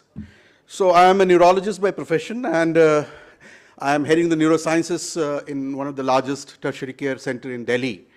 So unlike the previous speakers, I do not have a personal a company or a kind of a personal experience in setting up an entrepreneur. But I have been dealing with the medical field for the last 38 years, and I've seen changes in both the doctor fraternity as well as in the nursing and paramedic fraternity over, which has happened over last 38 years in India. And there have been stupendous changes. So I will briefly present that what are the situations right now and how we can benefit in investing in nursing and paramedics. Another thing, because since morning I've been listening to the bamboo, so one interesting point I think which has not been shared till now is this. Of course, the garments people have mentioned, but I am currently wearing a bamboo shoe, a bamboo sock made by a company called Besher, which is based in Ahmedabad. And I can tell you that this is a very, very comfortable sock. So if you are interested, then you can go out and buy these socks, and they are very good. So now coming to my presentation. So the opportunities, the nursing and paramedicals in India with a focus on the Northeast India. So the demand for the nurses and the paramedical staff is increasing globally. We all know that. And that is because of the aging population, the rise of chronic diseases, and a shortage of healthcare professionals. In India, the demand is projected to reach about 3.8 million by 2025. In the Northeast region, the demand is expected to be around 80,000 by 2025. And I can tell you that these demands can dramatically change in the face of a pandemic, which we have seen. And I know that how much these people, the nursing staff, the paramedics, have, along with the doctors, have helped to curb and curtail the miseries of the people during the pandemic. We are all aware of that. Now, approximately 27 million men and women make up the global nursing and midwifery workforce, and this accounts for about nearly 50% of the global health workforce. So this is important to know. It's not only the doctors, but this is a large section which makes up the global healthcare force. And globally, 70% of the health and social workforce are women, compared to 41% in all employment sectors. Nursing and midwifery occupations represent a significant share of female workforce. So therefore, this gives the women empowerment. And this is a very, very important thing. And for the countries like ours, I think this is one of the most important key messages that should go in, that it gives the women the empowerment. Just like, we saw in the previous speaker, that so much of rural empowerment was given by her company to the local people. There is, of course, the global shortage of health workers, particularly the nurses and midwives, which I've already said. And the largest shortage have been in the Southeast Asia region and Africa. For all the countries to reach the Sustainable Developmental Goal 3 on the health and well-being, the WHO estimates that the world will need an additional 9 million nurses and midwives by the year 2030. 9 million nurses and midwives. So that's a large number. And if you see the institutions, there are globally about 25,000 nursing and paramedical institutions. But in India, it's about 17,000 institutions, including government and private institutions, offering degree and diploma courses. So there is not enough institutions globally, as well as in India, to cater for this 9 million nurses and midwives, which we'll be requiring very shortly. Now, the fields of the specialization also needs our focus, because we have the basic courses, the BSc courses, and the MSc courses and master courses. And that includes the nursing, physiotherapy, occupational therapy, speech and language therapy, medical laboratory technology, radiography, and much more, right? And intake is usually in India. So in our institution and in the central institutions like All India Institute of Medical Sciences, the intake is through a competitive examination and sometimes followed by an interview-based system. Now, one point I would also highlight, because over a period of last 2 decades, the medical field has moved from simple providing simple medical care to highly specialized medical care. That is the tertiary medical care. So we need more specialized nurses and technicians, right? So for example, from my point of view, like I have to train a lot of neuro nurses who are good in catering to neurological patients and neurosurgical patients, because they require a special skill. So that is important, and we need to have these courses. And in fact, I was in a think tank of the Niti Aayog about how to develop the curriculum and about all these healthcare forces. And we were discussing about how to have this kind of training programs for these people. Now, the market size for the nursing and paramedic skilling, the global market is estimated to be around $150 billion US, while the Indian market is around $3 billion. So there's a huge market size for these 2 important aspects in healthcare delivery systems. Now, as we have already noted, and this has been spoken about, that the Northeast population is well suited for these fields due to their orientation towards the English language, their sense of hospitality and acceptability, and the fact that many of these nurses and paramedics from the Northeast are already working abroad, including countries like USA, UK, and Australia. And in fact, in my institution, there are a lot of nurses from the Northeast who are working, and I find them almost very, very dedicated and very compassionate for the patient care. Now, at the moment, in Mizoram, there are about 20 hospitals, including government medical colleges, state referral hospitals, district hospitals, then PSCs, CHCs, and private hospitals and church hospitals. In the Northeast region in general, there are about 200 hospitals. Thus, there exists a possibility that we can invest to improve this situation. We can create more hospitals, more training institutions, more educational institutions concerning this nursing and the paramedics. And the opportunities are great because the government policies and the land availability makes the states like Mizoram and other northeastern states suitable for investment in creating infrastructure for nursing and paramedic institutions. The investment opportunity for the global community and the Indian investors is around $2 billion US. and the cost advantage of setting up such institutes in India in general and Northeast in particular is significant, with a cost saving up to 60% compared to other countries. So this is a huge incentive, and we should think about it. This is again a good value for money. Why? Because we know that the UN High-Level Commission for Health, Employment and Economic Growth report concluded that investments in education and job creation in health and social sectors resulted in triple returns of improved health outcomes, global health security, and inclusive economic growth. So we are doing not only a business, but we are also, enhancing our social responsibility. Now, there are two papers. I'll just conclude by these two slides. The first paper is for the Indian investors and from the Indian perspective. Now, this is a very highly quoted paper by Anup Karan, which says that about the size, composition, and distribution of health worker force in India, why and where to invest.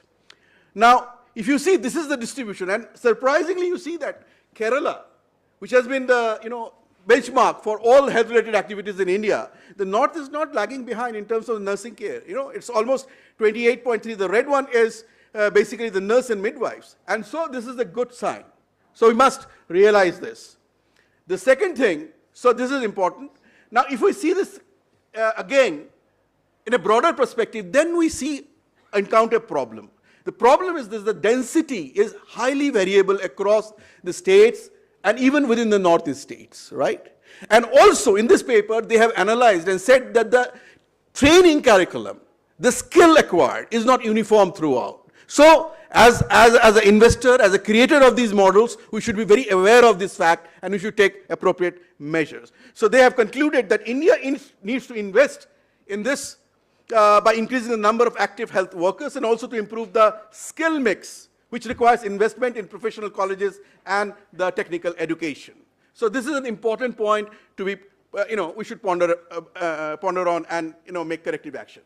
The second is for the foreign investors, the people who are sitting here, who have come from far off, and they want to invest. Now, this is the Niti Aayog paper, which was published in 2021, Investment Opportunities in India's Healthcare Sector. Now, what do we see here? That the three graphs are very important to understand. First, if you see the direct jobs in Indian healthcare sector, for the nursing and midwives, there is an exponential rise in the 5-year span from 2017 to 2022. So therefore, there is always a very, very good scope of investment in this field. That is number one.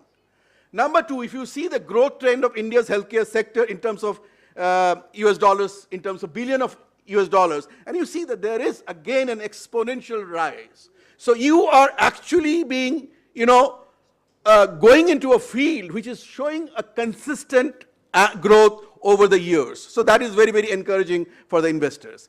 And thirdly, if you see the foreign tourist arrivals of India on the medical visit, and that in 2020 has gone around 700,000 persons, which is a huge number, and country is generating a lot of money out of it. So I think that again is an incentive for investment in this region and India in general.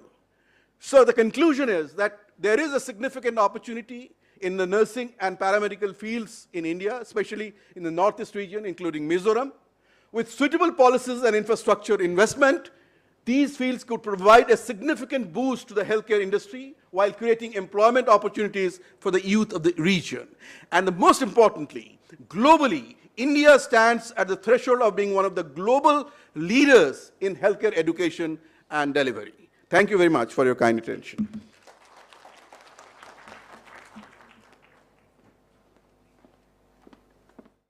Tuna presentation ko ngayon zota ka Dr. Debasis Chowdhury in Henachangin Mia ani hi Director Professor and Head of Neurology GB Pant Institute of Postgraduate Medical Education and Research across the country, but also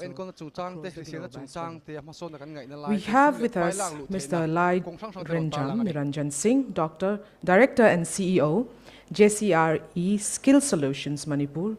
May I please request Mr. Singh to share his thoughts.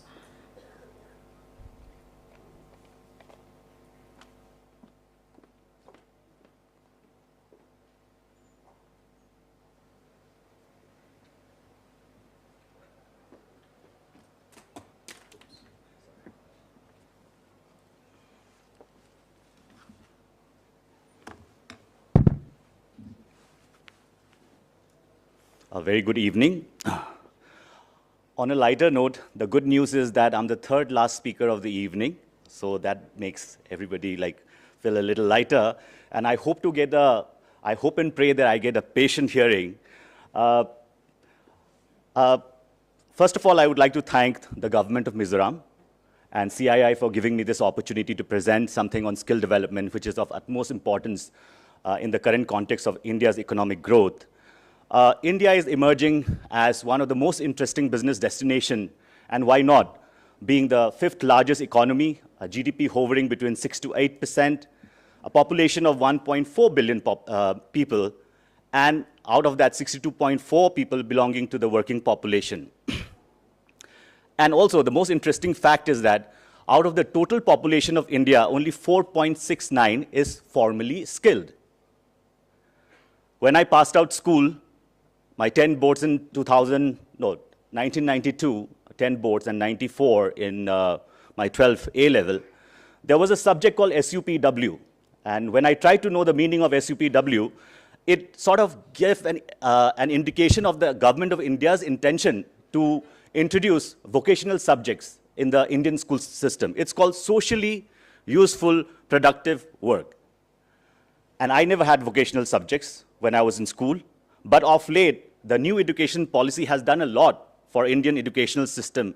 Now, skill subjects were introduced from class 9, 10, 11, 12, but the new education policy says that our children need to pick up skill subjects from class 6 onwards. Because when you introduce skill subjects in class 9, you are already putting too much pressure on your children because they are already preparing for life to give the engineering, law, etc., etc. Therefore, India's ACT policy, I strongly feel, which we keep on talking about in every session, has to be strongly supported by human resource development of the Northeast people. Therefore, the topic of my presentation is Skilling India, Skilling Mizoram. I'll run through the contents of a global skill scenario, Indian skill landscape, advantage Northeast, potential of skilled Mizoram, the challenges that we face, the recommendations and some way forward that could be considered by governments, civil societies, and NGOs. Just as simple numbers, the global skill scenario shows that South Korea has the highest number of skilled manpower in the world, and Japan standing at 80%, and India just mere 4.69 of our people workforce is formally trained. So what's really happening to inspire young people to take up skill subjects or vocational subjects? There is something called a platform called World Skills. So they try and create opportunities and connect societies. They are the foundation of economic progress, and they do this through skill competition, projects, and conference. World Skills builds confidence, empowers communities, and helps to fuel economies. World Skills is a platform which connects 2/3 of the world's population, and there are 85 member countries, and they intend to support 100 million young people to get skill by 2030. So what really it does, I think, it very simply put, we can learn a lot from this 3 points. World Skills try to inspire and develop a passion for skills among our youngsters through competitions and promotions, which Mizoram State is also doing. Develop skills through global training standards, benchmarking systems, and enhancing industry engagement. Employer buy-in becomes very, very important for employers to recognize that they need to recruit skilled and certified manpower, and influence government and educators through a global platform. Our Honorable Prime Minister, Shri Narendra Modi, had said India can become the skill capital of the world. So the 62.4% working population, it could either be a demographic dividend that we keep talking about, or it could also become a demographic disaster if we do not address this on time. Interestingly, again, IT2, as I mentioned earlier, 62.4% of India's population are in the working age group of 18 to 60. I was listening in the European Parliament a few days ago that countries outside like Japan and in Europe, people are just aging, and there's a rigid migration policies, and that needs to be relooked at. And also, the last point is 45.6% of the youth graduating from educational institutes are employable. Just to put simply, what skill stands for, actually, there are just simply 3 levels that have been internationally accepted to measure the skill levels across geographies and regions. So you have skill level 1, 2, which are low skilled, 3 and 4. So level 1 and 2 would probably be involving manual tasks, 2 could be involving machineries, but once you get into level 3 and 4, you are getting smarter, you are doing a supervisory role and making decisions. So in India, interestingly, as per the ISCO 08 concept, level 1 and 2 has 86%. That is an eye-opener for us. And level 3 and 4, which is around 14%, are the people who are earning more, have a higher qualification, and there's a lot of income disparity when we compare level 1 to 2 and 3 to 4. So a substantial share of the population is still at skill level 1 and 2, as I mentioned earlier, and this is a huge concern for policymakers, including state governments, to look at. A complex skill ecosystem of India. I think this figure encapsulates everything. So you have the key bodies, you have the enablers, implementing bodies, and the beneficiaries. And one thing which runs common throughout is that luckily we have a national skill qualification framework which is uniformly followed in every state and every district in the country now.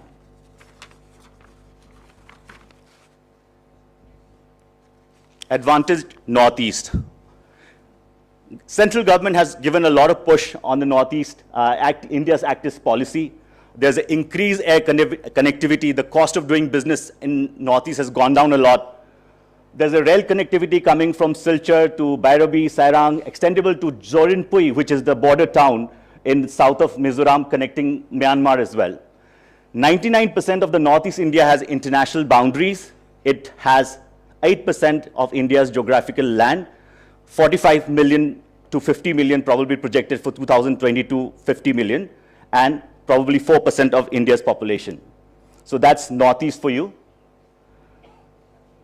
Unemployment rate. Mizoram figures very low in terms of, low means it's positive in terms of unemployment rate standing at 4.4, Nagaland being the highest and Manipur being the second highest. The potential of skilled Mizoram lies in the literacy rate, which has been earlier highlighted by other speakers, standing at 91.33%. Actually, it's the second highest literate in the country. Would like to also, at this point in time, give a due credit to Department of Labor, Employment, Skill Development and Entrepreneurship Government of Mizoram, which runs ITIs and polytechnics. Under the guidance of Secretary Lalram Sangla Silo, Director Srimati Angela Jonthanpui, we have some data which is 20.08% of educated unemployed people are there in Mizoram, against the national average of every 68 trainees trained per 1,000. In Mizoram, we are training 45 per 1,000. Past 3 years, 178 educated unemployed have been given jobs in the government. Mizoram also figures as the best government sector initiative in skill development for enrollment and placement under PMKVY 2 in 24th World Education Summit in Hyderabad. Mizoram has done extremely well in terms of promoting skilling in the local districts through walkathons. They have skill and entrepreneurship awards in every district's Innovation Fair Perm Awards 2021-22 and Kwakchu's 2022 Startup Fair for government ITI pass-outs. Credit must also go to Mizoram State Rural Livelihood Mission under the leadership of CEO C.H. Lal Chandanmi. As for us, we have been staying invested in Mizoram since 2017, and till date we have impacted 1,040 young Mizos, and under the DDU GKY we have placed more than 250, which is a very stringent compliance that we have to follow, and a 100% placement. Some skilling schemes are craftsman training, Pradhan Mantri Kaushal, Din Dayal Upadhyay, NUL, and Ministry of Tourism projects have been executed. These are some of the other upcoming schemes, ESDI, Strive, Sankalp, some of the major employment opportunities there. Potential courses offered in Mizoram, which has been earlier captured by the other speakers as well. Some of the key traits of Mizo youth are they are naturally possess skill and oozing with talent, very capable, and was very much evident in the World Skills National Competition, which was held in India. In fact, I do have the name of the gold medalist in the National Skill Competition, Van Lal Diki, who got a gold medal in shoemaking, and somebody who won bronze medal by the name of Maximus Lalruatikima in floristry. And also, Mizo people are very hospitable. In nursing care, Mizoram has been able to send, they are undergoing Japanese language training in New Delhi, and 20 nurses are bound to go to Japan. And also a very good English-speaking population. So the strength of the Mizo youth mostly lies in hospitality, healthcare, construction, beauty and wellness, and IT. And a good news is also their general duty assistants have been also given job placements in Singapore. Some of the challenges that many of us who are also into skill are mobilization. We really need to get in employers to buy in that they need to employ skilled and certified candidates for productivity in their companies. Scalability is an issue. There are, for example, skill gap analysis being done, mismatch between youth aspiration and jobs. For example, in Punjab, a lot of people were needed for construction, but all of them came from places like Jharkhand, Bihar, Chhattisgarh. And also, I mean, in Mizoram as well, Mizoram is known for hospitality and beauty and wellness. So those trainings need to be done at the cluster level. And also for government labor departments also to ensure minimum ensuring minimum wages for the workers, as well as the labor laws. Sometimes we often debate and deliberate on skill development and placement, but sometimes a lot of underlying factors are there when we don't take care of minimum wages and labor laws. A lack of training infrastructure, large corporates have come in, Larsen and Turbo. There has been collaboration between university and corporate like ICICI. India has welcomed a lot of international collaborations from Japan, Australia, Germany, but all of these collaborations are much more limited to providing infrastructure, training of trainers, curriculum and content. But the challenge really lies for international collaborators in the area of mobilization and the employer support that could give us within India. Some of the recommendations, awareness, what is the future role of our state skill development mission and the NGOs, and industry to understand that you need to pay a premium for skilled and certified people. There needs to be counseling being done in schools. There has been an introduction of skill subjects in class 6, instead of 9. Curriculum change and linkage. And this is very, very interesting. Like, for example, in hospitality, a lot of our Northeast youth are taken to Kolkata and New Delhi to get trained and get jobs. But the ground reality is that when we conduct such trainings at the source, in Mizoram, in Manipur, in Nagaland, it has found to be much more effective and less, it has been found to be more effective.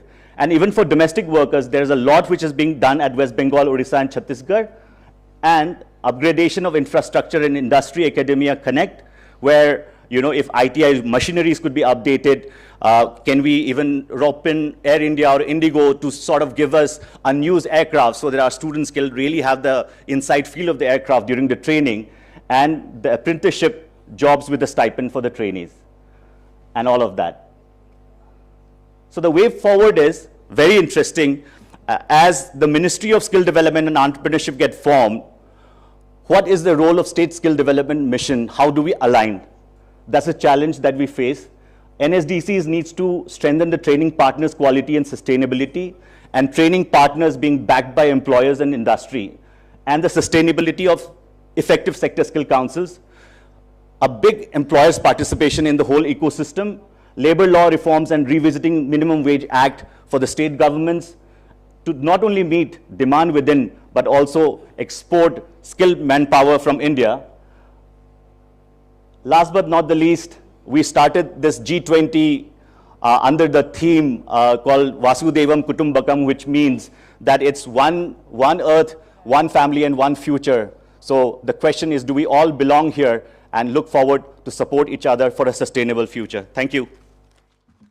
Tuna presentation ko ngayon tak ka pulay Ranjan Singh niya JCRE Skill Solution Director le CEO ni me kaniya thiam thil big zina poi mo thute thiam thil kan zina mang tangkaya sumle pai la lu thei tura mason na kan nei dan tu teron soi ni.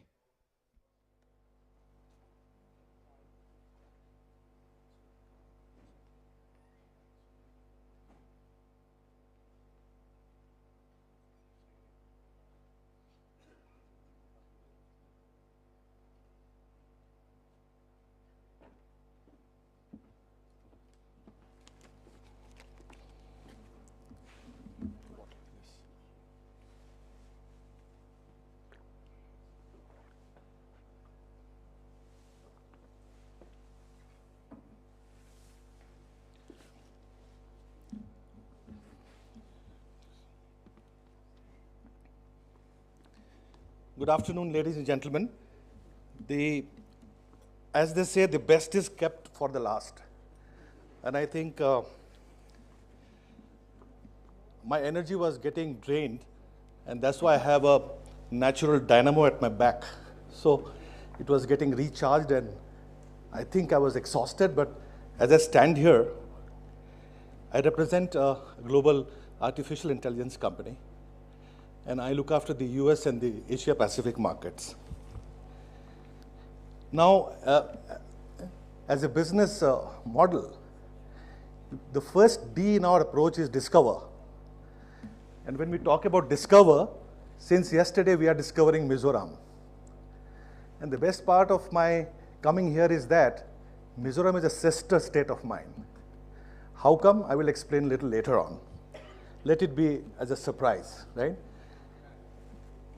Second part is discover. So I like the hospitality of the people from Mizoram, and I really would like to take these good memories back to my professional friends and to the entire business and community network when I go back. The second D in discover as a business model when we apply this to clients is what we call design. So while sitting here, I was talking to my friends in IBM, in Microsoft, in Cisco, in Bosch, from Germany. And I was telling them, look, I'm here in Mizoram. What is there for you for Mizoram? What can you do for Mizoram? Even if they're not here in this room, all my time I was discussing, and by this time I have got several people showing interest, not only to invest in Mizoram, only because I am here in Mizoram. Look at the power of people connect. Look at the power of network. And that's the reason, because I look after only 30 countries. And you can understand that people from all those countries, how beautifully they can collaborate. So I'm coming to the second D, which is design. What should be the design for Mizoram? So I was speaking to Mr. Aizawl from the Mizo Fed and also to a professor from the Mizoram University before I am speaking here. And I have promised a couple of things to them. But I don't want to give an empty promise to the state. That's the reason why I said design. What should be the design? And I was thinking, so I have some design in my mind. Third thing, what we call development. Third D, develop. How can we co-develop programs, projects, and platforms for raising, the topic is raise, responsible, accelerated, innovative, sustainable, equitable Mizoram. Under that theme, I am rising here to say that the last D and the best D of our process, ma'am, is delivery. And I'm standing here to deliver. What I'm going to deliver here, number one, 6 points in 6 minutes. I would be very happy to look at creating one of the best artificial intelligence universities in Mizoram, in collaboration with anybody who wants to come in, maybe Mizoram University. Why I'm doing this? And I have a $13 trillion value proposition by 2030. Because that's what artificial intelligence is going to do globally. It is going to touch virtually every sector, every human being. It's already doing that. And $13 trillion would add roughly about 2% to the global domestic product. And I'm not very fascinated by GDP in the nominal terms. I'm fascinated by GDP as growth, development, and progress. And that's the design which the world needs. I am one of the goodwill ambassadors for United Nations, work as on the World Bank Aizawl doing business, and we were discussing with Rupa ma'am that, what can we do for the state here? And I also work for the World Health Organization on assistive technologies, and a member of the Niti Aayog on assistive technologies. We're trying to create a multi-billion-dollar ecosystem. Day before yesterday, Prime Minister was addressing us in the morning, talking about ease of life, talking about ease of technology for development. And I'm talking here ease of startup.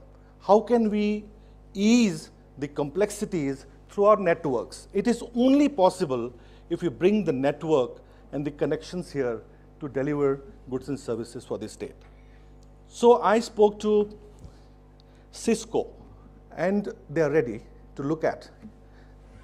Cisco has got a platform called Cisco for Startups, Cisco Launchpad, they call it. And Microsoft has got a platform for what is called Microsoft for Startups. We also have got Center for Innovation, Incubation, and Entrepreneurship, which was incubated at IIM Ahmedabad, and I'm the founder mentor to that. Why I'm saying this? Because we are working to develop our country and realizing the vision of 2047, $23 trillion. No other country in the world can imagine that kind of investment which is going to go forward.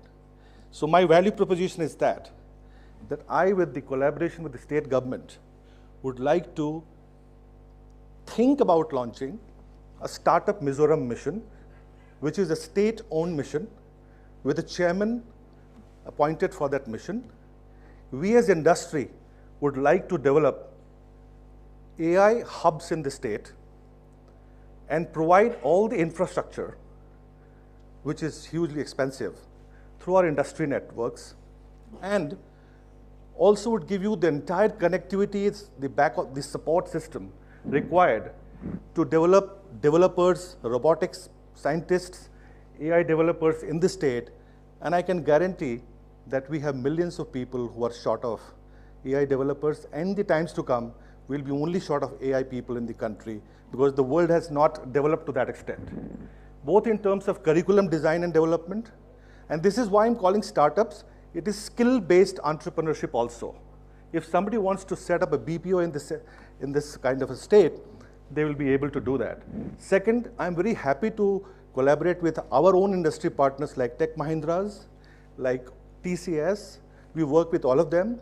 IBM, we work with them. So to look at designing those center of excellence.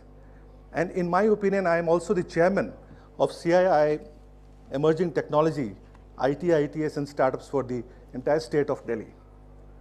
So in that mission also, we are looking at creating the next generation artificial intelligence hub in Delhi, which is as a part of the Prime Minister's one of the 3 national artificial intelligence center of excellence, which he has promised. So I would like to be positive for the state of Mizoram, because I was born in Assam, and Mizoram was a part of Assam for many years, right? So that's why I call it a sister state. The focus of Prime Minister is there for Northeast. I have come here to assess the opportunities, go back and compile a report, because I work for Government of India under the DRIVE mission, which is the Principal Scientific Advisor to Government of India's mission, which is under the Prime Minister's Science, Technology and Innovation Council. I'm the Senior Economic Advisor on a special appointment, and I would like to see research, science, technology, and innovation to be a great pillar of strength for Mizoram, creating employment and entrepreneurship opportunities. So with that, I would like to discover more, talk more, engage more, and promise more. But my expertise is to deliver and make things happen. That's the reason I'm restricting some of the surprise announcements. But in the times to come, if all goes well, I'm ready to look at creating a 100 crore fund for the state for startup entrepreneurs, and also like to train people, vetting their ideas, and signing an MOU with IIT Delhi, where we have our own office, where world's best center of excellence And all the top companies of the world, they are already housed there. So if you look at that, we can explore, and if the design is right, we can co-develop, sign an MOU with IIT Delhi, and you get the best of the talent, best of the ideas, best of the innovations from the world. And that's how I think we can develop Mizoram. Thank you very much. Tuna presentation ko ngai thak ta kha Pu Vijay Rai nia Asia Pacific Region Day 1 Technology San Chief Growth Officer nia Mizoram Sarkar ho tu te sumdong te maso na kong tam taka pui thei na tur shia in an soya project sang tan CM tur in som hlomani.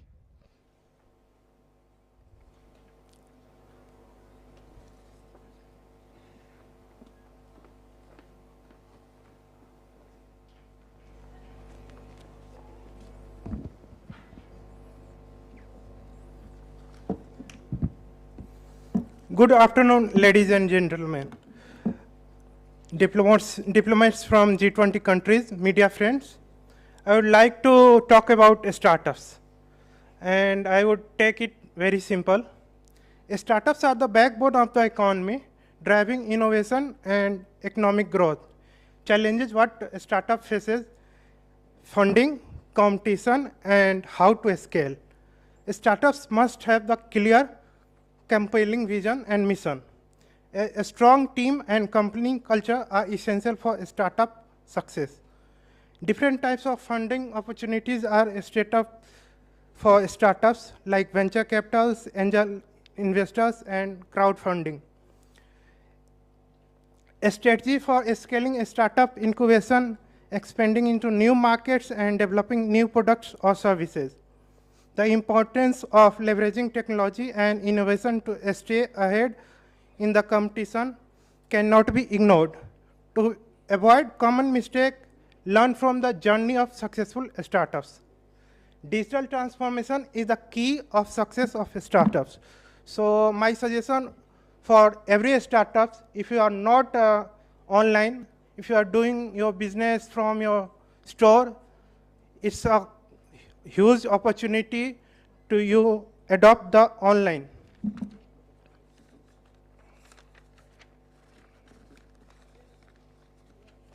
Now I would like to talk about global perspectives of startups. The global startup ecosystem is evolving rapidly, driven by the technology, changing consumer behavior, and new business models.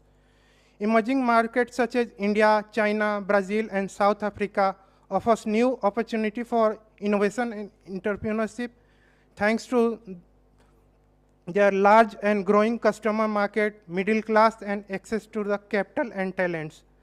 The rise of emerging market has also led more diverse and inclusive startup ecosystem with startups from developing countries competing with the developed countries. Social impact startups using technology to address global challenges are attracting new breeds of investors.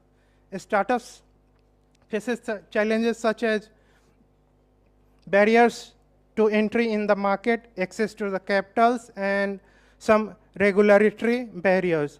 Governments, investors, and other stakeholders are recognizing the importance of startups and taking steps to support them, such as launching incubator center, acceleration program, and other programs. Startups need to be innovative, agile, and adaptable to change the market dynamics. Collaboration with crucial for startup success is collaborate with the company in your domain and in your sector. Collaboration allows access to expertise, resources, and other startups, industry, and players and governments. A startup can leverage each other's strengths through collaboration and robust economic and competitive global stage.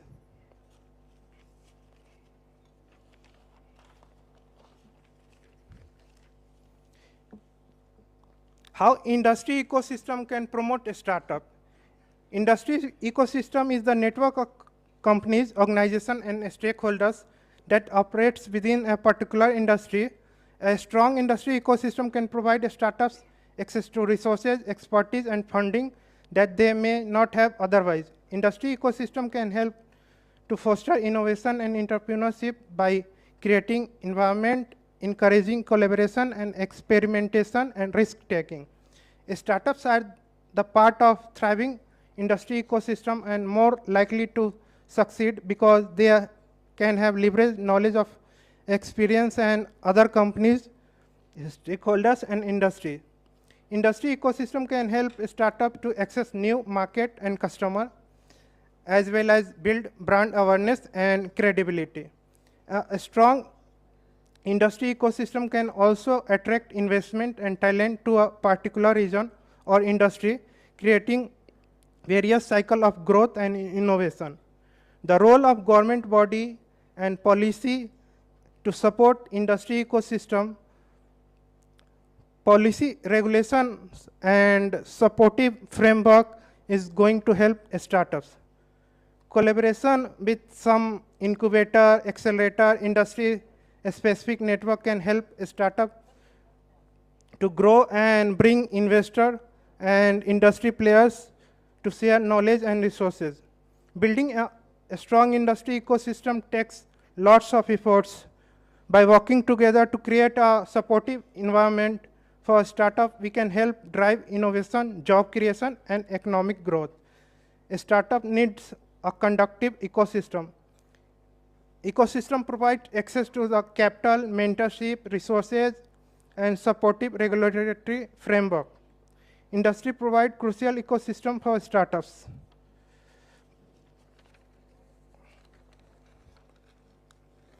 Now I would like to talk about startups in India.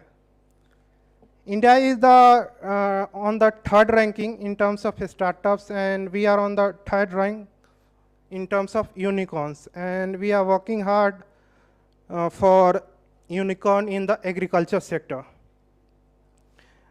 In year 2018, we do have 50,000 startups, but as of now, we have 91,000 startups which are registered on DPIIT portal, and there are lots of startups who are not registered, and they are working with GST certification and MSME certification.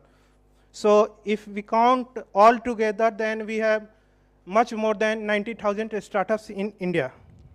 The Indian government has lots of initiatives like Startup India, and they have several portals like M Niti Aayog, Mark portal, CIS Center of Excellence to support startups. The Indian startup ecosystem is now expanding beyond few cities. It was earlier central to some cities like Bangalore, Delhi, but now it's going towards the villages and some tier 3, tier 4 cities. Indian startups are active in wide range of sectors like e-commerce, fintech, healthcare, and education technology. Indian startups have attracted significant funding from investors, both from domestic and international, with several startups achieving unicorn status. The Indian startup ecosystem has now easy access to funding, low regulatory hurdles, and sufficient pool of skilled talent. Efforts are being made by government and private sector to address several challenges and promote entrepreneurship in the country.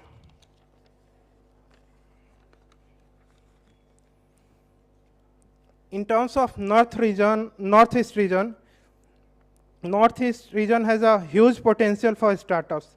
The region has unique natural resources, biodiversity, and agri-tech, biotech, and ecotourism startups. Moreover, the region is home of several top educational institutes and research centers that help startups and that are also helping research and development for startups. The Northeast Industrial and Investment Promotion Policy, NEIPP, provides financial incentives to startups, making it easier for them to access capital and scale their business. The growing infrastructure connectivity,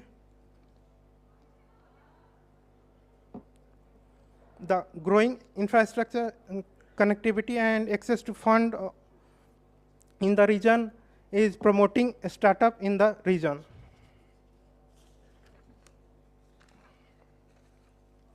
Now, in Mizoram has a huge potential as it has unique cultural heritage, natural resources that can be leveraged by the startups. Startups in such sectors like tourism, handicraft, and agro-processing can benefit from Mizoram resources. Mizoram government has lots of initiative to promote startup and innovation in the state. How collaborative efforts can help a startup? Collaborative efforts can make difference for a startup in Northeast region. A startup can tap into expertise and resources of other startups, industry players across the India through collaboration. Collaboration can take various forms, including partnership, joint ventures, mentorship program, and networking events. Collaboration can also provide fundings, technology, and mentorship to build better product, new market, and create job in the region. Collaboration will create good infrastructure, skilled manpower, access to funding, market, and promotion, and more inclusive and diverse startup ecosystem in India. Collaborating startup can compete on a global stage and promote economic growth in the region. Collaboration is the key building for robust startup ecosystem in Northeast. Now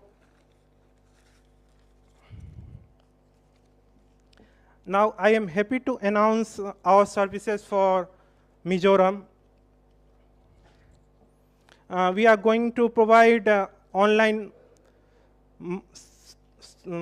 portal for Mizoram government to promote their SMEs, MSMEs, and it's a SaaS-based platform. Mizoram government can promote easily startups and government initiative over that platform easily. And we are also going to launch Edge Data Center for data localization in Mizoram with our partners companies. And I am also going to provide smart city, smart energy, and AI, IoT, cyber security, and payment gateways for startups in Mizoram. Thank you. Tuna presentation ko ngai thak ta kha pu Rohit Kumar ania startup poi mo na le startup ina kan economy choice an thedan turte aron soini.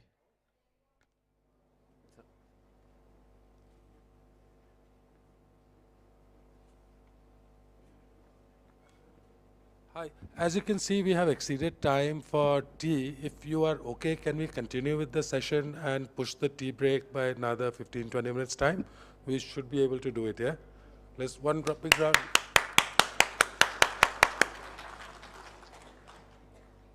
So since we are a little pressed of time and we also have the last speaker of this segment, ladies and gentlemen, we would like to invite Ms. Marion Velou, Councillor for Environment, Sustainable Cities and Mobility's Regional Economic Department for India and South Asia, to share her perspective on urban planning. Yes, good afternoon, and thank you to the organizers. I'm very happy to be in Mizoram, first time here, and I really enjoy my time. If that's okay, I would like to invite my colleague Feli to join with me and to present with me. We both work in the Embassy of France in India on sustainable cities. Oops. So first, a bit of context on India. As you may know, rapid urbanization is creating large infrastructure gaps. The population of India is growing fastly, and the urbanization trend is also growing fastly. So 1.4 billion inhabitants today in India, and 400 million are urban, so it's roughly a share of 35%.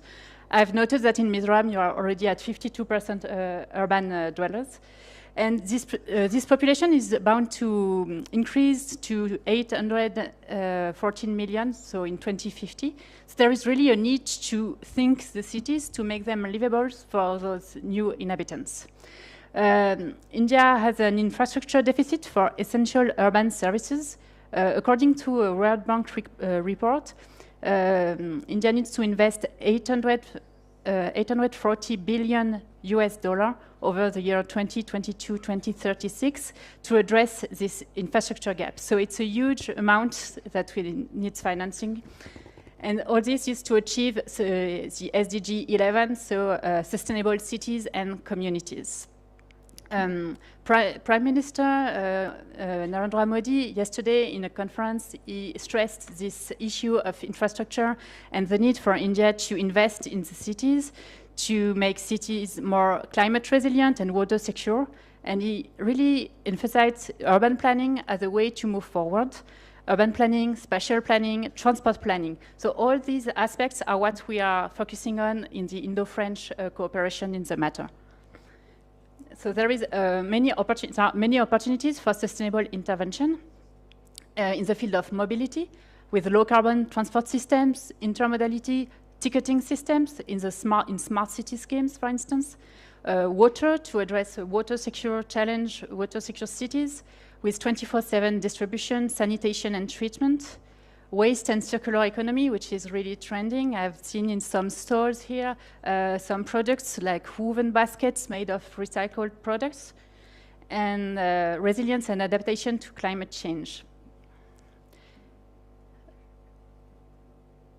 So sustainable urban development is a clear priority for our Indo-French bilateral cooperation, which I'm in charge of with Feli in the French Embassy. Just to share that we've been working together with India for since 2012. We have an MOU that was signed between our two ministries, and it was renewed in 2018 when our president came to India. Recently, we organized with our Indian colleagues an Indo-French seminar in September in Delhi, where we had like 200 people coming from both France and Indian officials and Indian experts too, to discuss these topics. And we recently had a joint working group between Ministry of Housing and Urban Affairs and the counterpart in France in January 2023, so a month ago. So for 2023, we are working together in India on urban water management. We are currently discussing with some cities and states to have a participatory workshop by what we call Atelier de Sergi, which is kind of a think tank, a French think tank that brings together civil society experts to address one specific issue on urban planning. So we'd like to work on urban and water cycle. France is also eager to finance demonstration projects, especially in the water sector. And we strongly believe in a nature-based solution within cities. We also work on sustainable mobility, how to complement the metro systems, and working on soft mobility, intermodality, and transport governance. I was happy to note that in Aizawl, people were more disciplined on traffic-wise, because in Delhi it's not the case, so congratulations to you. And waste management and circular economy, and also low-carbon and resilient cities. We are also discussing with the Government of India, the Ministry of Housing and Urban Affairs, on training and capacity building in all those fields to try to set up some sessions for Indian officials. Now, for focus on Northeast India, I will let Feli introduce this. Yes, hello. Hi, my name is Feli Visco. I'm really grateful to be here today because, I mean, not only representing the French embassy here, but also because I'm also from this state. I'm a Mizo. And I just wanted to let you know why are we here today, because it might sound a little bit far away from, the B20. But there is a growing presence of French enterprises and French activities in the northeastern region, and there is a lot of interest to do more. We're just going to take you through a slide which will tell you what the French are doing in the northeastern region. The French Development Agency, AFD, has a biodiversity and forest conservation project in Assam. It was launched in 2012, and it's entering its second phase now. It's a 720 crore or an 80 million euro project. You might have seen on the 28th of February, Finance Minister Nirmala Sitharaman launched the Sikkim ropeway. It is the Dhapar to the Bhale Dunga ropeway that was built by a French company called Poma, and it's been financed under the PM development initiative for the northeastern region. And these are some of the companies that are interested to come and investigate projects here in the Northeast. We have a company called Terre Armée, which works on reinforced earth. So they are present across several states in India already. They constructed the highest reinforced earth construction in Siliguri, which is not too far from here. There was a landslide there that washed away the Darjeeling-Siliguri highway, and there was a railway that was in danger. So that was when Terre Armée came in and sort of reinforced the earth there, and it's the highest reinforced earth construction in the world today. You've got, in water, we've got French multinationals, Suez and Veolia, that are very active in India. Suez has been in India for now more than 40 years. They do a lot of municipal water, wastewater treatment, sanitation, water distribution. They're present in Delhi, Mumbai, Bangalore. And then Veolia also is a similar company that does the same sort of thing. And then there are engineering companies that deal with urban solutions, I mean, across all sectors, waste, mobility, etc. And that's NG and Tractebel. And as Marion said, our interest here, of course, is that the French government can finance studies, they can finance demonstration projects, and we are interested in investigating this region to see whether there are things that we can do here. Thank you very much. Thank you.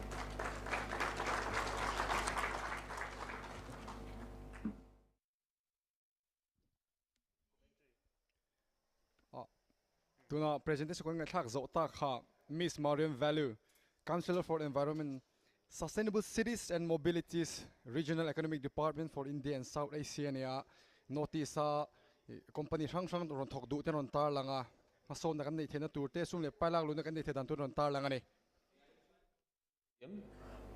Mr. Manfred Oster, Consulate General of the Federal Republic of Germany, Germany. And since we are a little pressed of time, if I remain standing here, I hope I'm not a distraction.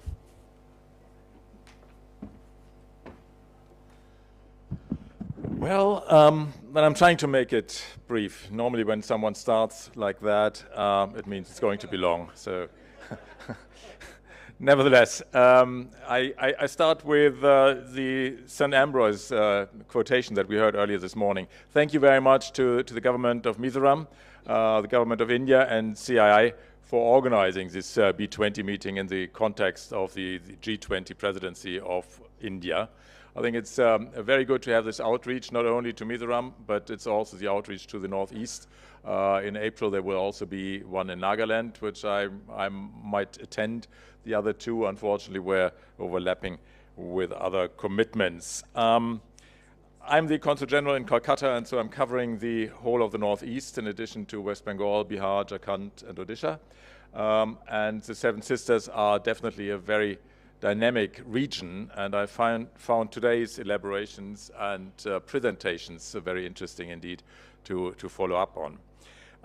What I found encouraging in general terms was that basically in all the interventions we heard the need for sustainability, and I think that is absolutely what we need to see in these years and this situation where our planet is in several crises. Here in the Northeast, apparently there is the mentality even further developed, but some of the speakers, of course, do not come from here, but just to quote one of our learned speakers here as well, the question that we go always only for GDP growth is also something that is insufficient. It needs to be sustainable growth. That's what we have to strive for, and I have the feeling that this is realized and will come about. Only then, if we do that, can we really work to solve the climate crisis, which is something that all of us have to work on. And I don't have the time now to go into all the details of IPCC and the differentiated but joint responsibilities that we all carry. It is realized, we have seen that. The German Chancellor has been only last weekend again in India speaking to the Honorable Prime Minister, and they have they agreed basically to keep going forward also with making it easier for investments in both countries. And the Chancellor of Germany has also said that he will very much support the idea of the free trade agreement between the European Union, which has the responsibility for free trade agreements, and India to go forward within a foreseeable future. So there are these elements that I think are positive. Another positive element that I'm just taking out of what we have heard today is the empowerment of women. There was one figure that struck my mind about the attendance at colleges here. 80% it was said, and 75%, if I'm correct, is the rate of women degrees. I think that is very promising also to go forward. Yet another element that I would like to mention is the nursing and healthcare issue. It was already said that Kerala is an exporter in that regard, if you like. Germany is one of the beneficiaries from that. We have made very clear to the government in Kerala that this must not lead to a brain drain or skill drain from the state. And we have the reassurances that this is not the case. Under that premises, I think there will certainly be also an opportunity for this region, and Mizoram in particular, to come forward if that is of interest to explore possibilities with Germany in that regard. Last but not least, we heard also today when infrastructure was being built that, and talking about the possibility to extend the infrastructure to have a direct line to the ports at the Gulf of Bengal through Myanmar. We also heard that peace and freedom is necessary for that, and I want to underline that. So I think we have to make sure, you have to make sure, that such a project will be implemented only in a situation where the region is as peaceful as Mizoram. And concluding on that one, just one final remark. We also need peace in my region. We see Russian war of aggression against Ukraine, which hopefully will come to an end soon on the basis of what the United Nations have proposed in the last General Assembly resolution. With that, I thank you very much, and once again, and leave you with that and to my fellow colleagues who might take the floor. Thank you very much. Thank you, Mr. May I invite to the podium General Manfred Ossernia, Marsakte India Ramte Masona Tling to John Remnal Mona Aum, Apoimo Tu, Aransoya, Rasiele, Ukrainian Donate Poina, Masona Tamtakadal, Tuteron Soini. Less taller. So thank you very much to the government of Mizoram, to CII for inviting us to this event, which I have to say has been very well planned. And I think you have delivered in presenting Mizoram in the best possible way. A very positive impression, learned much about this state, which is the first time I have the opportunity to visit, and I hope it's not the last. Just a few things from the discussions that we've had today. Through the videos and the different presentations, you have highlighted nature and the rich biodiversity that Mizoram has, its high literacy, the skilled population and the potential that this has, the high percentage of forest coverage and protected species that you have, that it's one of the happiest states. You have also underlined peace, sports, soccer. I saw in the stalls coffee, Arabica coffee, and tourism. And I have to say that I come from a country, not many of you may be aware of Costa Rica. It's a small country in Central America. And I think one of the video lines that you had said Mizoram is a small state with big ambitions. I would say Costa Rica is a small country that has made an impact in the international arena, and mainly because of its peace, its stability, and its leadership in environmental protection. Most of our territory, almost 59% of our territory is now under forest protection. 25% of our territory is under national parks. We have very innovative schemes that have made our country a pioneer in ecotourism. And this is where I think we can come together. I don't come here to propose investments as such, but I think we can definitely share within a scope of South-South cooperation best practices in how Costa Rica has done so successfully in terms of ecotourism and peace too. You may not know, but in 1948, Costa Rica voluntarily, it was the first country in the world, decided to abolish its army, and the resources were redirected to education and health. And that has made a huge impact and change in the development of our nation. I mentioned 5.1 million inhabitants. Just before the pandemic, we were receiving 3 million tourists annually. Last year, we were already at 75% of what we were before the pandemic. Most of them come from the US and Europe, not so much from Asia, but we're hoping that that's gonna change. And I think there's very, like I said, innovative schemes that you could adopt, and I'll be happy to collaborate with the International Cooperation Department of Mizoram to see what we can pursue further. Also, pineapple, bananas. Costa Rica is the first exporter in the world of pineapples, extremely sweet pineapples. There may be also possibilities there. Thank you. Thank you, Ms. Mong. Moving on, may I invite to the podium Ms. Nita Ariel, Minister Economic Minister Council, Consul General, Costa Rica Sokar Aizawl Kalania, Pineapple Chungchang te la Khuite Chungchang te, Athar Chok Masatun is a Chungchang te Ron Soyani.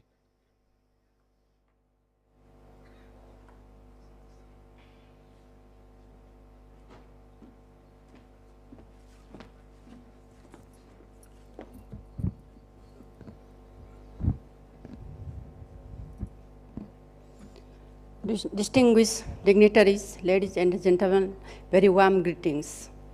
Firstly, I would like to thank the Ministry of Foreign Affairs, the Government of India, and the Government of Mizoram, and the CIA for providing this opportunity to me. I also would like to thank the organizer for the warm hospitalities. It is a great pleasure and an honor for me to be amongst you all in this beautiful city. And I am pleased to share some views about bilateral and multilateral opportunity between Nepal and Mizoram. Nepal and Mizoram have ample opportunity to boost tourism and trade ties. Both of these places offer mesmerizing tourist destination. Adventure and natural tourism serve as a core area in both these places. Cultural and geographical similarities are an advantage. We must be ready to seize this opportunity to enhance our collaboration, to make our society and the people prosperous, and to further strengthen our relation. We both have a lot of scope in tourism and entrepreneurship, infrastructure, urban planning. We can exchange our idea and experience of these sectors. As close neighbors, Nepal and India share unique ties of friendship and cooperation characterized by an open border and a deep-rooted people-to-people relation. There is heart-to-heart relationship between the citizens of both countries. I am happy to share that India has consistently been the top source of tourists and FDI for Nepal. India is the largest trade partner of Nepal. Geographical similarities, common civilization, and cultural bonds, close people-to-people contact, and all the availability of the visa-free cross-border travel have all played a part in our multifaceted relationship. Nepal is one of the top tourist destinations because of its scenic natural sighting, culturally and traditionally rich pilgrimage, historical architecture, and other adventurous and exciting activities. Let me share some points about investment opportunity in Nepal. Nepal has become an attractive destination for foreign investment. As Nepal is running on the path of transformation, the government of Nepal has shared the environment of developing Nepal as an investor-preferred destination for investment. The government of Nepal has introduced many major reforms to attract FDI to Nepal. Some of them are focusing the legal reform, making ease in doing business, developing adequate infrastructure, applying digital routes for service, provisioning incentive in investment, etc. These reforms are creating a conducive environment for FDI and that gives rise to investment possibilities. Nepal has a young, energetic, educated and trained workforce. There is an opportunity to catch the benefit of the demographic dividend, as Nepal has a large percentage of population in working age. I think our geopolitical situation can be seen as an opportunity to build an innovation hub in the country with high chance of value addition, rising purchasing power, and an amiable workforce. Nepal has the potential to be one of the biggest market place in the world. We have opened almost every sector of the economy for foreign direct investment, and among these, hydropower, manufacturing, tourism, infrastructure, services, IT-based industries have the most promise. The natural as well as cultural asset of Nepal also offer a substantial opportunity to investors. Nepal's rivers have a tremendous potential to contribute to green and clean energy security in South Asia. Nepal's mesmerizing destinations are offering more advantage in tourism. We are eager to enhance collaboration and joint effort to utilize these resources. The partnership between the businesses and the investors of the two countries have quite a long history. Indian firms are the leading investor in Nepal. Given this, I encourage you all to catch the moment and make Nepal your upcoming trips and join us in our endeavor by investing and visiting in Nepal. We welcome your investment and look forward to working with you. Thank you. Thank you, Ms. Ariel. Moving on, may I invite to the podium Mr. S.M. Abul Kalam Azad, Secretary General, India-Bangladesh Chamber of Commerce and Industry, Bangladesh.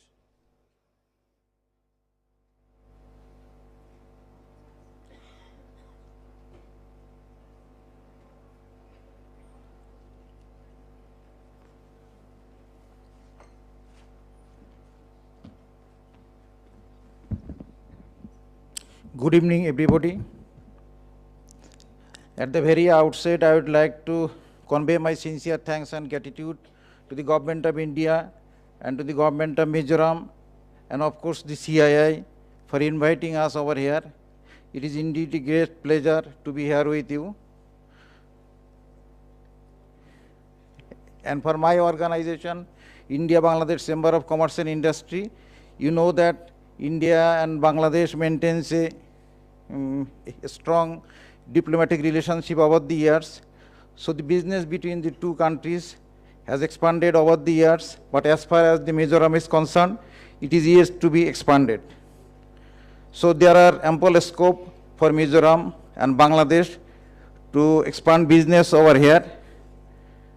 And for the Bangladeshi businessmen, they want to import bamboo chips, agri products, stones like this, and for the Bangladeshi products like plastic commodities to be imported here.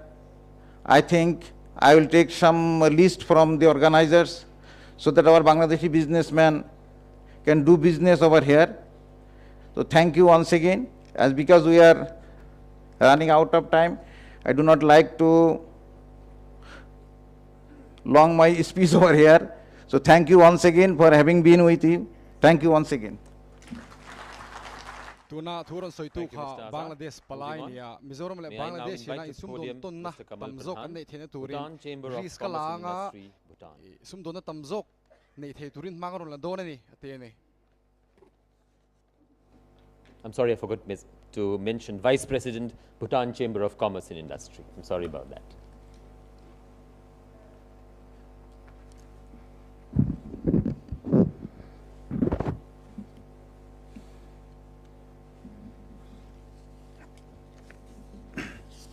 Kuzuzongpo.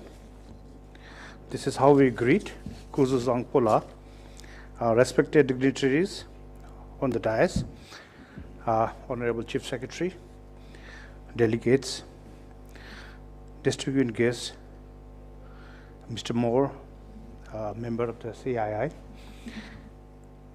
ladies and gentlemen. Firstly, I have the honor of conveying the warm greetings of His Majesty the King and the people of Bhutan. I, on behalf of the Bhutan Chamber of Commerce and Industry, delegates, and on my own behalf, would like to thank the Confederation of Indian Industry, the B20 Secretariat, for making such elaborate arrangements and making Bhutan as one of your partners in this event. I also thank you very much for the warm reception rendered to all our delegates and me.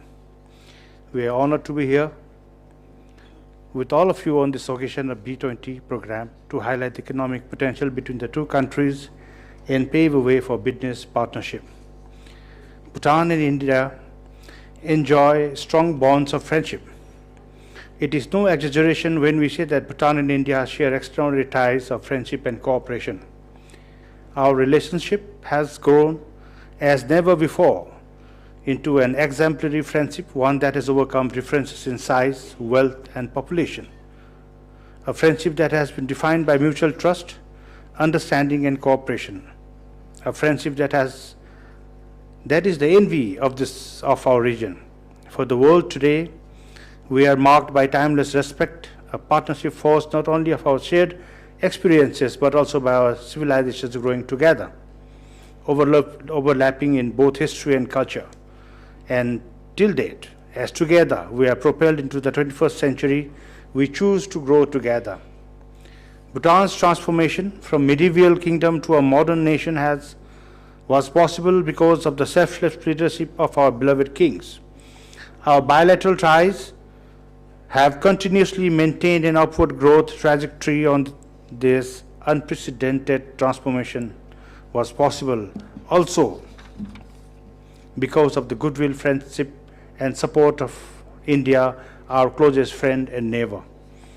Both India and Bhutan have witnessed momentous changes and unprecedented economic growth and prosperity over the past 5 decades. The Government of India has been associated with Bhutan's planned development since the start of the first 5-year plan and continues to be our main development partner. The mutually beneficial economic ties have been the centerpiece of Bhutan-India relations. Today, India is Bhutan's largest and most important development and most important trading partner. Bhutan is a small economy based largely on hydropower, agriculture, and forestry, which provide the main livelihood of more than half the population. Bhutan is looking for long-term investment opportunity considering its relatively cheaper energy, political stability, access to workforce, free trade protocol, and special economic zones strategically located close to the northeast offers as an added advantage. Bhutan has all the policies to enable investment. It also understands that Mizoram is one of the fastest growing economies among the states in India. We see a lot of opportunities and for trade and investment cooperation.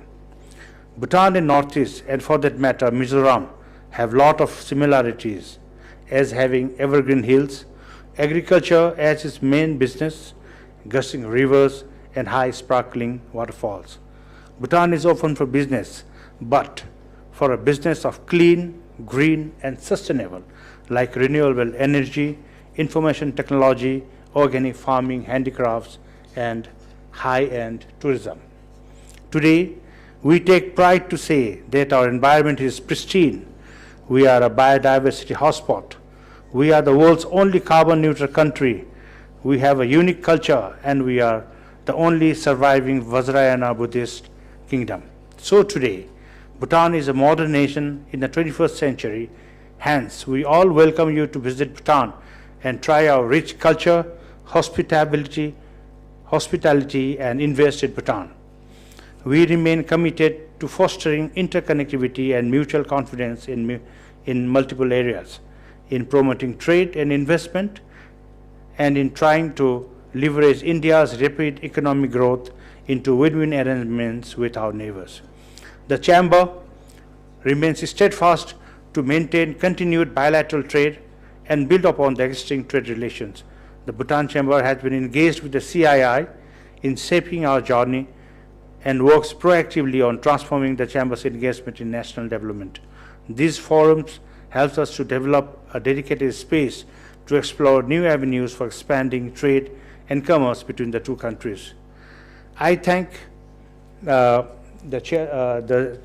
Confederation of Indian Industry for inviting me and my delegation to participate in this momentous summit, and I look forward for our future cooperation. It has been Bhutan's privilege to work to be a close partner of India in its nation-building efforts and socio-economic development. We are very optimistic that we shall gain greater height in our future cooperations. Together, we can deliver the vision of an integrated, sustainable, and inclusive future. I would like to thank the organizers for this wonderful event, the hospitality, and wish everyone a wonderful stay and success in the year ahead. Thank you very much. Touch delay. Thank you, Mr. Bhutan Next, I would like to invite Mr. Rocha, CEO Clasavo, Bhutan le United Mizoram States chu of ramin ang ram thring le moi ania Mizoram chu ram mason chak tak ani wangin sum don na konga Bhutan ne na tho dun thenge be se thu te an ram tlo tu te na soma mason na tam tak na an tho dun thering ani Chibai Mizoram. There you go. Trying to wake up the crowd here.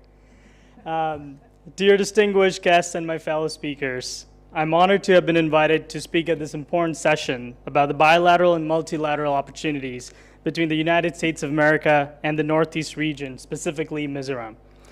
As the CEO and founder of Clasavo, a company that helps students access quality education worldwide, I've had the opportunity to witness firsthand the importance of collaboration and partnerships between countries. Mizoram, with its rich culture and abundant natural resources, presents a tremendous opportunity for collaboration between the United States and India. The states focus on urban planning, infrastructure, startups, skill development, nursing, and paramedics, provides avenues for cooperation in sectors that are critical to the growth and development of any country. One area where the United States and Mizoram can work towards achieving practical and achievable outcomes is in the field of education. Skill development comes under education. Education is the foundation upon which all development is built, and is crucial that every child has access to quality education. The United States, with its world-renowned universities and research institutions, can collaborate with Mizoram to create a robust education system that is accessible to all. I truly believe that if we solve education, we solve everything else. Another area of potential collaboration is in the field of healthcare. Mizoram has made significant strides in healthcare, with focus on nursing and paramedics. The United States, with its advanced healthcare system, can provide support and training to Mizoram in this critical areas, while mutually benefiting from improving healthcare outcomes and create a healthier population. As Dr. Devashish Chaudhary emphasized, this is Northeast India's time to shine in producing specialized nurses out of here. Finally, there's enormous potential for collaboration in the startup ecosystem, and these are all in line with what Mizoram's objectives are. Mizoram has a growing startup scene, and the United States can provide mentorship and support to startups in Mizoram, helping them to scale and achieve their full potential. To give you an example, a friend of mine runs a startup called Sati. She graduated from MIT and moved to Ahmedabad to manufacture India's first 100% biodegradable sanitary pads made out of banyan and bamboo fibers. How awesome is that? And I definitely urge her to look into Mizoram as a way to kind of foray into her business. In conclusion, I believe that organizations and companies together can work to achieve practical and achievable outcomes in education, healthcare, and the startup ecosystem. By collaborating and sharing knowledge and resources, we can create a brighter future for the people of Mizoram and over 51 million people in the Northeast region. Thank you for your attention. I look forward to continuing this conversation throughout the day. Thank you, Mr. Shah. Next, may I invite Mr. Mayur Kumar Dave, Senior Partner, Pinnacle Advisor India, Canada. An tho dun theina turin nakin le zela po imbiak nan ne be sei thuron soyani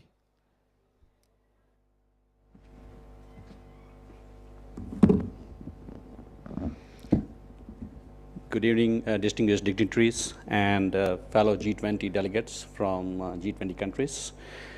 I've been asked to talk about bilateral, multilateral opportunities between Canada and India, Northeast India, especially Mizoram. First of all, I'll go with some commonality which we share between Canada and Mizoram. As I heard, 84% of this land is covered by the forest. Canada is 50% covered by the forest. At the same time, Mizoram is the gateway to the Southeast Asia for India, and we consider Canada is a gateway to the North American market for Indian companies and Indian institutions. I'll talk about three major opportunities which I see between two our great nations, and Mizoram in particular.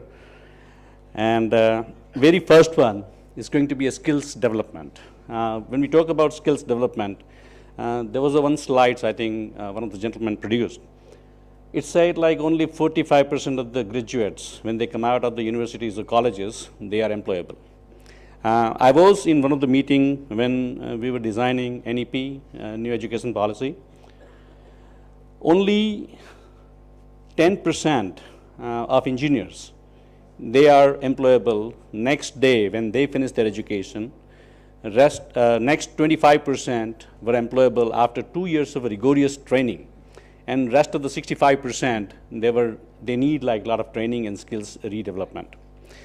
Canada definitely can be a great partner, especially for India as well as Mizoram in particular, to develop new skills, to have more higher education.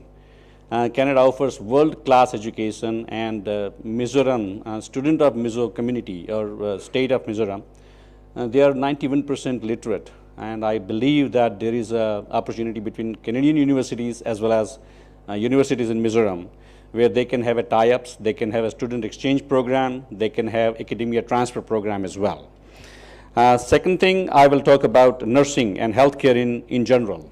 Canada needs a lot of healthcare professionals, mainly nurses. We will need that. Dr. Chaudhary said very rightly that we will need 9 million, which is a very high number, and no country will be able to do it on its own. So with collaboration between Canada and India, I think we can do our part in that sector. The startup incubators, mentorship, yes, Canada is a robust ecosystem of a startup. We have Mars Institute, we have Vector Institute. There are many startup community which is thriving in Canada. University of Waterloo, which is, I think, has partnership with the Google itself to have their own startup as well as incubator. Lastly, I thank you so much for inviting me for this fantastic and august gathering. I really thank Government of India, Government of Mizoram, and CII for this amazing B20 G20 meeting. In the last, but very proudly, to the people, the great people of Mizoram. I don't know how to say in your language, but I'll try. Ai tha bear, which means you're great. You're done really fantastic. Thank you so much. Merci beaucoup. Thank you. Thank you, Mr. Dave. Next, may I invite to the podium Ms. Vitali Kore, Transport Specialist, the World Bank. Training and masak podangai thute ron soya Canada chu zirna thazok umna ni wangi in India Rama University te abig takin Mizoram te nen puwa zirla exchange program te ne ya zirna thazok on don thene tura thodun puya ron so mani.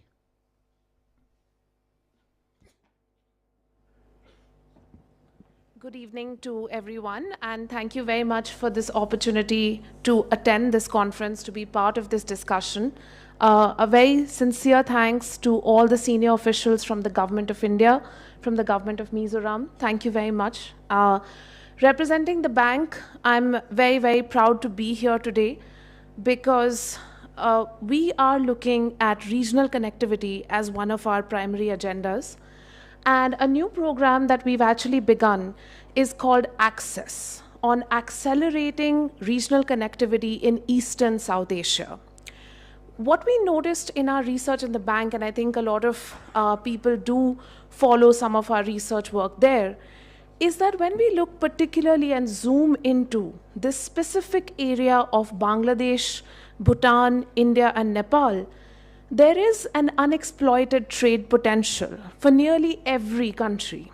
If we look at the size of the trade, in 2005, intra-BBIN trade stood at about $3 billion. By 2019, pre-COVID, this had increased to 18 billion. And yet, we know that there is a lot of untapped trade potential, particularly for countries like Bangladesh and Nepal, which we are putting at about 93% and 76%. Now, this 50% figure for India, a large proportion of this is in the Northeast. The Northeast can benefit disproportionately from trade with Bangladesh and India, and with the rest of India, and also with Nepal. And Bhutan can also benefit from this relationship. One of the central pillars of this relationship is the Motor Vehicles Agreement, which of course was signed in 2015, and negotiations are underway to operationalize the agreement.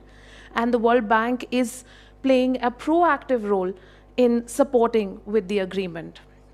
We are also supporting funds, and through our funds, through a multi-phase programmatic approach, and an MPA financing envelope has been extended between 2022 to 2029, especially to Nepal and Bangladesh in phase 1.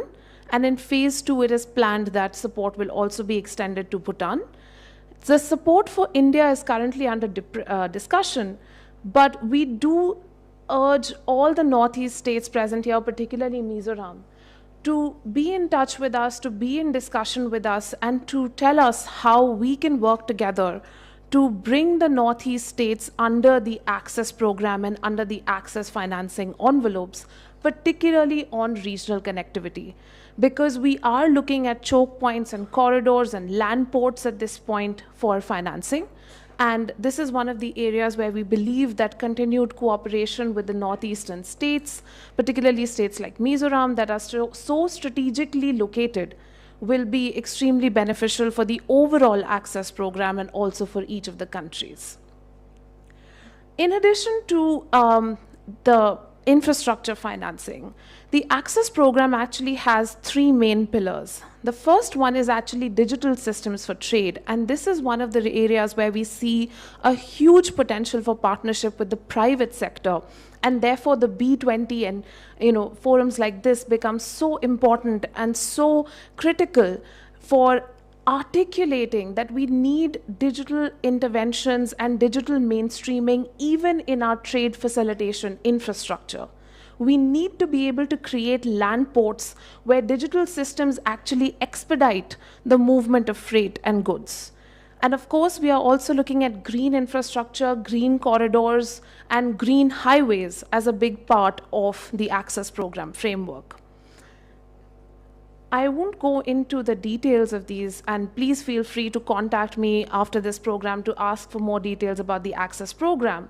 But I will say one thing about the Access regional coordination and peer-to-peer learning platform. Just last month, we were able to take a very small delegation of about 15 to 17 senior officials from the BBIN countries to Singapore for an exposure visit. And we were able to interact with Singaporean authorities on how they are mainstreaming digital systems in trade facilitation. This was the first meeting of the Access Regional Coordination and Peer-to-Peer Learning Platform, because it was a way for all countries to come together, among all 4 BBIN countries to come together and learn about a new way of doing things and a new way of looking at trade facilitation. As we move forward and as we grow this platform, we would love to showcase examples from across India, from Bangladesh, from Nepal, from Bhutan, of how can we actually manage our trade facilitation systems better and create more efficiencies. And also from the private sector of innovative logistics solutions, trade facilitation solutions. So, and we look forward to the partnership with CII to come up with some of those examples. And finally, we are also supporting each of the BBIN countries with a programmatic analytical support initiative, under which we are supporting convening and learning platforms, and we're also supporting studies and technical assistance. So with that, I'd like to thank everyone for this opportunity. Thank you, CII, for this opportunity to be here, and would love to engage with all of you. Thank you. World Bank palai nia Marchak State te inkal pona thazok te omtheina turin Marchak State sarkar ten mani dor turin asoma masona tam takan thodun thei base thu soini offers made during their talks. Ladies and gentlemen, having heard from all the stakeholders, it is now time for some discussion with our honored speakers. But unfortunately, we are running short of time, so we shall limit the interaction to 10 minutes. Now the floor is open for question and answer session. Dear participants, you are encouraged to raise questions to our speakers. For that, please raise your hands and state your name first, company, and the country. And also, please mention to whom the question is addressed, or is that an open question to all the speakers? The ushers can kindly help with the mics. Could you please stand up? If you have any questions, I think it's best that you stand up from your seat. Good evening. I'm Seiko. I'm from Seiko Family Office. We are a New York-based private equity firm. My question is to you, madam. We had a long discussion. We do have, belief and faith in the potential of Mizoram. Now, when we say there is a potential of 4,500 megawatts of hydraulic power and several other industries, if we would like to invest, how do we approach? Do we already have some projects which are there? I mean, for all the sectors that we have discussed about how money can come. So, would like your guidance from that, ma'am. Thank you. I think CII is organizing a B2G and B2B sessions outside. So, your specific question can be taken up at that point of time.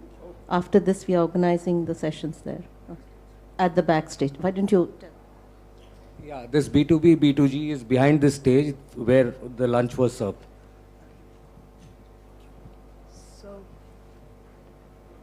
maybe we could take all the questions there at the B2B and B2G.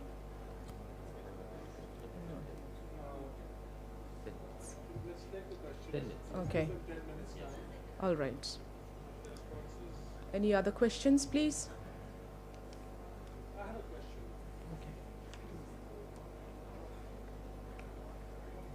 So I think you can take that podium.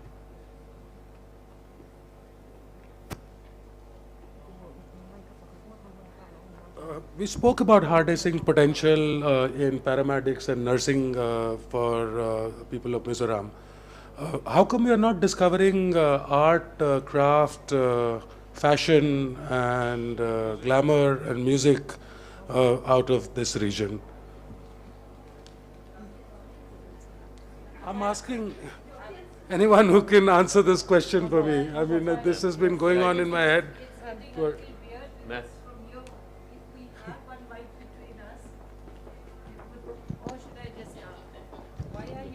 Here, ma'am. Here. Why are we not looking at these industries? Music, fashion? A simple answer. Specific sectors have been chosen for this meeting, and under the skills sector, the speakers had so much to say that these areas were left out. It's there in my concluding remarks. And I think you have been witness to it. I mean, we have great singers, we have great musicians, artists, and whatever Gopi said, they are in abundance here. And just one thing, since you've mentioned it, most of us, 90% of us wear tailored garments. We don't wear ready-made clothes because we have the best designers and the best tailors in Mizoram. So that's a little fact, I mean, so, and these people are moving out. We have people in the beauty industry who have developed products of their own and are in the market. So it's their Gopi. Yeah. That's a strong potential that we have. Yes.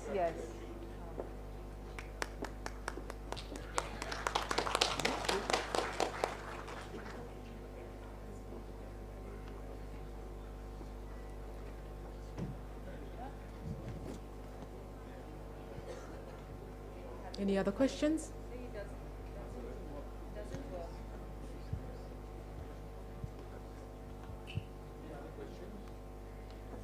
Oh, please, yes.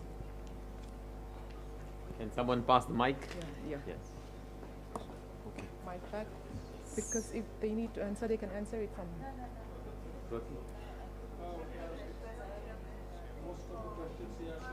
It's not working. Yeah, so It's not.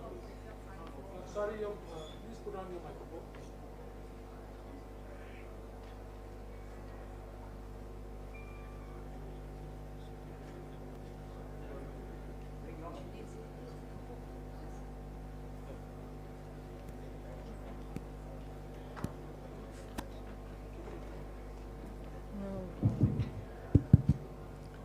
Thank you, Madam.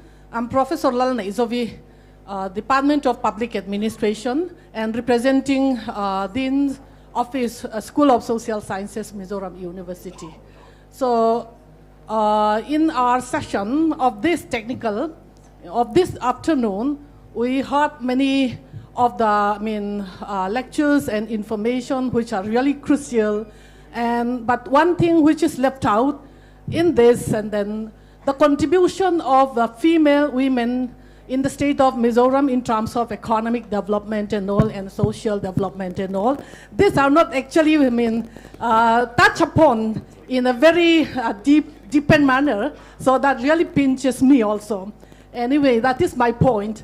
And the contribution of women here, and then in the slide also we have heard that more than 50% contribution has come from women.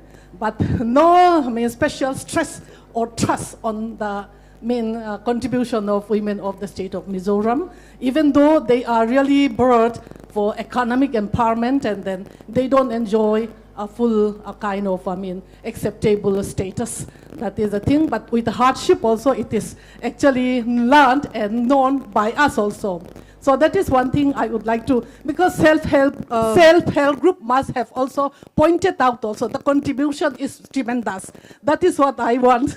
Then the second thing is that from Miss Mitali from the World Bank, and then how far this, your organization can actually work and then collaborate with this Mizoram University. We have got a good number of research scholars, the students and all, and young teachers also. If there is such kind of, I think, possibilities, then we are ready to have an MOU, to be signed between MZU and the World Bank and all, with due permission of our authority. This is what I would like to say. Thank you. No, I think I need to, because if it's this thing, Zoe, I share your sentiments. I am a woman, but if you would appreciate that the topic was not on issues of gender or women empowerment, but there was a slide where it was shown Mizoram, a progressive state, where issues of Mizo women working, 71%, 54 Mizo women workers in government offices, 71% commercial establishments run by women. So there was a slide.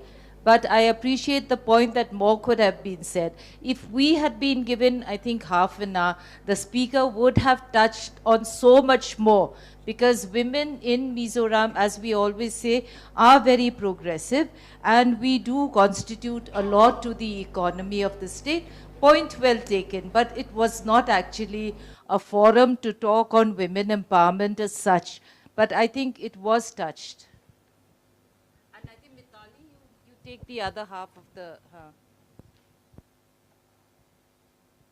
Thank you so much for your question, and also thank you for your intervention on gender and the role of women in the economy. Because I agree with ma'am that, Mizoram is really standing out amongst many of the other states as an example and as a leader when it comes to women's participation in the workforce as well as in entrepreneurship. And we are very keen to learn from how Mizoram has integrated women's representation not only in non-traditional sectors like transport, logistics. How is it that women here are now coming up in these sectors as well is very interesting. And at the bank, we are very keen to showcase these examples as well. With respect to, looking at collaboration on research, of course, I will take this to the bank and I will take this to, some of the other units, because I work with the transport sector unit, and then there are others that are responsible for education and skill development. And I will take this request to them very seriously. And we also commission a number of studies on political economy, on looking at the issues of strategic investment and partnership. And in that we will definitely, as I said to you even when we were speaking, we will be in touch and I will be reaching out as we have questions also when we try to support our clients and develop our solutions. So we will definitely look to you for that knowledge, ma'am. Thank you.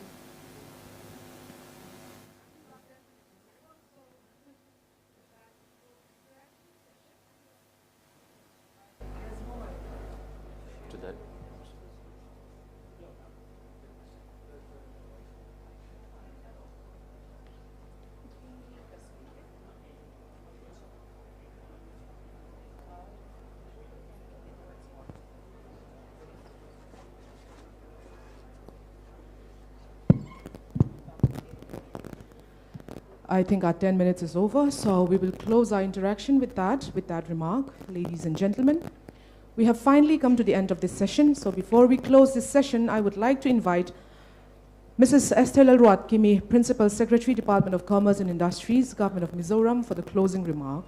Please.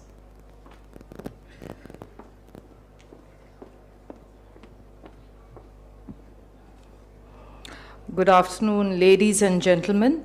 I know we have had a very, very long day, and we have heard and seen a lot, and maybe we have bamboo resounding in our ears, and I am not going to propose a vote of thanks, because Mr. Laleng Moya in the morning session did a good job of including every one of us in his proposal of the vote of thanks. Mine is a concluding remarks. I am so overwhelmed with the offers of partnerships that we have heard from the different dignitaries from various countries and of course the World Bank. And to respond individually to all that would take too much of my time and your time. So at best, I would leave it as a big thank you to all of you. Your offer has been noted. I have actually written it down. Now it's for us to take it forward. And obviously we are having the B2B and the B2G after this. So I believe the concerned government officers who are here, I'm sure you have also taken note of it, and we would follow it up. I have a short prepared speech which I feel if I do not at least mention a few points that I've noted down, I would feel bad at the end of the day. We were talking so much of bamboo and the bamboo fabric. The small hand towel that was put in your delegate's kit is made from bamboo fabric. I mean, if that was not known to you, just a small fact. Now, as we all know, the theme of India's G20 presidency is Vasudhaiv Kutumbakam, one earth, one family, one future. Now, with this theme, I would just like to sum up all that we have heard today. One earth, our little place in this one earth. You've come all the way to Mizoram. You have seen what it is. Now, I would just share something with you which others haven't mentioned. The Mizos have occupied this land for just about 200 years. Just about 200 years. At best, 250 years. That is how young the land is. And development in terms of infrastructure has happened only after 1986, when Mizoram became a full-fledged state under the Indian Union. So all that you see in terms of the roads, whatever, has happened in just these past few years. So that's the perspective we are talking of. So when we talk of progress, when we talk of so many things that have to be done in terms of roads, connectivity, urban planning and all that, just imagine we have come this far in such a short span of time. So we are a driven people. We are committed to this progress. So this is just putting things in perspective. Now, it's a known fact that we cannot change our history, nor can we change our physical geography. Now, Mizoram is literally the last mile state of the country. There's nothing beyond Mizoram as far as the Indian Union goes. People who travel to Mizoram travel because it is absolutely required of them to come to Mizoram. I travel to Kolkata maybe sometimes because I'm on my way to Delhi. So it's like that for Mizoram. And we can't change the fact of that. And we have two neighbors, countries, that makes it difficult. So people did use strategic. Now all these, in terms of our geography, whatever was so far a problem area for us slightly, this remoteness and things like that, now we have seen from the presentations, we have now in the offing two major game changers that's going to change everything for us. Air connectivity has been around for a few years. We have direct flights to Delhi. We have direct flights to Calcutta, Guwahati. We are connected by air with other northeast state capitals. But the game changers here is the railway connectivity that we are going to have just in another year. And you've seen that on the way from the airport. It looks ugly today, but it's going to be beautiful once it comes up. And then, of course, again, what was spoken about, the Kaladan project. Now, this is what is going to change things for Mizoram. So now we do not talk, now maybe we still say we are remote, but this is going to make us a very important, bustling business hub for the whole region. And for all these things that are in the offing and are going to come in the year or two, we are now preparing a new industrial policy and with a focus on micro, small and medium enterprises, because that's what's relevant for us. With a hilly terrain like this, we can't have big industries, we know that. So focus always for us is on the micro, small and medium. So our policy, the new policy that's being drafted, is also a lot of focus there. We have made a lot of amendments to our archaic and sometimes irrelevant provisions so that we minimize compliance burdens for businesses to be set up.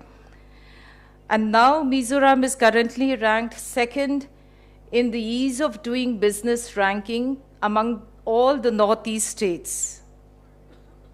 We heard that sports has been separately declared an industry so as to attract investment. There aren't many states in the country which have done that. Similarly, tourism has been declared separately as an industry with a separate, sustainable, responsible tourism policy. So my friend from Bhutan, I share your sentiments when you talk in terms of Bhutan being a country which is so aware of, what was the word that you used? I think, what was it? It was so nice when you talked of your tourism, because we also share the same sentiments. We don't want our ecosystem to be disturbed for the want of tourism to flourish. Now to come to the second part, one family of the theme. Now you've heard so much about us. Our little Mizo family, we are a homogeneous people. We speak one language, we follow one religion. Ours is an egalitarian society with no caste or class divisions. Women are empowered. and there is no distinction, no discrimination on grounds of gender. And within a short span of 125 years, this is another interesting fact about Mizoram. We never had a script of our own. We spoke the language, and everything that was passed down was oral. But only 125 years back, we had missionaries, Christian missionaries, come to Mizoram from Wales in the UK. They prepared the script for us, the Mizo script for us, using the Roman script. So we got our script only 125 years ago, and here we are now, the second most literate state in the country. Now, do we need an applause for that? Yes, I think we do. Yeah. Now, I want to say all this to put things in perspective. All the Mizos sitting in this room are at best third-generation learners. We don't go beyond that. We never had a script to go beyond that. Now, I keep saying these things to prove a point. We are a young people living in a young state.